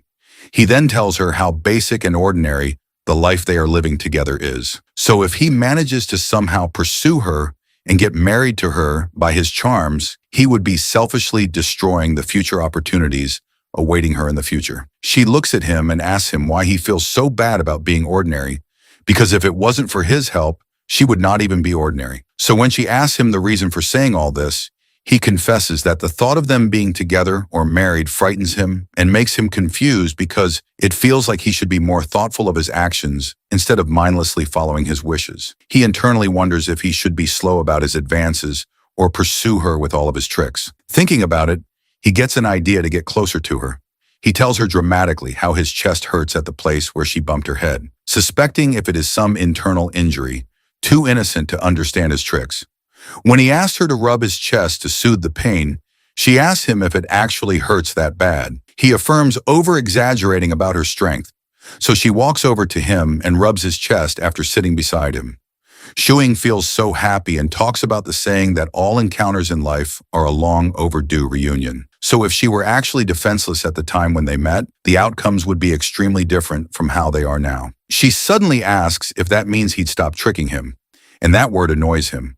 So he tells her to remove that word from her mind. Zuking thinks how the whole day he was only thinking of ways to marry her and convincing his parents in case of any unfortunate scenarios. But all she could worry about was him tricking her. He decides to keep her close for now, but when he tries to pull her towards himself, she won't budge due to having a firm sitting position as a martial artist. Shu Chung can't help but feel embarrassed, so he excuses himself instead and goes for a shower. Janong's cheeks flushed as she debated whether she should have let him pull her closer. On the flip side, in the shower, our boy thinks to himself that maybe he is now just a little far from it, or else she would not have given him such a hint. Stepping out of the shower, he spots Yong using the PC even when it's already past 10 o'clock. But she assures him that she will be sleeping after looking into something, as he figures that since the mood had already changed, he might as well do something productive. Skyscrapers weren't built out of thin air. They rose from tons of layers of hard work. So, settling onto the sofa with his laptop,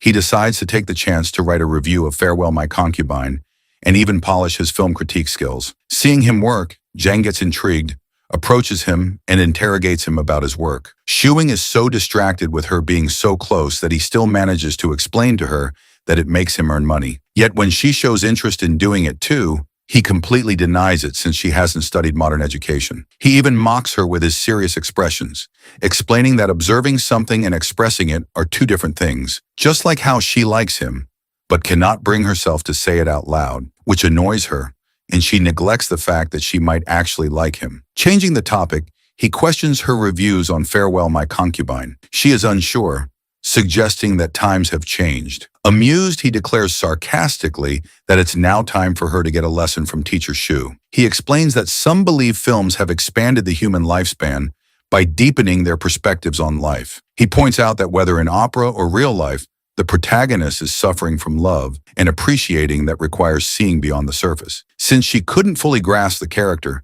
she isn't really connecting with the film or its actual meaning. And that's why she needs to read and watch more to understand the deepness behind the movie or the character. She is listening to him carefully, but obviously Shuing can't really hold on to a serious conversation and wants to express his feelings towards her. So, in his teasing, playful tone, he asks if she enjoys looking into books. But when she is unsure of her answer with a grin, he challenges her to guess who enjoys looking at her. This confuses her. Before she could comprehend without hesitating, Shuing demands a hug. And when she says nothing, he hugs her immediately, whispering into her ear that he will always be greedy for her and promising to become a gentleman for her in order to support a family. And then he goes to bed, leaving her cheeks flushed with shyness. The next morning, Shuing is looking into his savings. the ones he has been doing since his university days. 40,000 watts, as he has been thinking about settling down after Jong has entered his life. After liquidating a large portion of his stock investments and avoiding the bear market with minimal losses, he reflects on his earnings. He estimates that his uploaded videos can make around 4,000 to 6,000 yuan, but the income is unstable. His film reviews aren't getting him money either, as he's still building an audience. Realizing the need for progress, he decides to speed up his work and attract more attention, aiming for more views, likes, and engagement. He can relate to the old man's advice, not wanting to live a mediocre life. And if things go this way, he should search for a job. His thoughts are interrupted when Yang informs him about food being ready.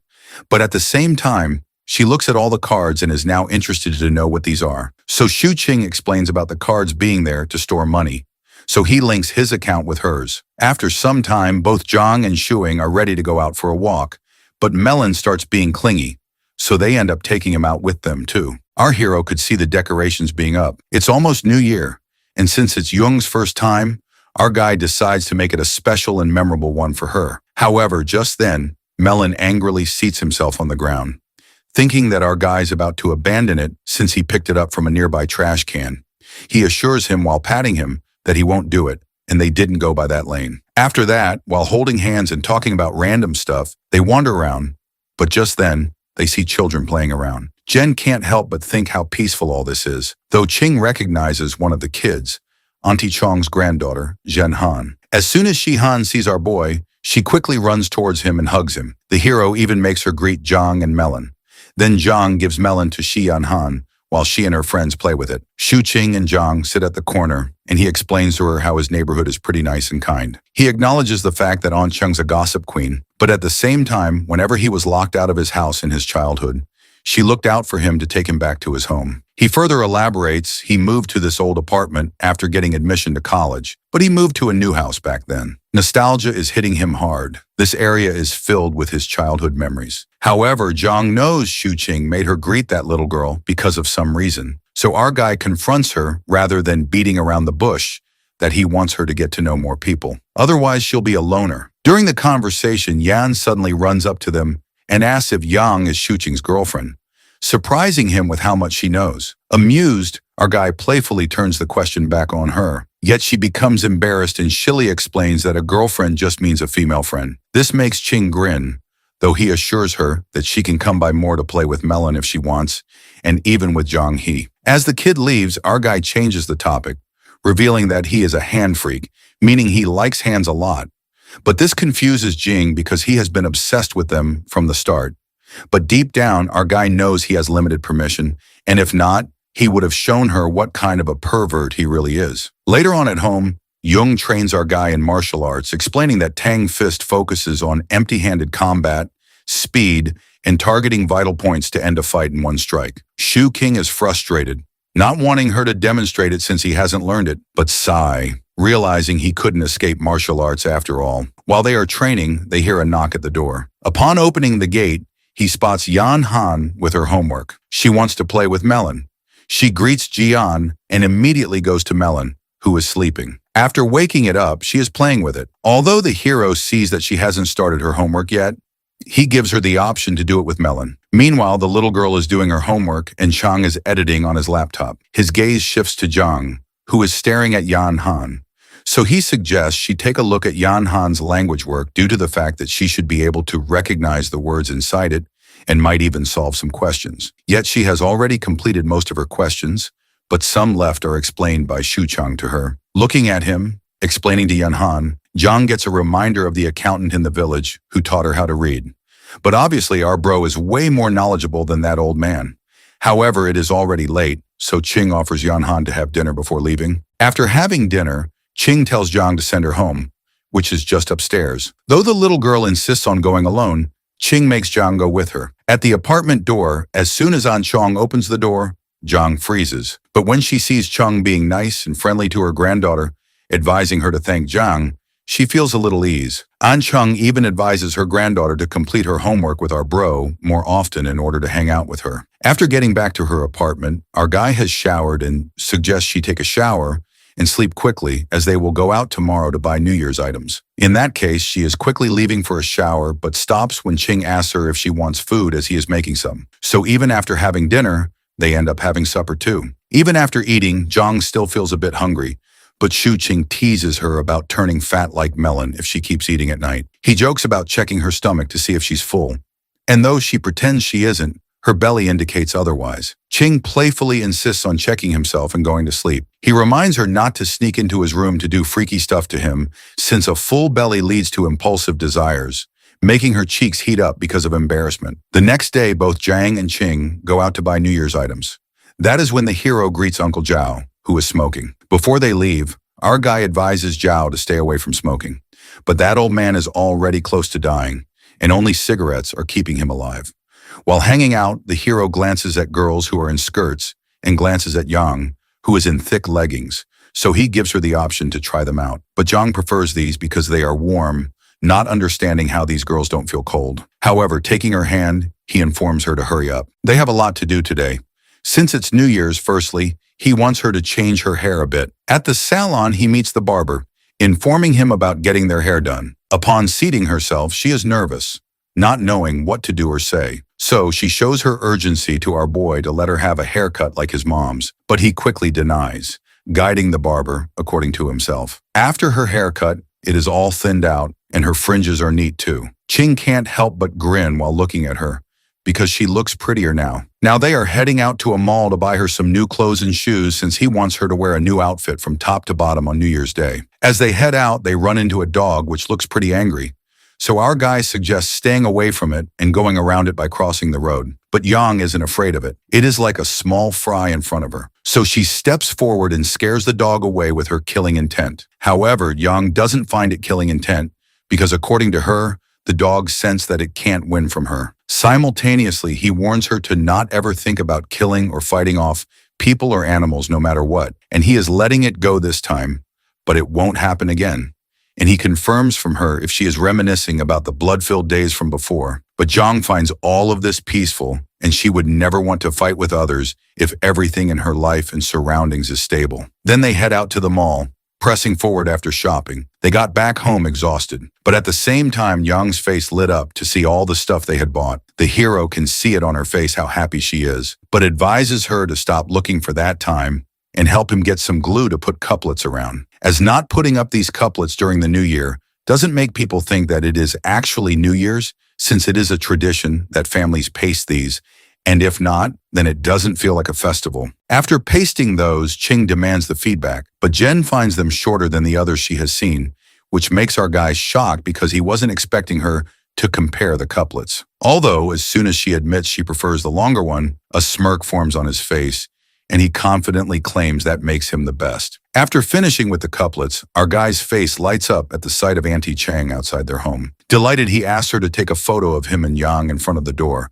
which is framed by the festive red paper. Happily, he quickly grabs Zhang's hand and poses for the picture. Meanwhile, Yang stands stiff, and her expressions are unsure as the camera clicks. After clicking and glancing at the picture, Auntie Chung comes closer and wonders aloud if they're ushering in the new year here. When our guy agrees in response, she chuckles at the thought, ushering in the new year while already living together under one roof. They will definitely be getting married very soon. Chuckling, she heads out with Yan Han, leaving those two alone. Inside the apartment, Qing puts the fish on the stove for cooking, and then both of them take a sigh of relief, especially our hero because he is very tired. He glances at their photo for a moment from before, then turns to see Yang. He is sitting beside him, quietly eating some nuts. Noticing this, he leans in and demands to have some too while blushing. Confused, she reaches to give him one.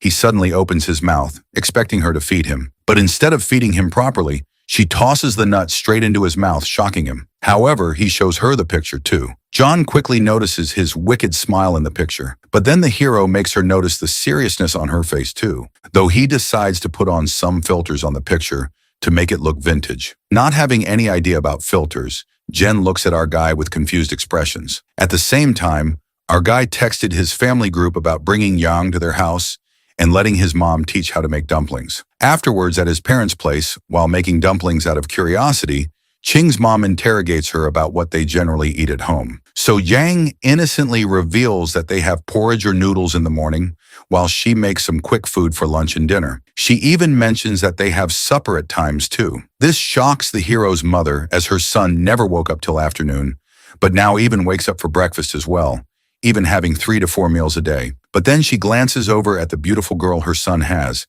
making her realize that maybe living with a girl changes a boy. In the other room, Ching and his dad are munching on some snacks, and that is when they hear a knock. Upon opening the door, our guy spots Hyozi, who has bought some goodies for his friend's dad since at his home they couldn't finish those. Hyozi is shocked to see his friend, yet our guy acts clingy with his friend. In the meantime, his dad is frustrated to see his son's friend getting benefits from working while his son doesn't even work. So ignoring them, he walks away to sit on his sofa. The hero brings up the girl Hyozi met through matchmaking, curious about how things are with her. But it probably didn't go well since Howie brushes it off quickly, telling him to change the subject for now and assuring him to explain everything later. Their conversation is interrupted when Ching's mom thanks him for bringing all the stuff and offers him to stay for dinner as she made dumplings. Hyozi begins to deny, but as soon as he notices Jong making dumplings, he grabs our guy, annoyed by the fact that he is way too capable since Hyozi's girl wasn't even genuine, and they force things out. But at the same time, his friend's girlfriend is making food at his parents' place, though he then begins to leave, which makes our guy shocked because he expected his friend to investigate more. But what is there to even investigate when a girl is making dumplings in his home? However, before leaving, he instructs our guy to spend some time with his dad. Hyozi won't be home at New Year's because of his assigned duty somewhere else. Later on at night, at first, Jong is a little hesitant to eat. It is her first time trying out dumplings, but when Ching's mom assures her to eat up, she starts eating instantly. She finds the girl pretty pitiful, but at the same time genuine too. She is quite happy that she ate so much food. But at the same time, the dad's reaction is quite the opposite. He frowns, thinking if his son actually brought his girl to their house so that she could have that much food for free. After arriving back at their apartment, our guy is happy that Yang has finally learned how to make dumplings, though Jong needs a little more practice to be perfect at making it evenly. Sitting on the sofa being relaxed, he explains to her that in the north eating dumplings on New Year's is a must, just like sticking couplets on the walls. He explains it's like how people eat mooncakes during the Mid-Autumn Festival and rice dumplings during the Dragon Boat Festival. If they don't have dumplings for the New Year, it just feels weird. It's not only the time they live in, but also where they live that shapes how they see or differ things. Though Jong finds it fishy, thinking there is more to it. Knowing he gives off lectures and speeches just to trick her into hugging or holding his hand, so him not asking her to do it is kind of shocking and suspicious for her. Ignoring that feeling, she goes to use her computer. Yet our guy can feel her being weird, assuming that she might have been in shock to see him being that much knowledgeable. Seeing her busy on her computer, he goes for a shower. Janang is checking different websites, and that is when she encounters a video of 2 people kissing. She turns crimson red, shivering with embarrassment. Upon getting out of the shower, our guy noticed her acting super weird, but still told her to shower. Jen stutters, informing him about showering later. The hero could see the tint of red on her cheeks but doesn't understand what is wrong. He looks into her computer and finds her looking at the new, confused if that made her blush or something. Not digging deeper into it, he works for some time and then heads to his room to sleep. As he slams his door shut, Jen can't help but feel this void inside her. He didn't even touch her hands before going to sleep. Instantly, the door of his room opens again, and he wants to know if she won't shower at this time too, since it is too late. After he gets to know that she will wash her hair, he waits for her so that he can blow dry it like always. As soon as she gets out of the shower, he blow dries her hair. Noticing her being quieter than usual, he interrogates the reason behind it, assuming that she might have been upset about him not blow drying her hair earlier, assuring her to just say it without hesitating, because if she won't let him, then obviously he will not get the hint. She can't help but think of beating that teddy bear because she is so pissed at him. Yet it is obviously not the reason. So she stays quiet, thinking that he will eventually trick her into something. So there is no need to make all that happen right now or to confront the reason. The next morning, Young is making fish while looking at its recipe on her phone. When our guy walks to her, she expresses how modern she feels about herself and is quite impressed about hiding her true self. Even his family yesterday didn't get the hint about her difference. This statement makes Ching a little suspicious because hiding her true self, what is that supposed to mean? He wonders if she is still planning to run away. Although his thoughts are interrupted when he sees her being all red, while blushing and revealing that she likes being with his family and loves when the four of them are together. Ching has literally removed all the old stuff and replaced it with the new things they both bought earlier. And he is pretty impressed by himself. He glances over at Zhang, who is on her computer, thinking that it is like she has been reincarnated or is a newborn since it is her first New Year's ever. However, he then suddenly remembered one of her statements from last night about feeling modern. Curious about her search history, because he would have figured out what she meant, but now she is smart enough to remove it. He approaches her, and that is when she innocently points out the person on her screen, wanting to know what that is. Like a child, the hero explains to her that he is streaming to earn money. It is like him playing a game and people watching him play it. Finding it interesting, she reveals wanting to do it too. But when Ching denies because of her identity still being sensitive, she confronts her about her research, explaining that her research tells her that she can purchase a fake identity from remote places. However, our guy isn't in the agreement for anything illegal and suggests she obtain an actual identity card. Though she has no idea if there is really a way to get a proper one, our guy assures her that a solution will naturally occur once she knows how to properly live in this world. He then goes over to the sofa. While playing with Melon, he realizes that Zhang has actually improved. Before, she always listened,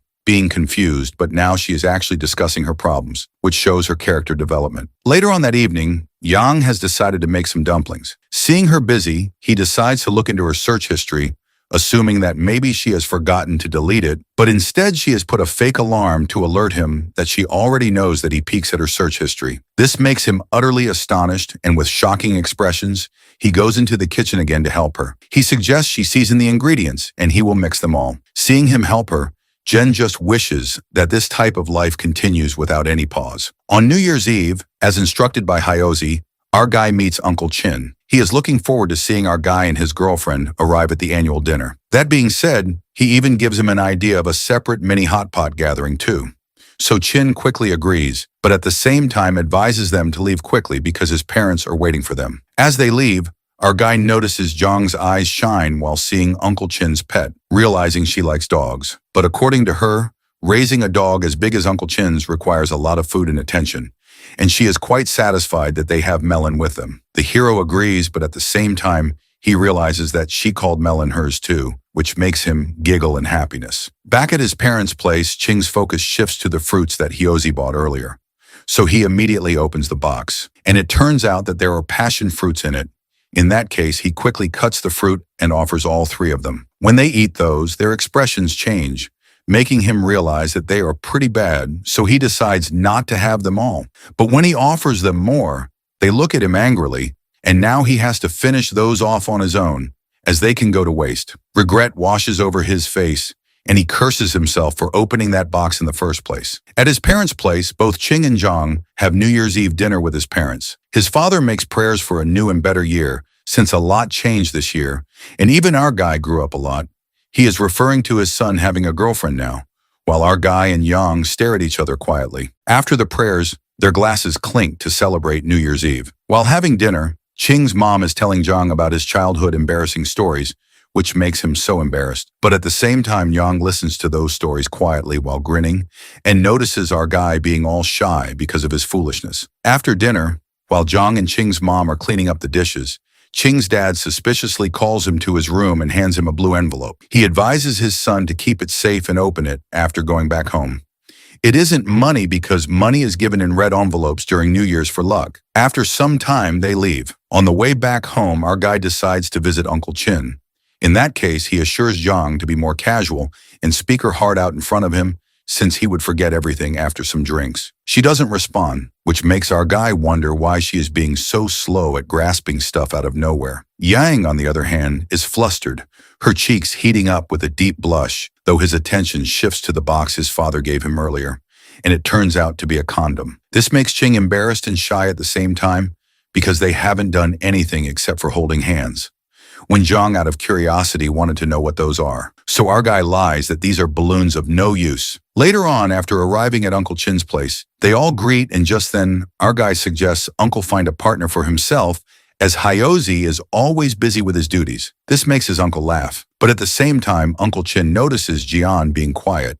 So he jokes about her and our guy getting married, as they are even celebrating New Year's together, and questions her about her whereabouts. And with Ching's telepathy, She shilly tells him that she is from Join. They all then keep talking about different stuff, and that is when Hyose's dating life topic is brought up. Jung is quietly looking at the television where wishes of the new year are being announced. She can't help but feel something is not right. On their way back home, our guy teases Jung about the gap between her and modern people. Confused, she asks him to explain, but instead he grabs her hand and intertwines his fingers with hers, telling her to figure it out herself. She doesn't really give anything a thought. Instead, she blushes, acknowledging the fact that she loves a life like this, always wanting to rely on him. After getting back home, our guy is casually watching the television. He is happy about catching the tail end of the New Year's special show and even reminds Xian to wear her new clothes tomorrow.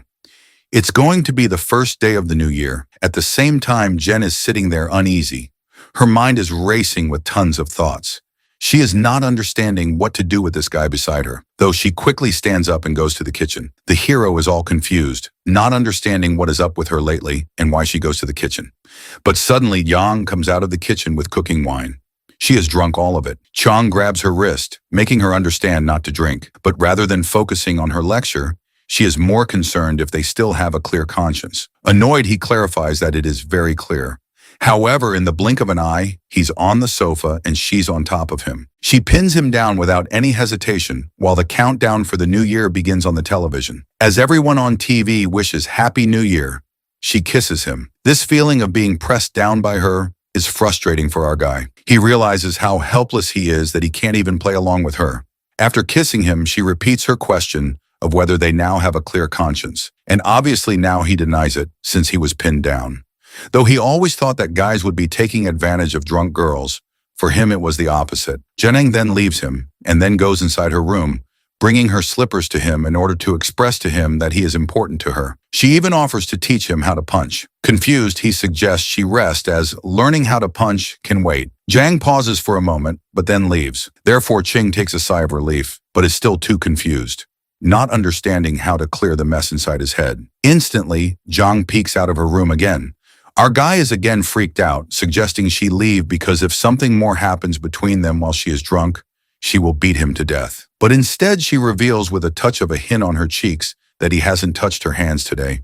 And when he does, she quickly goes to her bed. She is stunned, too shocked to see this side of her, doubting that she would try to leave tomorrow because of shame, so he locks all the doors and windows. The next morning, the first day of the new year, Yang seems to be in a really good mood while wearing her new clothes. On the flip side, Ching secretly watches her from his room, finding her being normal more weird. Gathering all his courage, he approaches her and questions her if she remembers what happened last night. The question makes her blush, but she still manages to tell him that they no longer have a clear conscience. Ignoring that, he spots her dressed in her new dress and realizes that he went to bed like that and didn't even shower since yesterday.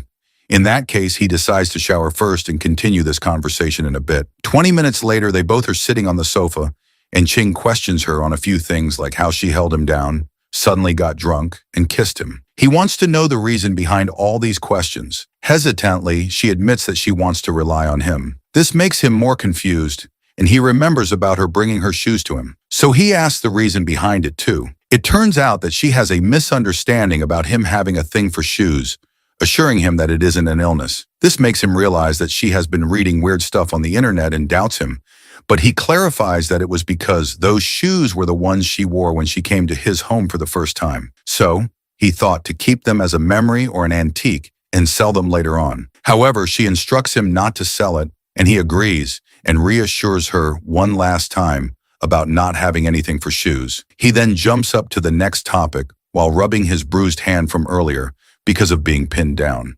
She said about relying on him, so he questions her about whether relying on him means pushing him against the sofa and kissing him. Yang narrows her face. Her face turns crimson red, and she declares that they don't have a clear conscience after a kiss, and in that case, she is his girlfriend now. Hearing that, Ching also blushes and now can't help but demand a hug from his girlfriend. As he extends his arm, she slides near him, and they finally hug, the actual hug that Ching always wanted. While hugging her, he acknowledges the fact that his thinking about relationships is quite different from hers. Zhang doesn't really put a deep thought into it, because what they have right is what she wants forever. And Ching agrees to her, but at the same time, cupping her face, He confronts that he wants a modern. Zhang has his wife, not someone confused who will be having children just for a stable life. He even hopes that she learns how to smile. And when she hears that, she tries to smile forcefully, which is totally weird. He acknowledges the fact that she has a pretty smile, but she doesn't have to force it.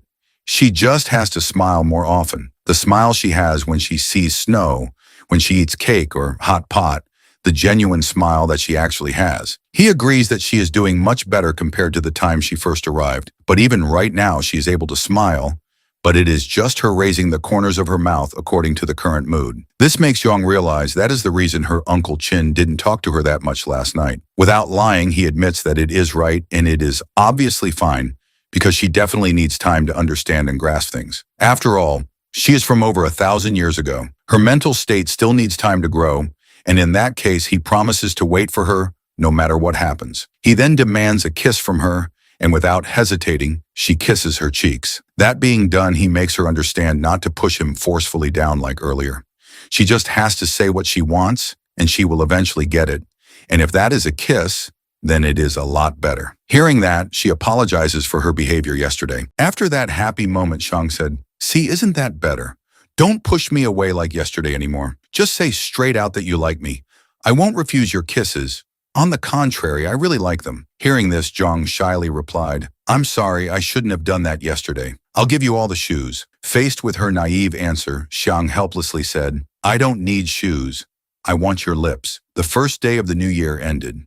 In Zhang's hand was a beautifully decorated red envelope. Uncle Tan said to her, "This is a beautiful pair of mandarin duck red envelopes, isn't it?" Xiang, sitting beside her, also chimed in, "Uncle prepared it for you." This was the first time Zhang had seen this type of red envelope, so she was very excited, carefully examining every detail on it, saying, "Thank you, Uncle." She gently squeezed the envelope, feeling it was very thick. Uncle and Aunt also gave me one this thick. At this rate, I'll have a lot of money to spend after the new year. After wishing Uncle's family a happy new year, the two of them went downstairs to leave. As soon as they reached the stairs, a young man leading a bicycle approached. It turned out to be Hao Zi. Xiang warmly greeted him and asked Hao Zi, "Finished your shift?" He replied, "Just finished." Xiang's eyes sparkled like stars. He proudly showed 2 mandarin duck red envelopes to Hao Zi. "Look, mandarin duck envelopes. How did you get these? When are you bringing your girlfriend home to meet your parents?" Hao Zi blushed with annoyance, thinking to himself, "Damn it. If this guy finds out my girlfriend is just in name only, he'll definitely tell my dad. I can't let him find out." Thinking this, Hao Zi decided to go home. "I'm not arguing with you anymore. I'm going home to sleep." Xiang still smiled brightly and said, "Happy New Year." On the snow-covered road, Zhang asked, "Can you help him solve this issue?" Xiang replied, "He's a police officer with limited authority. It's difficult. Regardless of his position, if more people know about his situation, it will be safer. That's always beneficial for our goals." Zhang looked at him meaningfully. She gazed at the distant sky and said, "That's good," Xiang asked, puzzled. "What's good?" "For the past 6 months, we've been working towards a common goal, and that makes you very happy," Zhang replied, then suddenly hummed a few romantic lines for Xiang to hear. He was touched, his cheeks flushing, as he asked, "Really? That's all I know for now." To reciprocate Zhang's sweetness, Xiang looked around. The next moment, he kissed Zhang's cheek and excitedly said, "Wonderful." However, Zhang lowered her head, her body trembling, and shouted, "You rascal!" The scene changes to Hao Zi's house. A steaming hot bun is picked up with chopsticks, and he eats it deliciously. He exclaims, "So good. Homemade buns are still the best." Sitting beside him is the uncle who gave Zhang the red envelope, who is also Hao Zi's father. He's playing with the dog Tyrant. "You must try harder. Even though you're grown up, I haven't neutered you yet. I'm waiting for the day you find your soulmate." Needless to say, this wasn't directed at the dog, but was implying something to Hao Zi. The old man continued, "I've placed all my hopes on you, hoping to have an heir to continue the Qin family line soon." Hao Zi didn't realize and instead said, "Dad, Tyrant is a girl." Hao Zi's father replied, dissatisfied, "I'm not talking to you, just eat. After you finish eating, go to Uncle Hua's house to wish them a happy new year." Following the instructions, Hao Zi went to his uncle's house to wish them a happy new year. "Happy New Year. Happy New Year, nephew. Let's chat for a bit. As a police officer, you have to work even on holidays. It must be tough for you." Zhang's mother took out a thick red envelope and said, "This is a red envelope for your girlfriend, but it seems she's too busy to come. I'll make an exception and give it to you this time. Hao Zi immediately became flustered because there was no girlfriend at all. It was just a name he made up. Hearing this, Hao Zi waved his hands in refusal. I can't accept it. I'm grown up now. She stuffed the red envelope into his pocket and said, do you have someone in your heart yet? If you're still single, I wouldn't give you a red envelope. Time is running out, she advised. Bring your girlfriend here to visit next time. Hao Zi sighed and replied, of course, I'll definitely bring her next time. Being asked about his love life, Hao Zi became dazed. He recalled the past months being urged every day to find a partner. Thinking about the day he would bring a girlfriend home, he wouldn't be nagged anymore. Once they see her, they won't keep pestering about marriage. Life is so difficult. The Hua couple witnessing this scene were also a bit confused. Before Hao Zi pushed the door to leave, Shang's father asked, do you know what Shang is doing these days? He's a TikToker, uncle. Can I borrow your phone for a moment? Hearing this, the uncle handed him the phone. After searching for a while, Hao Zi showed him an account with a Doraemon avatar saying, this is Shang's account, uncle. The couple curiously opened it to see. Seeing his son's long, incomprehensible name, the uncle scolded, what the hell is this? Hao Zi explained to Shang's father, he can't use his real name, Shang. This name suits him well. Then he operated the phone a few times and introduced, this is his personal page. Below are the videos he posted. If you want to watch any video, just tap on it. Realizing she could get information from here, Shang's mother invited Hao Zi in. Come in and sit down, nephew. The boy only said he's making money. We basically don't know what he's doing. This is an opportunity to find out what he's up to. The videos played one after another, all showing kissing scenes. After watching, all three were stunned, perhaps shocked. Shang's father threw the phone on the table, scolding, is this kid just doing these nonsensical things all day? Hao Zi knew he had caused big trouble, thinking to himself that everything was ruined. Meanwhile, Shang was unaware of what had happened, still going with Jiang to wish others a Happy New Year. Auntie, Happy New Year. Jiang also stepped forward and bowed. Happy New Year, Auntie. The aunt smiled happily. You look so radiant. Happy New Year. Suddenly, Shang sneezed, a very loud sneeze. Someone must be talking behind his back. After exchanging New Year greetings, the three went inside to chat. Shang spoke first. Auntie, when will Yen Yen come back? Jiang really likes her. The aunt replied, she'll be back after the New Year. Little Yen has to stay at my house for another half month until school starts. If Jiang likes children, you two should have one soon. Shang laughed loudly. You're right, Auntie. Get ready to receive our wedding invitation. In contrast, Jiang glared at him affectionately, looking like she might hit him. They started arguing again. However, the aunt spoke up. By the way, how did you two meet? Did you meet online? This question interrupted their argument and broke the atmosphere. They both looked at the aunt awkwardly, then at each other. Then each started explaining the reason. No, Auntie, we met in Zhangcheng. I pursued her for 3 years before succeeding. 3 whole years. The aunt replied, 5 years would be worth it, let alone 3. That's wonderful. At this moment, the uncle brought out a plate of fruit to serve the guests. Shang quickly said, Uncle Wang, you don't need to be so formal with us. We'll be leaving soon. The uncle replied, talking to this old lady must be boring. Make yourselves at home. Have some fruit. Well then, if you insist. After a morning of New Year visits, they finally returned home. As soon as they got home, Shang asked Jiang, do you know what online dating is? Jiang tiptoed to get a bag from the top of the fridge, replying, of course, as soon as I open my phone, it shows up on the website. I basically don't need to search for it. The waiting pet cat also got to enjoy a full bowl of food. Shang worried, not knowing if her web browsing was a blessing or a curse. He thought she was still innocent, but she's already been corrupted. The next second, he walked toward the sofa. Shang chose to lie on the armchair because the morning of New Year visits had exhausted him. He said, actually, I prefer long socks to slippers, especially the thin, long black ones. Simple design. Then his eyes looked a bit puzzled. Jiang sat beside him, also looking at him, then turned away, responding disdainfully. Shang started teasing her. Your attitude shows you know exactly what type I'm talking about. She innocently replied, it's the type I saw on the street the other day. This answer stunned Shang. A simple stir-fry meal was served. He picked up some food and said, I swear to heaven, I'll never have any thoughts about other girls. I'm not good at flirting. I just occasionally admire long-legged girls. It's instinct. Jiang seemed to pay no attention to Shang's rambling. She picked up her chopsticks and rice bowl, saying, it's okay. Sometimes I like to look too, although it's a bit shameless, but it's really beautiful. For some reason, the girl's face suddenly turned red. Jiang immediately asked, beautiful how? "Do you want to try?" It turns out he had been harboring a plan for black stockings. Zhang refused. "No, I want to keep it." That night, Zhang quietly sat in front of the computer. He was searching for a keyword called Lily. He wondered, maybe she wants to try. Looking at the little girl, Zhang thought to himself, so smooth and silky, who wouldn't want it? Then he said, "Then I'll buy 2 sets so you can wear them comfortably." Zhang replied, "But I don't want to wear them." "It's okay if you don't want to." He said that outwardly, but inside he was already prepared. Buy them first, even if she doesn't like them now, she might want them later. Said and done, he had already paid. The goods were being prepared.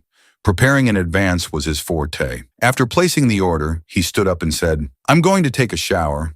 Later we'll open the red envelopes together to see how much money we got today." Then, Zhang asked again, "Do you want to shower together? We can save water." The little girl blushed, panicking and shouting, "I don't want to." Grabbing a pillow, she threw it straight at Zhang. The moment to open the red envelopes had arrived. They sat down excitedly to open them. 2 thick red envelopes were taken out. Seeing the thick wad of cash in her hand, Zhang was very moved. She handed all the money to Xiang, saying, "This money is yours, I can't accept it." Xiang looked at her with loving eyes. "You're my girlfriend. If you don't take it, who will?" Then he gave the money back to Zhang. Then Xiang hugged Zhang's shoulders, saying, "We're dating now. What's mine is yours, what's yours is mine. Just consider this as a contingency fund, like the spare blanket Aunt 2 gave us, stored under the bed. Take it out when needed." The little girl lowered her head, shyly saying, "I still owe you a lot of money." Seeing this, Xiang consoled her. "Come on, don't mix the 2 things together. Let's not talk about that anymore. Should I teach you how to kiss?" Hearing those sweet words, the little girl's mind started spinning again. On the sofa, Xiang was guiding Zhang. "Close your eyes." He deliberately put his hand on her shoulder, full of teasing.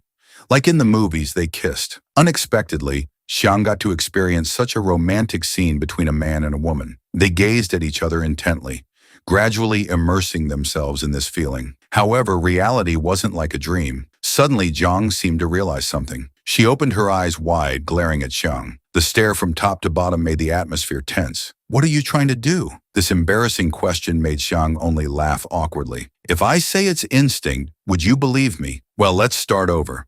Of course, Zhang wouldn't agree. She turned away saying, "Forget it." She even asked a suspicious question. "Do you want me to get pregnant?" The male lead was once again stunned by Zhang's question. Xiang took a moment to calm down and explain, "No, I just wanted to hug you. How could you get pregnant? Come on, just one kiss." Nevertheless, Zhang flatly refused. "I don't want to. I want to go to sleep." Along with the goodnight wish came the sound of a door slamming shut. Faced with this confusing situation, Xiang could only scratch his head in bewilderment. Does this girl know how to kiss? But he quickly dismissed that thought, focusing instead, "Well, while I'm not sleepy yet, I'll do something else. First, let's check the video reactions." What Xiang was about to watch turned out to be a steamy scene from a movie.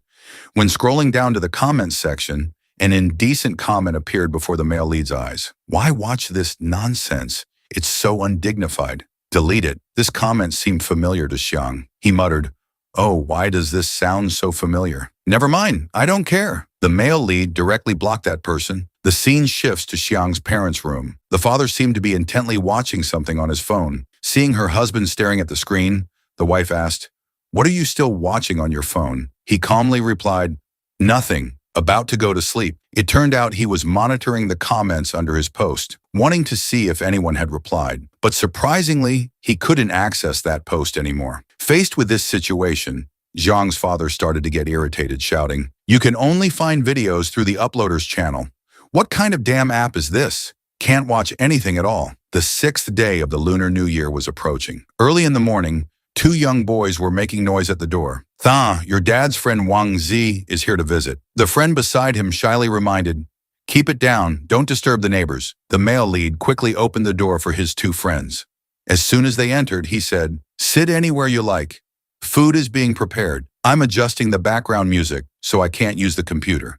If you want to use one, there's only the laptop." Wang Zi suddenly acted arrogant, putting the male lead in a headlock, saying, "Hey, you go play games." At the same time, Zhang brought out a plate of food. She seemed not to understand why these guys were hugging each other. As soon as he saw the girl, Wang Zi pretended to be gallant. I mean, how have you been lately? Long time no see?" The male lead was exasperated by Wang Zi's talkative nature and had to remind him, "Be quiet.